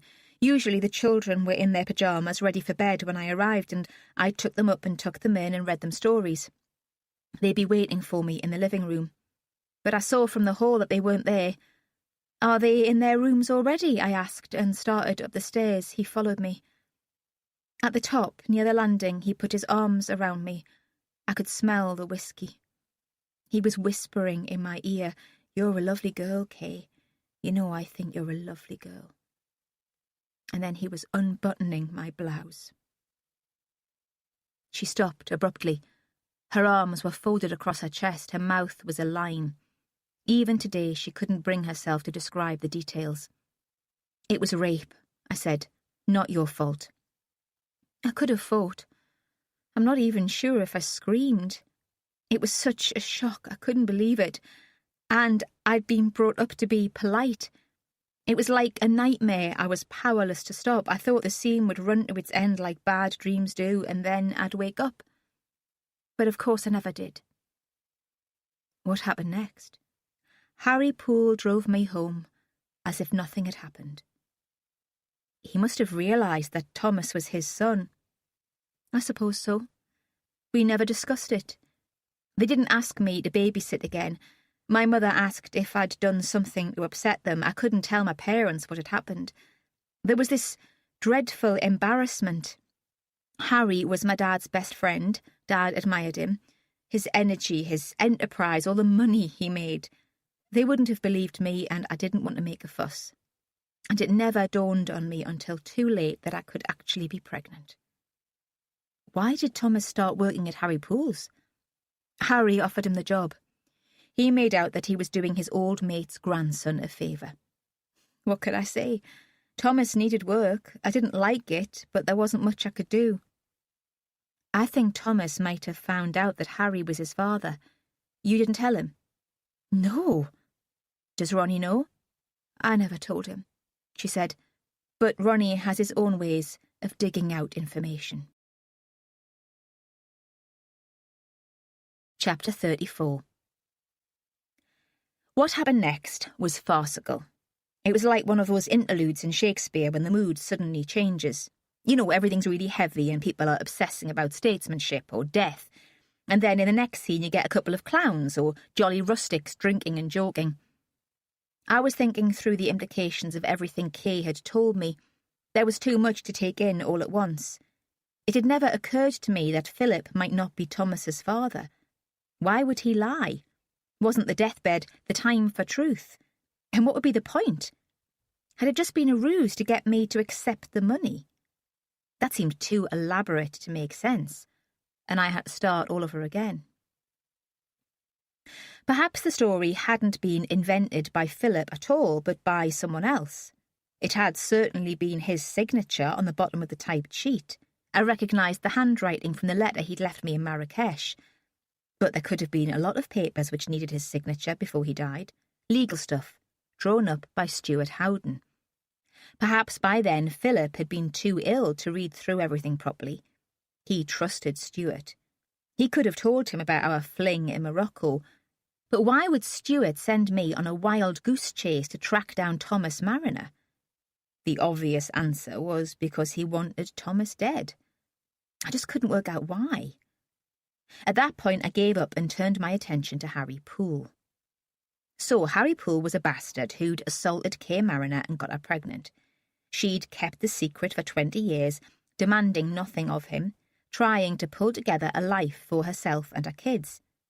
It seemed to me that it had taken more courage than screwed-up Ronnie swanning back from some third-world skirmish with a bag full of money and a few unpleasant dreams.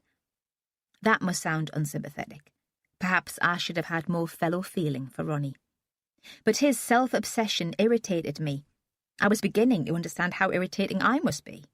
Not something it was pleasant to face. Harry must have worked out that he was Thomas's father. No one had ever suggested that he was thick. And when he heard from his old pal Archie that Thomas was going through a bad time, some vestige of conscience made him offer the boy a job. Or more likely it was that male pride again. He couldn't stand the thought of his son being unemployed. It must have been hard when Thomas left home to live in a hostel with junkies and asylum seekers. Harry wouldn't have liked that. So Thomas started working at the haulage yard. But Poole couldn't leave it at that. He couldn't resist telling Thomas they were related. He had to poke the bear.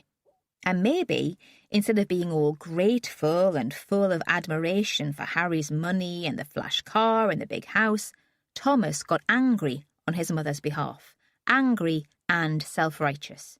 He wrote the letter to Shona Murray, threatening Harry with exposure over whichever racket he was operating, smuggled fuel or smuggled people. Perhaps he even threatened to tell Archie Mariner that his best mate wasn't a good guy after all. Perhaps that was what led to his death, and Philip and Stuart had nothing to do with it. All this was going round in my head as I drove back to Newbiggin. As I've said, it was pretty heavy. Tragedy, not comedy, not many laughs. Then, when I got back to Seaview, it was like walking into a madhouse. Ray and all his mates from the folk club were there drinking home-brewed beer out of old cider bottles and bursting into song every 5 minutes and generally making prats of themselves. Jess had been looking out for me. "Lizzie, pet, there you are. You've got 10 minutes to change before the minibus gets here." I must have looked blank. "The Cayley, the engagement party, you've not forgotten." She looked so disappointed that I lied. "Of course not. I'd just not realised there'd be a minibus." She beamed. Ray laid it on so we could have a few drinks. "Great," I said. I had to shout. A fat, bearded bloke was sitting on the table and playing a penny whistle in my ear. "Great!" The lassie who was getting engaged lived on her parents' farm in the hills, and the Cayley was held in a real barn. I mean, there were stalls down one side and bales of hay and the sweet smell of cows, but it wasn't so mucky that I felt uncomfortable. I'm a town girl at heart. I've always thought the countryside's full of things to catch you out, bulls and electric fences and piles of shit. The barn was as tall as a church, and you could see right up through the rafters to the slate roof. Swallows had nested there. Someone must have been in during the day with a long ladder, because there were bunches of garden flowers tied to the beams and along the wooden railings of the stalls. A low stage built from pallets stood at one end, and that's where the musicians played. There was a young woman with long straight hair on the Northumbrian pipes, and 2 old geezers on guitar and accordion, and often 1 or 2 of Ray's friends joined in. The guests were of all ages. There were elderly couples in their Sunday best, and little kids in party clothes. Not many teenagers. Perhaps they'd slink along later when the pubs closed. A shared supper was being laid out. Women ferried in stuff from their cars in relays, bowls of salad and cold meat covered by cling film, Tupperware boxes of fancy cakes, flans and quiches, and dishes of fruit. It all seemed too good to be true. A townie's dream of country living. The community coming together in celebration. The sort of event the incomers from Newcastle in their barn conversions would brag about to their friends over dinner. And perhaps it was too good to be true. I had the same feeling as when I'd looked at Joanna's photos. This was a fiction, and we were all colluding in it. People in the country aren't any nicer than everyone else. They don't get on any better. But I'm a cynic, and why shouldn't they cover over the cracks to give the young couple a good party? We can tell the story of our lives whichever way we want. I had a good time. I'd imagined myself sat against the wall cringing with embarrassment, but once I let go of the crap about Thomas Mariner and had a few drinks, I really started to enjoy myself. Ray's friends were nerds, but they were harmless nerds. They asked me to dance and swung me around the floor until I was breathless, but none of them tried anything on. They didn't expect anything more from me. Jess had probably warned them I'd been through a bad time and ordered them to treat me with kid gloves. When I took a break from the dance floor, it wasn't because I was being snotty about it, but because I was exhausted. I didn't spend 10 miles walking over the hills every weekend in big boots. I didn't have their stamina. I sat out next to a little elderly man with bright, beady eyes and an almost impenetrable accent. They say Ashington people are impossible to understand, but I'm used to those. After a while, though, I tuned into his voice and I didn't miss much of what he was saying. It was clear he loved to have an audience, especially an audience of a woman younger than himself. He must have been a real charmer in his day. And it seemed then that there was no escape from Thomas Mariner, because as the old man talked about growing up in the valley, gossip mostly about personalities, I realised that this was where Stuart Howden had lived as a boy. The characters I'd been fretting about all day returned to haunt me. It started off with the old man shouting to a friend who seemed to be sleeping. "Did you see in the paper that there's talk of Howden standing for Parliament? Someone's got to speak out for the farmers," he says. "And what would he know about that?" The friend stirred but didn't respond, and the old man turned his attention to me. "He'll stand as an independent, they say, or representing that consortium." He snorted. "Do you not think much of them, then?" Interested despite myself, I'd have thought he'd be a supporter. "You're not one of that bunch, are you?" He looked at me warily. I shook my head. "What's wrong with them?" "They're out for themselves." "In what way?" "Money and ambition. What else is there? Howden getting himself to London and mixing with the folk he's seen on the telly. That's what this is about." "The consortium's got people talking, though." It seemed strange to be defending them here. I'd have thought it would be the other way about. "Rallies and marches. What good will that do?" "They always get a good turnout." "Of course they do. If the squire hires a coach and says take the day off and go to London, you'll go." He hesitated. "They've attracted a right bad crowd, and even the decent people seem to lose their reason. They've had a hard time round here, and they want someone to kick out at. The consortium plays on that. It fires them up and lets them loose." "How do you know Stuart Howden?" "He's a local lad." The old man fixed me with his tiny bird-like eyes. "Are you sure you're not one of them?" "No, promise, it's not my sort of thing." The old man stood up and carefully set down his pint. He wore a shiny old suit and a threadbare shirt. His shoes were so highly polished that they reflected the lamp swung from the rafters. "Now, young lady, why don't you take my hand? I want these people to see me with the bonniest lass in the room." He pulled me to my feet and swung me into the dancing. I'm not sure what time it was when we finished. We'd all drunk too much, but no one was sick and no one started a fight. Perhaps that's what it means to be grown up.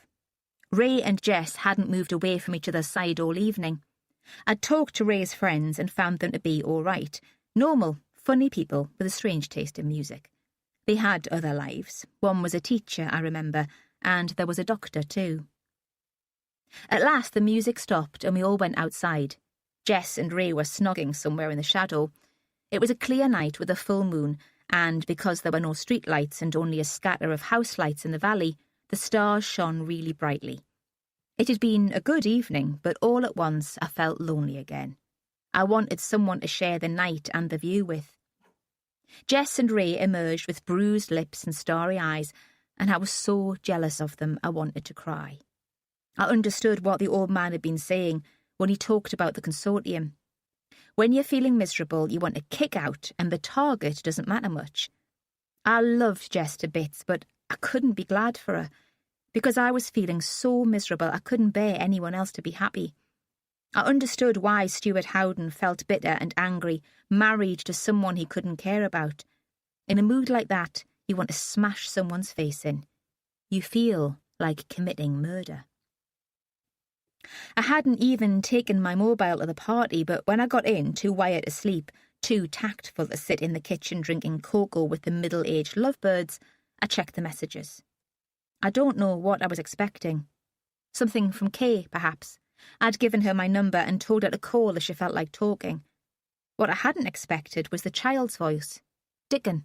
A bit muffled, as he was talking from a mobile too, or was trying to speak softly so he wouldn't be overheard. "Lizzie?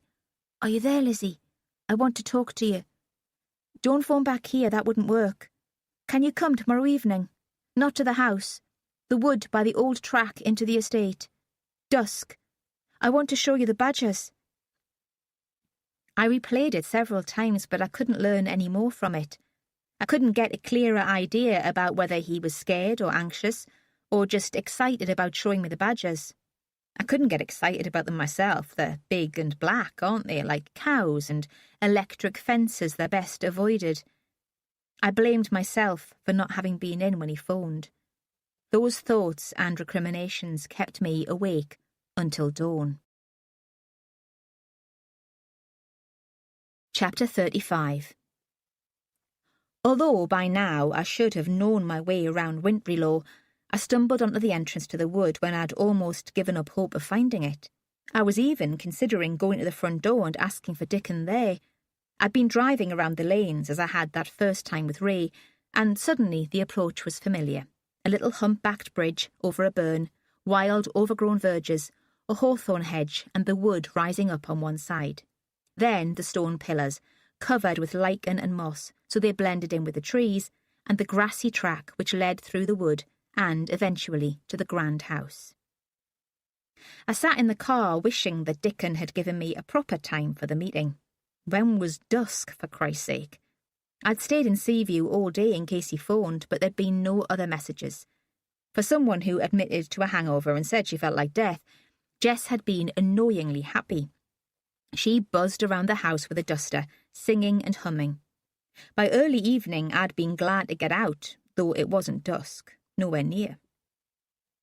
I'd parked the car in exactly the same place as Ray had dropped me on the day of the funeral. There was a passing place cut out of the verge, and I pulled in there so close to the hedge that a passenger would have been trapped. The car was almost hidden by cow parsley and that tall weed with the little pink flower I've always called Ragged Robin. Philip would have known its proper name. I'd brought a book and started to read, but I must have dozed. When I woke, the light was starting to go, and I thought it must be almost time. I walked between the pillars and into the wood. There was a wind, a warm, dry wind, which made the branches creak and the leaves above me murmur. I thought they sounded like a crowd of old ladies gossiping, or maybe the sea, and I told myself I'd have to remember that to tell Dickon. Inside the wood it seemed much darker because the canopy blocked out what light was left. That made me jittery. I've never liked the dark, and since Nicky took me hostage I can't even sleep without a light. Of course I hadn't thought to bring a torch or a flask of coffee or a rug to sit on. I'd thought Dickon would be there waiting for me, and I'd never been in the Girl Guides. I stumbled up the track in the gloom. It forked, and I didn't know which way to take. I'd lost all sense of direction. I tried to listen out for cars along the lane, at least to fix that in my mental map, but either there was no traffic or the sound of the wind in the trees hid it. I didn't want to shout out for Dickon. I knew enough to realise that you had to be quiet if you wanted to see animals in the wild, and I didn't want him to be cross with me or think I wasn't worth bothering with. That was illogical, of course, because my stumbling through the undergrowth would have scared off any animal in the place. It was more about knowing I'd feel really foolish, standing there and yelling, not wanting to make an exhibition of myself. Then I saw the torch flashing in my direction, a signal. The light was subdued and orange. Dickon must have covered the lens with coloured cellophane as he described. It was a relief. I'd been starting to think this was another wild goose chase. I made my way towards the light. Occasionally the wind blew a gap in the foliage and I had a glimpse of the sky and brown clouds blowing across a shadowy moon, and the floor of the wood was lit up. Then the gust would drop, so everything seemed darker than ever, and I had to focus hard to see the pinprick of torchlight. He was crouched on a bank. Earlier in the year it had been covered with bluebells, but now only the fleshy spear-like leaves were left. I couldn't see them at first because I was blinded by the orange light which was directed in my face, as if he wanted to be sure it was me and not some stranger. I saw them when I looked down to protect my eyes. "Lizzie Bartholomew," he said. It wasn't Dickon. It was an adult voice, gentle, halting. Ronnie Lang. "Where's Dickon?" "Joanna wouldn't let him out in the end. He picked up a chill. You know how it is with kids. Tell him I hope he's better soon." I realised even then that Dickon had been used to set me up. "Don't you want to see the badgers, Lizzie?" His voice was really something, you know. The slowness which overcame the stutter was seductive, soft. "No thanks." "Sit down, Lizzie." Still slow, but not an invitation this time. More like an order. Obedience has never been my thing. "Piss off. Sit down." He sounded apologetic as he held out the knife, almost as if it was some kind of peace offering. At that moment the wind blew the branch above us, letting in the moonlight, which shone on the blade. I looked at him. I knew if I ran he'd catch me. He was fitter than I was, and he knew the wood. If I caught him off guard, maybe I could get the knife off him. That thought really came into my head. Talk about self-delusion. One term of lessons in women's self-defence, and I thought I could take on a mercenary. But I sat. I didn't think I had a choice, and at least at that point I was still thinking. "Did Howden set you up to this?" I asked. He didn't answer. His eyes were fixed on the knife blade. He tilted it backwards and forwards so the reflected torchlight moved. He seemed mesmerised, as if this were a strange form of self-hypnosis. I was mesmerised too, but I continued to talk. "Howden must be behind all this. He forged the papers for me to sign. But why did he want Thomas dead? Why did he let me think Philip was the boy's natural father?" I was talking to fight off the panic, the old helplessness which had started to insinuate itself into my brain as soon as I sat down. I was a hostage again, squatting on the floor, held at knife point by a lunatic I'd thought I understood, I'd felt some sympathy for. I imagined Jess raising her eyes to the ceiling. "Don't you ever learn, Lizzie Bartholomew? Won't you ever look after yourself?" Nicky moves me to the floor when they gather outside his door. They talk to him all night. They've cleared the other kids off the corridor, and they negotiate with him to open the door, just a crack. Their voices are soft and reassuring, but I can't take in the words, and I don't think Nicky's listening either. He's still whispering, saying where he's going to cut me, how he's going to hurt me. Then he says, "They can kill me, but I'll take you with me. Are you ready to die, miss?" That's when I wet myself. Occasionally he shouts back to them, but it's never anything that makes sense. It's not like he's having a real conversation with them. I don't know how long I've been there, it could be days. Suddenly my eyes are seared by a bright light. Phosphorescent white, brighter than anything I've ever known. A voice commands, "Run, Lizzie, run," but I don't run. My brain's too sluggish. The message gets slowly to my legs and I stagger to my feet. Nicky's responses are quicker. He lifts the knife above his head. I see it through eyes half shut against the light and wait for it to strike. There's an explosion. So loud I expect the windows to shatter. Framed in the door is a man I don't recognise, a thug in dark clothes and a baseball cap. He holds a gun, which now is pointing to the floor. And when I turn round, Nicky is lying in a heap in the corner with blood seeping through his clothes. Then I lose it. I crouch beside the boy and stroke his hair away from his face and say it was all my fault, and I never meant him to die. In the wood, I hadn't lost it. I was still in control, still talking, shaking, perhaps, but holding myself together. There was something going on within the countryside consortium. Was that it? Did Thomas find out? My mind was racing. Ronnie must have done the killing. Howden would be too squeamish, too soft. He'd not want blood on his suit or his hands or his fat belly. Had Ronnie taken money to kill his own stepson? When I'd seen them together in Whitley Bay, was Howden paying Ronnie to get rid of me? Was this the result? Another nuisance disposed of? Ronnie looked up suddenly from the knife. His face was underlit by the torch, his eyes were in shadow, the sockets looked hollow.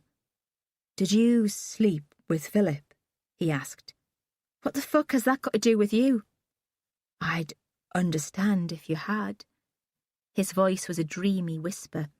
It was as if he'd had sex with Philip and was running the pictures in his head. He was a wonderful man. What would you know about that?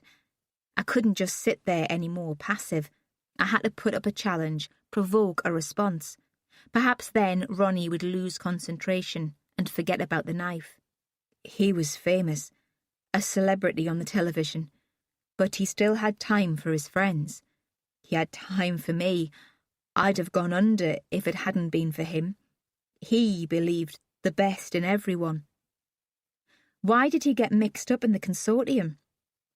The more I'd learned about the organisation, the more I'd regretted Philip's involvement with it. They were a bunch of self-seeking whingers. Philip hadn't been like that. "He believed in the dream," Ronnie said. Then he paused, and the voice slowed and softened again, slurring over the start of a stutter. "At least he believed in Joanna, and she believed in the dream." "What dream would that be, Ronnie? The countryside for country people. It's a bit fascist, that, for me." He obviously didn't like the question or the tone. He ignored it. "What's the plan here, Ronnie? Are we going to sit on our bums all night like a couple of turds, or are you going to let me go back to the car and we'll forget all about it? I know what it's like to get carried away after all. Is that a deal, Ronnie? One lunatic to another?" "I can't let you go," he said. It was as if he was sorry, just following orders. Is that how it had been in his African jungle? "Howden need never know. I'll say I ran away." "I can't let you go," he said again. "Yes, you can, Ronnie." Her voice was clear and loud. I hadn't heard footsteps, any movement at all to make me aware of her presence. Perhaps she'd been there all the time, listening to our conversation.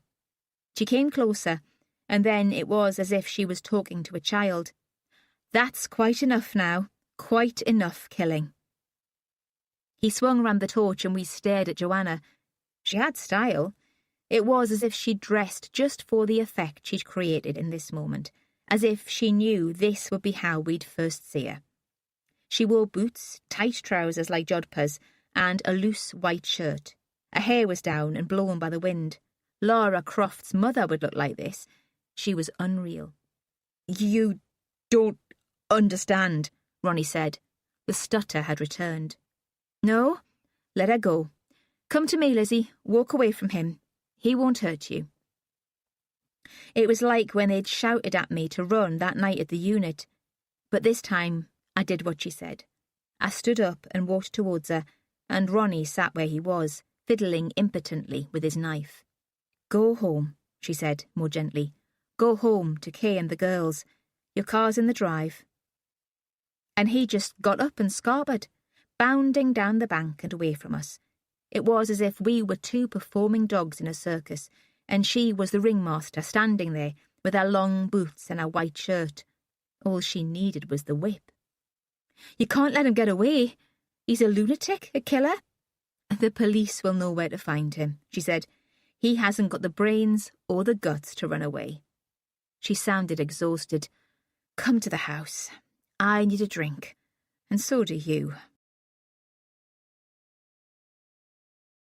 Chapter 36.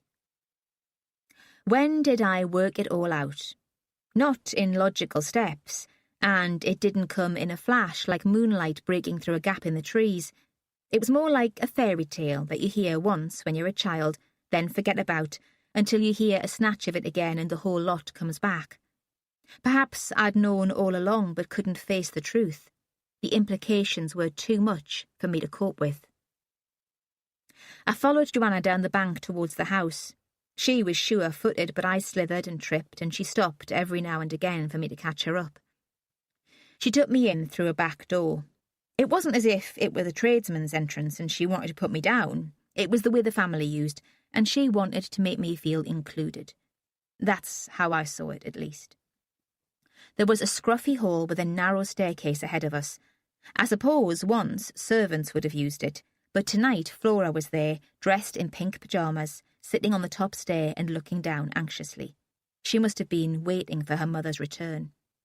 "It's all right, darling," Joanna said with a mixture of exasperation and affection. "I'm back and I'm fine. You can go to bed now. I'll come up once I've had a drink." The pale figure disappeared without a word. She's such a worrier. Joanna was pulling her boots off. She dumped them with a pile of others in a wicker basket next to the back door. There was a row of hooks with waxed jackets and green padded anoraks. She misses her father, of course. He spoiled her rotten. I should try to make more time for her. Things should be easier now. Her feet must have been sweating because her socks left damp footprints on the stained quarry tiles. I followed them down a long, dimly lit corridor, past sacks of potatoes, empty Calagas canisters, and a couple of ancient hoovers. Then we were in the kitchen, and it was another Swallows and Amazons moment. It was just the sort of kitchen I'd read about in the musty, rather worthy children's books that got donated to the kids' homes. A scrubbed pine table, a huge bowl of fruit you could help yourself from, an Aga, a wooden frame for drying washing suspended from the ceiling with a rope to lower it, a fat ginger cat in a basket. Paintings, which Flora and Dickon must have done years before a playgroup, but which were still stuck to the walls with brittle ancient sellotape. A rocking chair with a patchwork cushion next to the stove. I had time to take in the details before Joanna lit candles and turned off the central light. "Sit down," she said. "Red okay?" I was going to say I was driving. Then I realised I needed a drink as much as she did, and I could sort out a taxi. Or stay over. Because it was as if we had that sort of relationship already. Friendship. Lizzie No-Name Bartholomew could be invited to stay with the famous photographer Joanna Sampson in Wintry-Low House.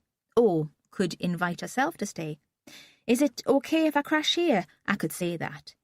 It probably doesn't mean anything to you, but it was important. It held out the hope or the promise of security. Like I'd become properly respectable, real.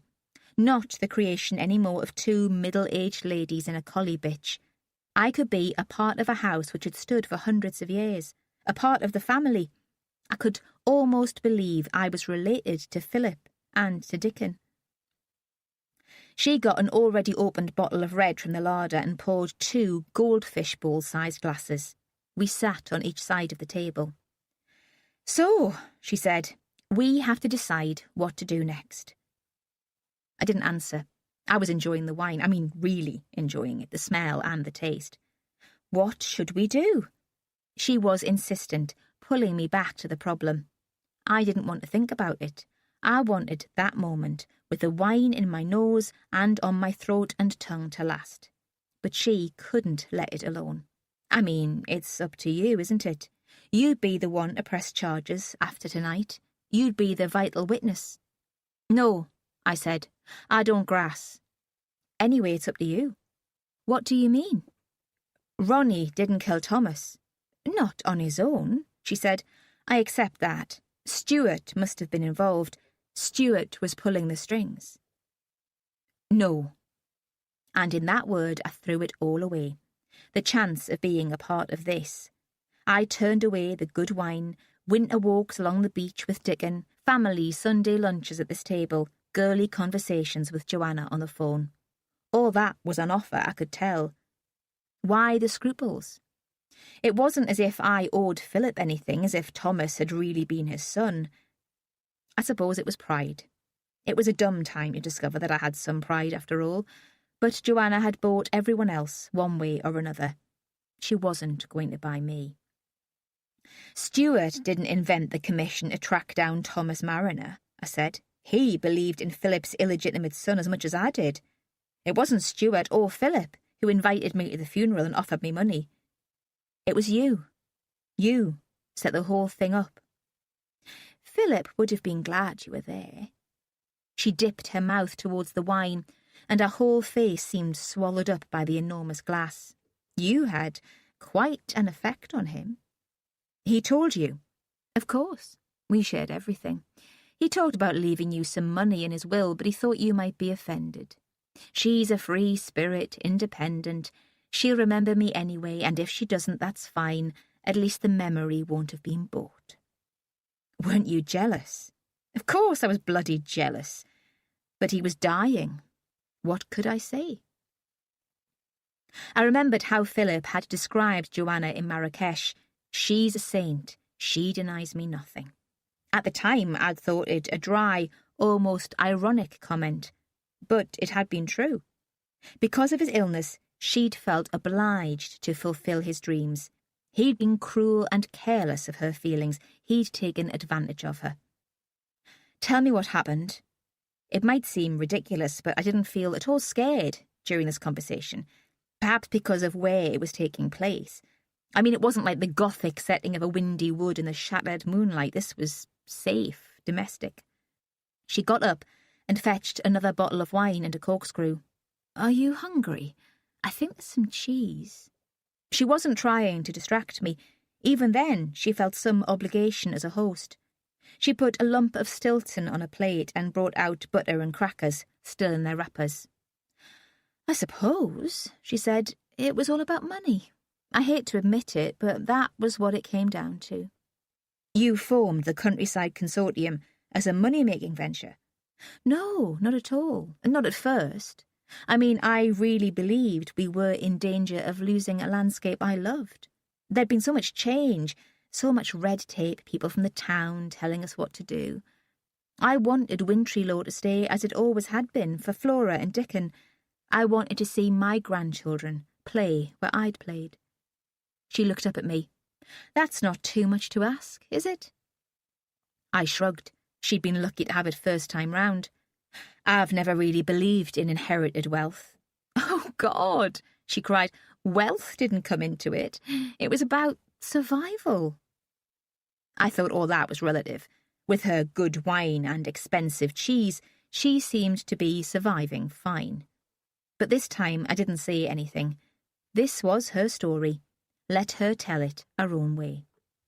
People thought we were well off. We had the house and the land, Philip's TV series, my photography, but it was all precarious. We weren't any good at saving. Things like pensions and health insurance seem so tedious, don't they?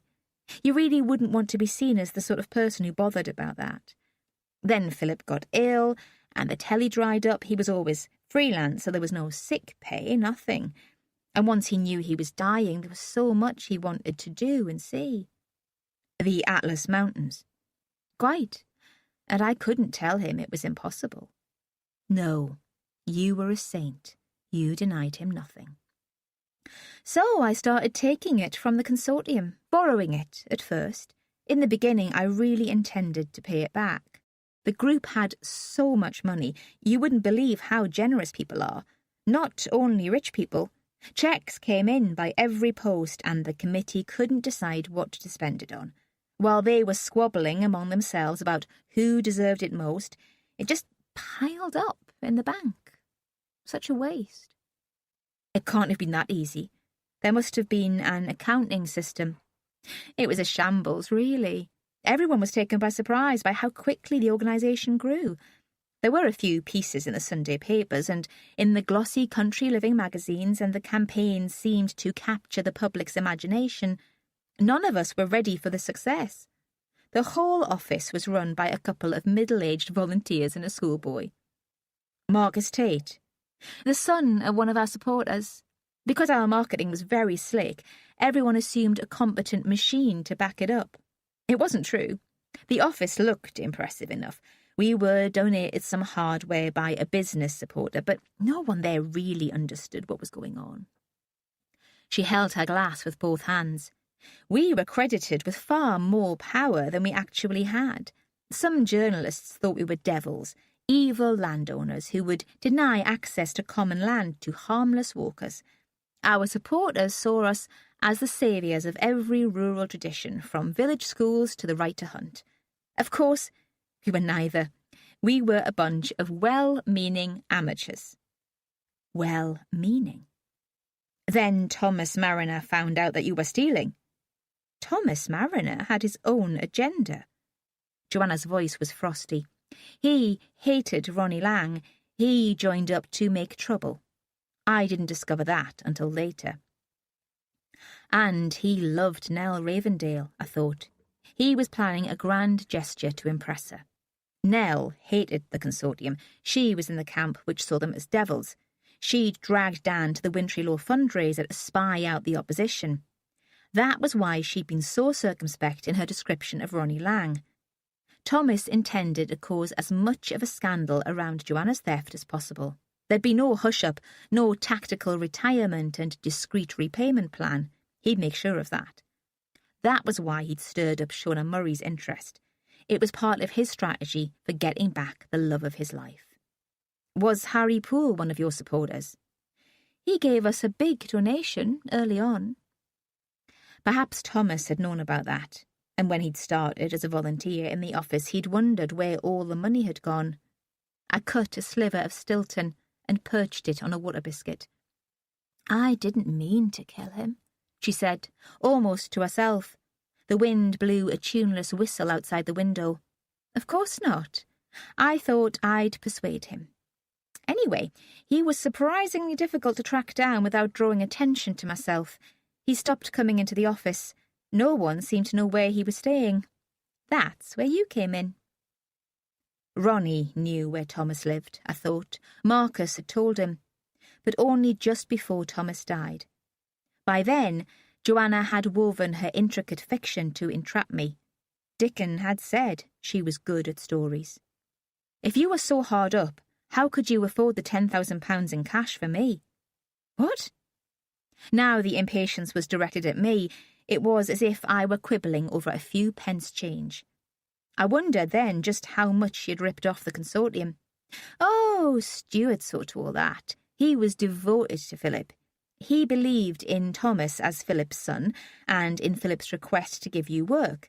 He knew I didn't have the money, and at that point he was trying to protect me from the knowledge that Philip had a racy past. I'd set it up for Stuart to find the instruction himself. Along with a lot of other papers, it wasn't hard to get Philip to sign it. Stuart's devoted to you. He must have known she was involved. The meeting with Ronnie in Whitley Bay had been to discuss damage limitation. They'd suspected she was a murderer, but still they had tried to protect her. Yes, she said, I suppose he is. But not so devoted that he'll take the blame for 2 murders. He won't be prepared to sacrifice himself. Not 2 murders, she said, offended, as if I'd accused her of being some kind of monster. Only 1. What happened to Marcus?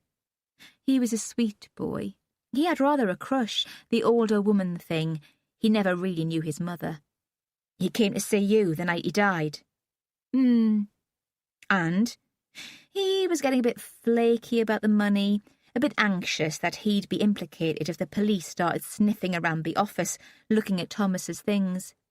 He didn't believe I could have killed Thomas, of course not. Like I said, he had a bit of a crush, but he might have worked it out eventually. You got him drunk. He got himself drunk. You can't have known he'd drive himself over the bridge. She didn't answer, but she looked smug. She wanted me to know how clever she was. Did you tamper with the car? I followed him down the Spine Road, got a bit close to him, got him scared. He lost concentration. She looked up from the empty glass and gave me her seductive, I'm your best friend in the world smile. I didn't mean to kill him. Of course not. I just wanted to warn him that it wouldn't be a good idea to talk to his father or the police about any financial irregularities. It was an accident. These things happen. Young drivers. She shrugged. Is that what will happen to me when I leave Wintrylow tonight? I'm already over the limit. Will I have an accident too? Of course not. She was hurt that I could contemplate such a thing. She was good. Really, she was very good. She paused, then continued, choosing her words carefully, knowing that I'd understand their significance. I think we have an understanding. You know I had no option but to kill Thomas. Any good mother would have done the same. Think about it. Philip had just died. I was all that Flora and Dickon had in the world. If Thomas revealed where our money had come from, if I went to prison, there'd be no one to look after them. They'd have had to go into care. Can you imagine what that would have done to them, just after their father's death? Of course I could imagine, and she knew fine well I could. She'd found out all about me. Philip had told her. What will happen if you go to the police now? It would be much, much worse. Her words were relentless. I felt I'd been beaten to a crumpled heap on the floor, and she was kicking me, one blow after another, until my mind and my body were numb. There'd be publicity. Would foster parents want the children of a murderer in their own homes? The kids' friends would find out. Imagine the taunting and the bullying at school. And then there'd be the prison visits. Flora might be able to cope with that, but I'm not sure about Dickon.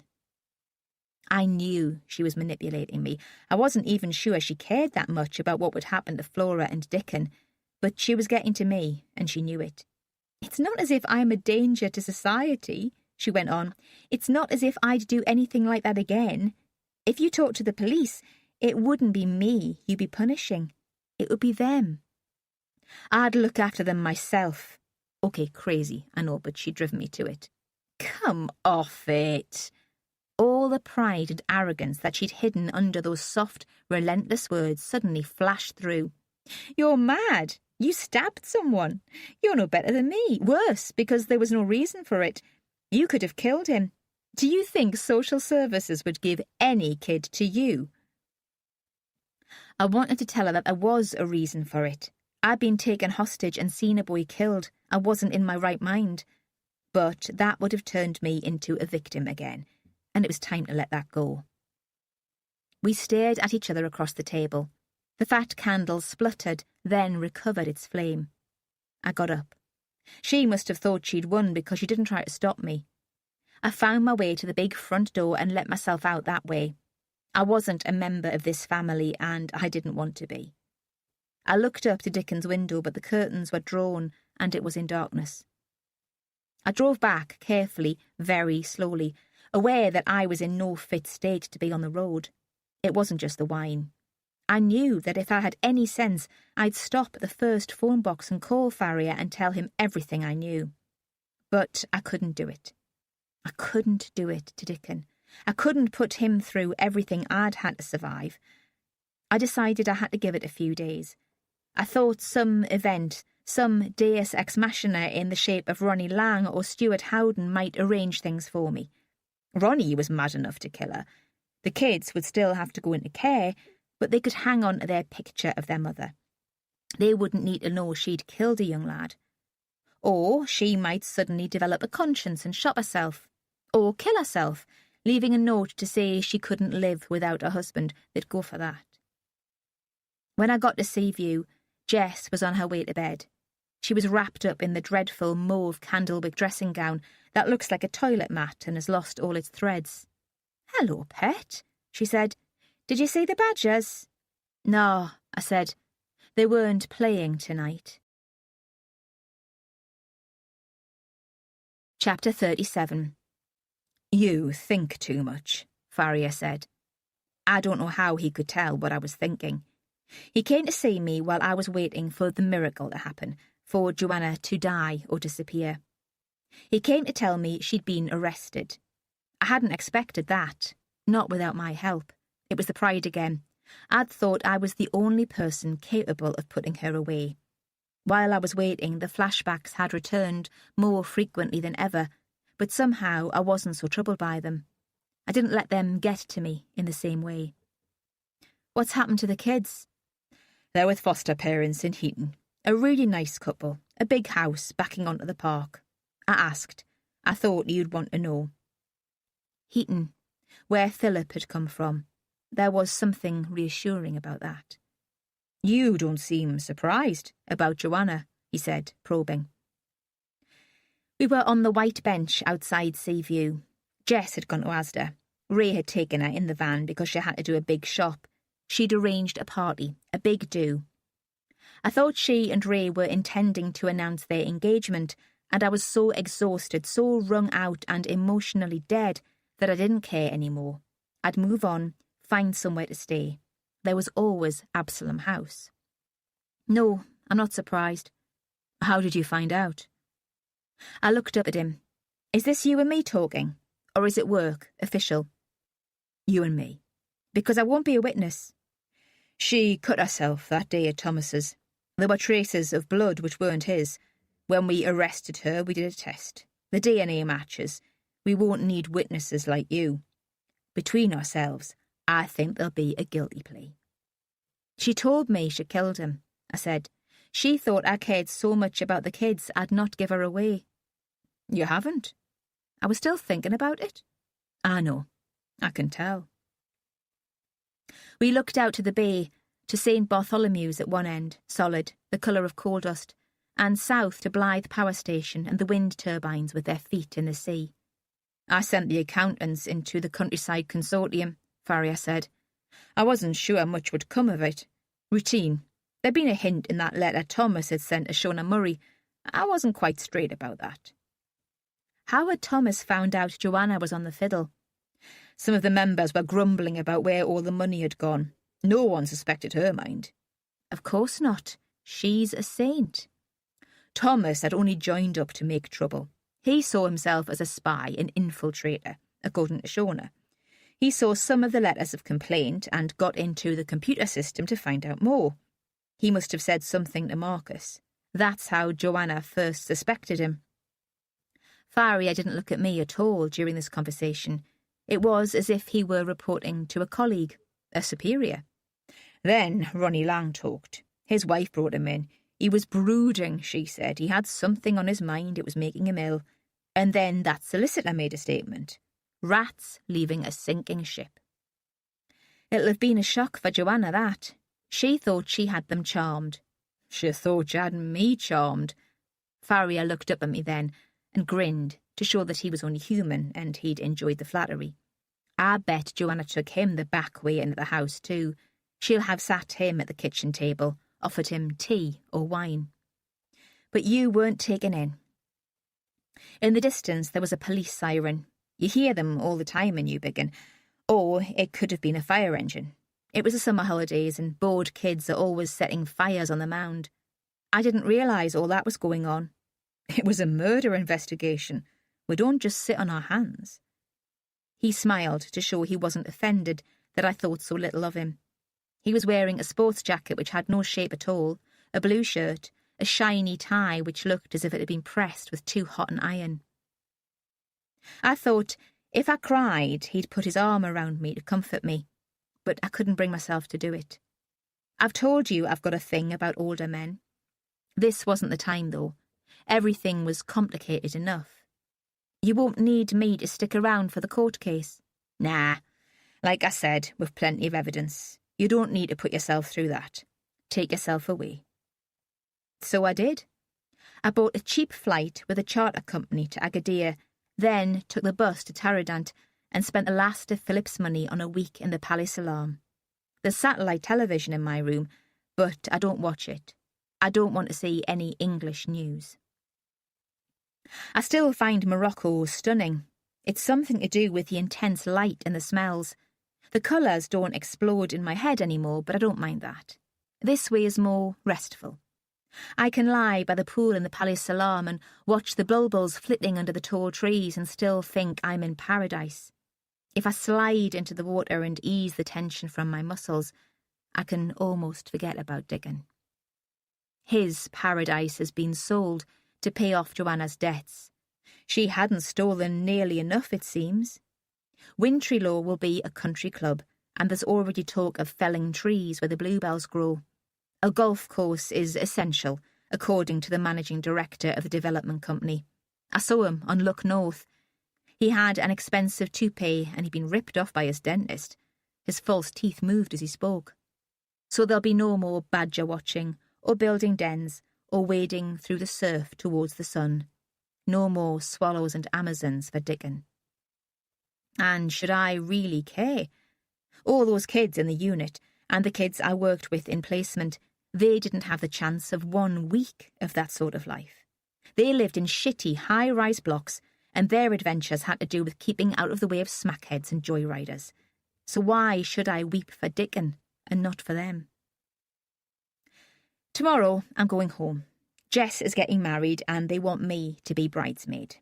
Ray asked me. He blushed and stammered and talked about what an honour it would be. At first I didn't know what he was going on about. I had to say yes. He looked at me with his pleading bloodhound eyes and I couldn't refuse. They're being done in St. Bartholomew's. The vicars agreed, though Ray was married before. It'll be weird, walking up the aisle behind Jess. I've even got a cheesy dress. We bought it from the hospice shop in Jesmond for 25 quid. As Jess says, you get really good second-hand stuff in Jesmond. They won't have any more bad boys in Seaview. Ray put his foot down. They're going to take over that bit of the house again and turn Jess's rooms in the roof into a self-contained flat. They say they'll need the rent. It's mine if I want it. I expect they're just being kind. Jess won't want to think she's turned me out onto the street. I've told them I'll think about it. That is the end of Burial of Ghosts. It was written by Ann Cleeves and read by Colleen Prendergast. The moral right of the author has been asserted. This performance is owned by Isis Publishing Limited.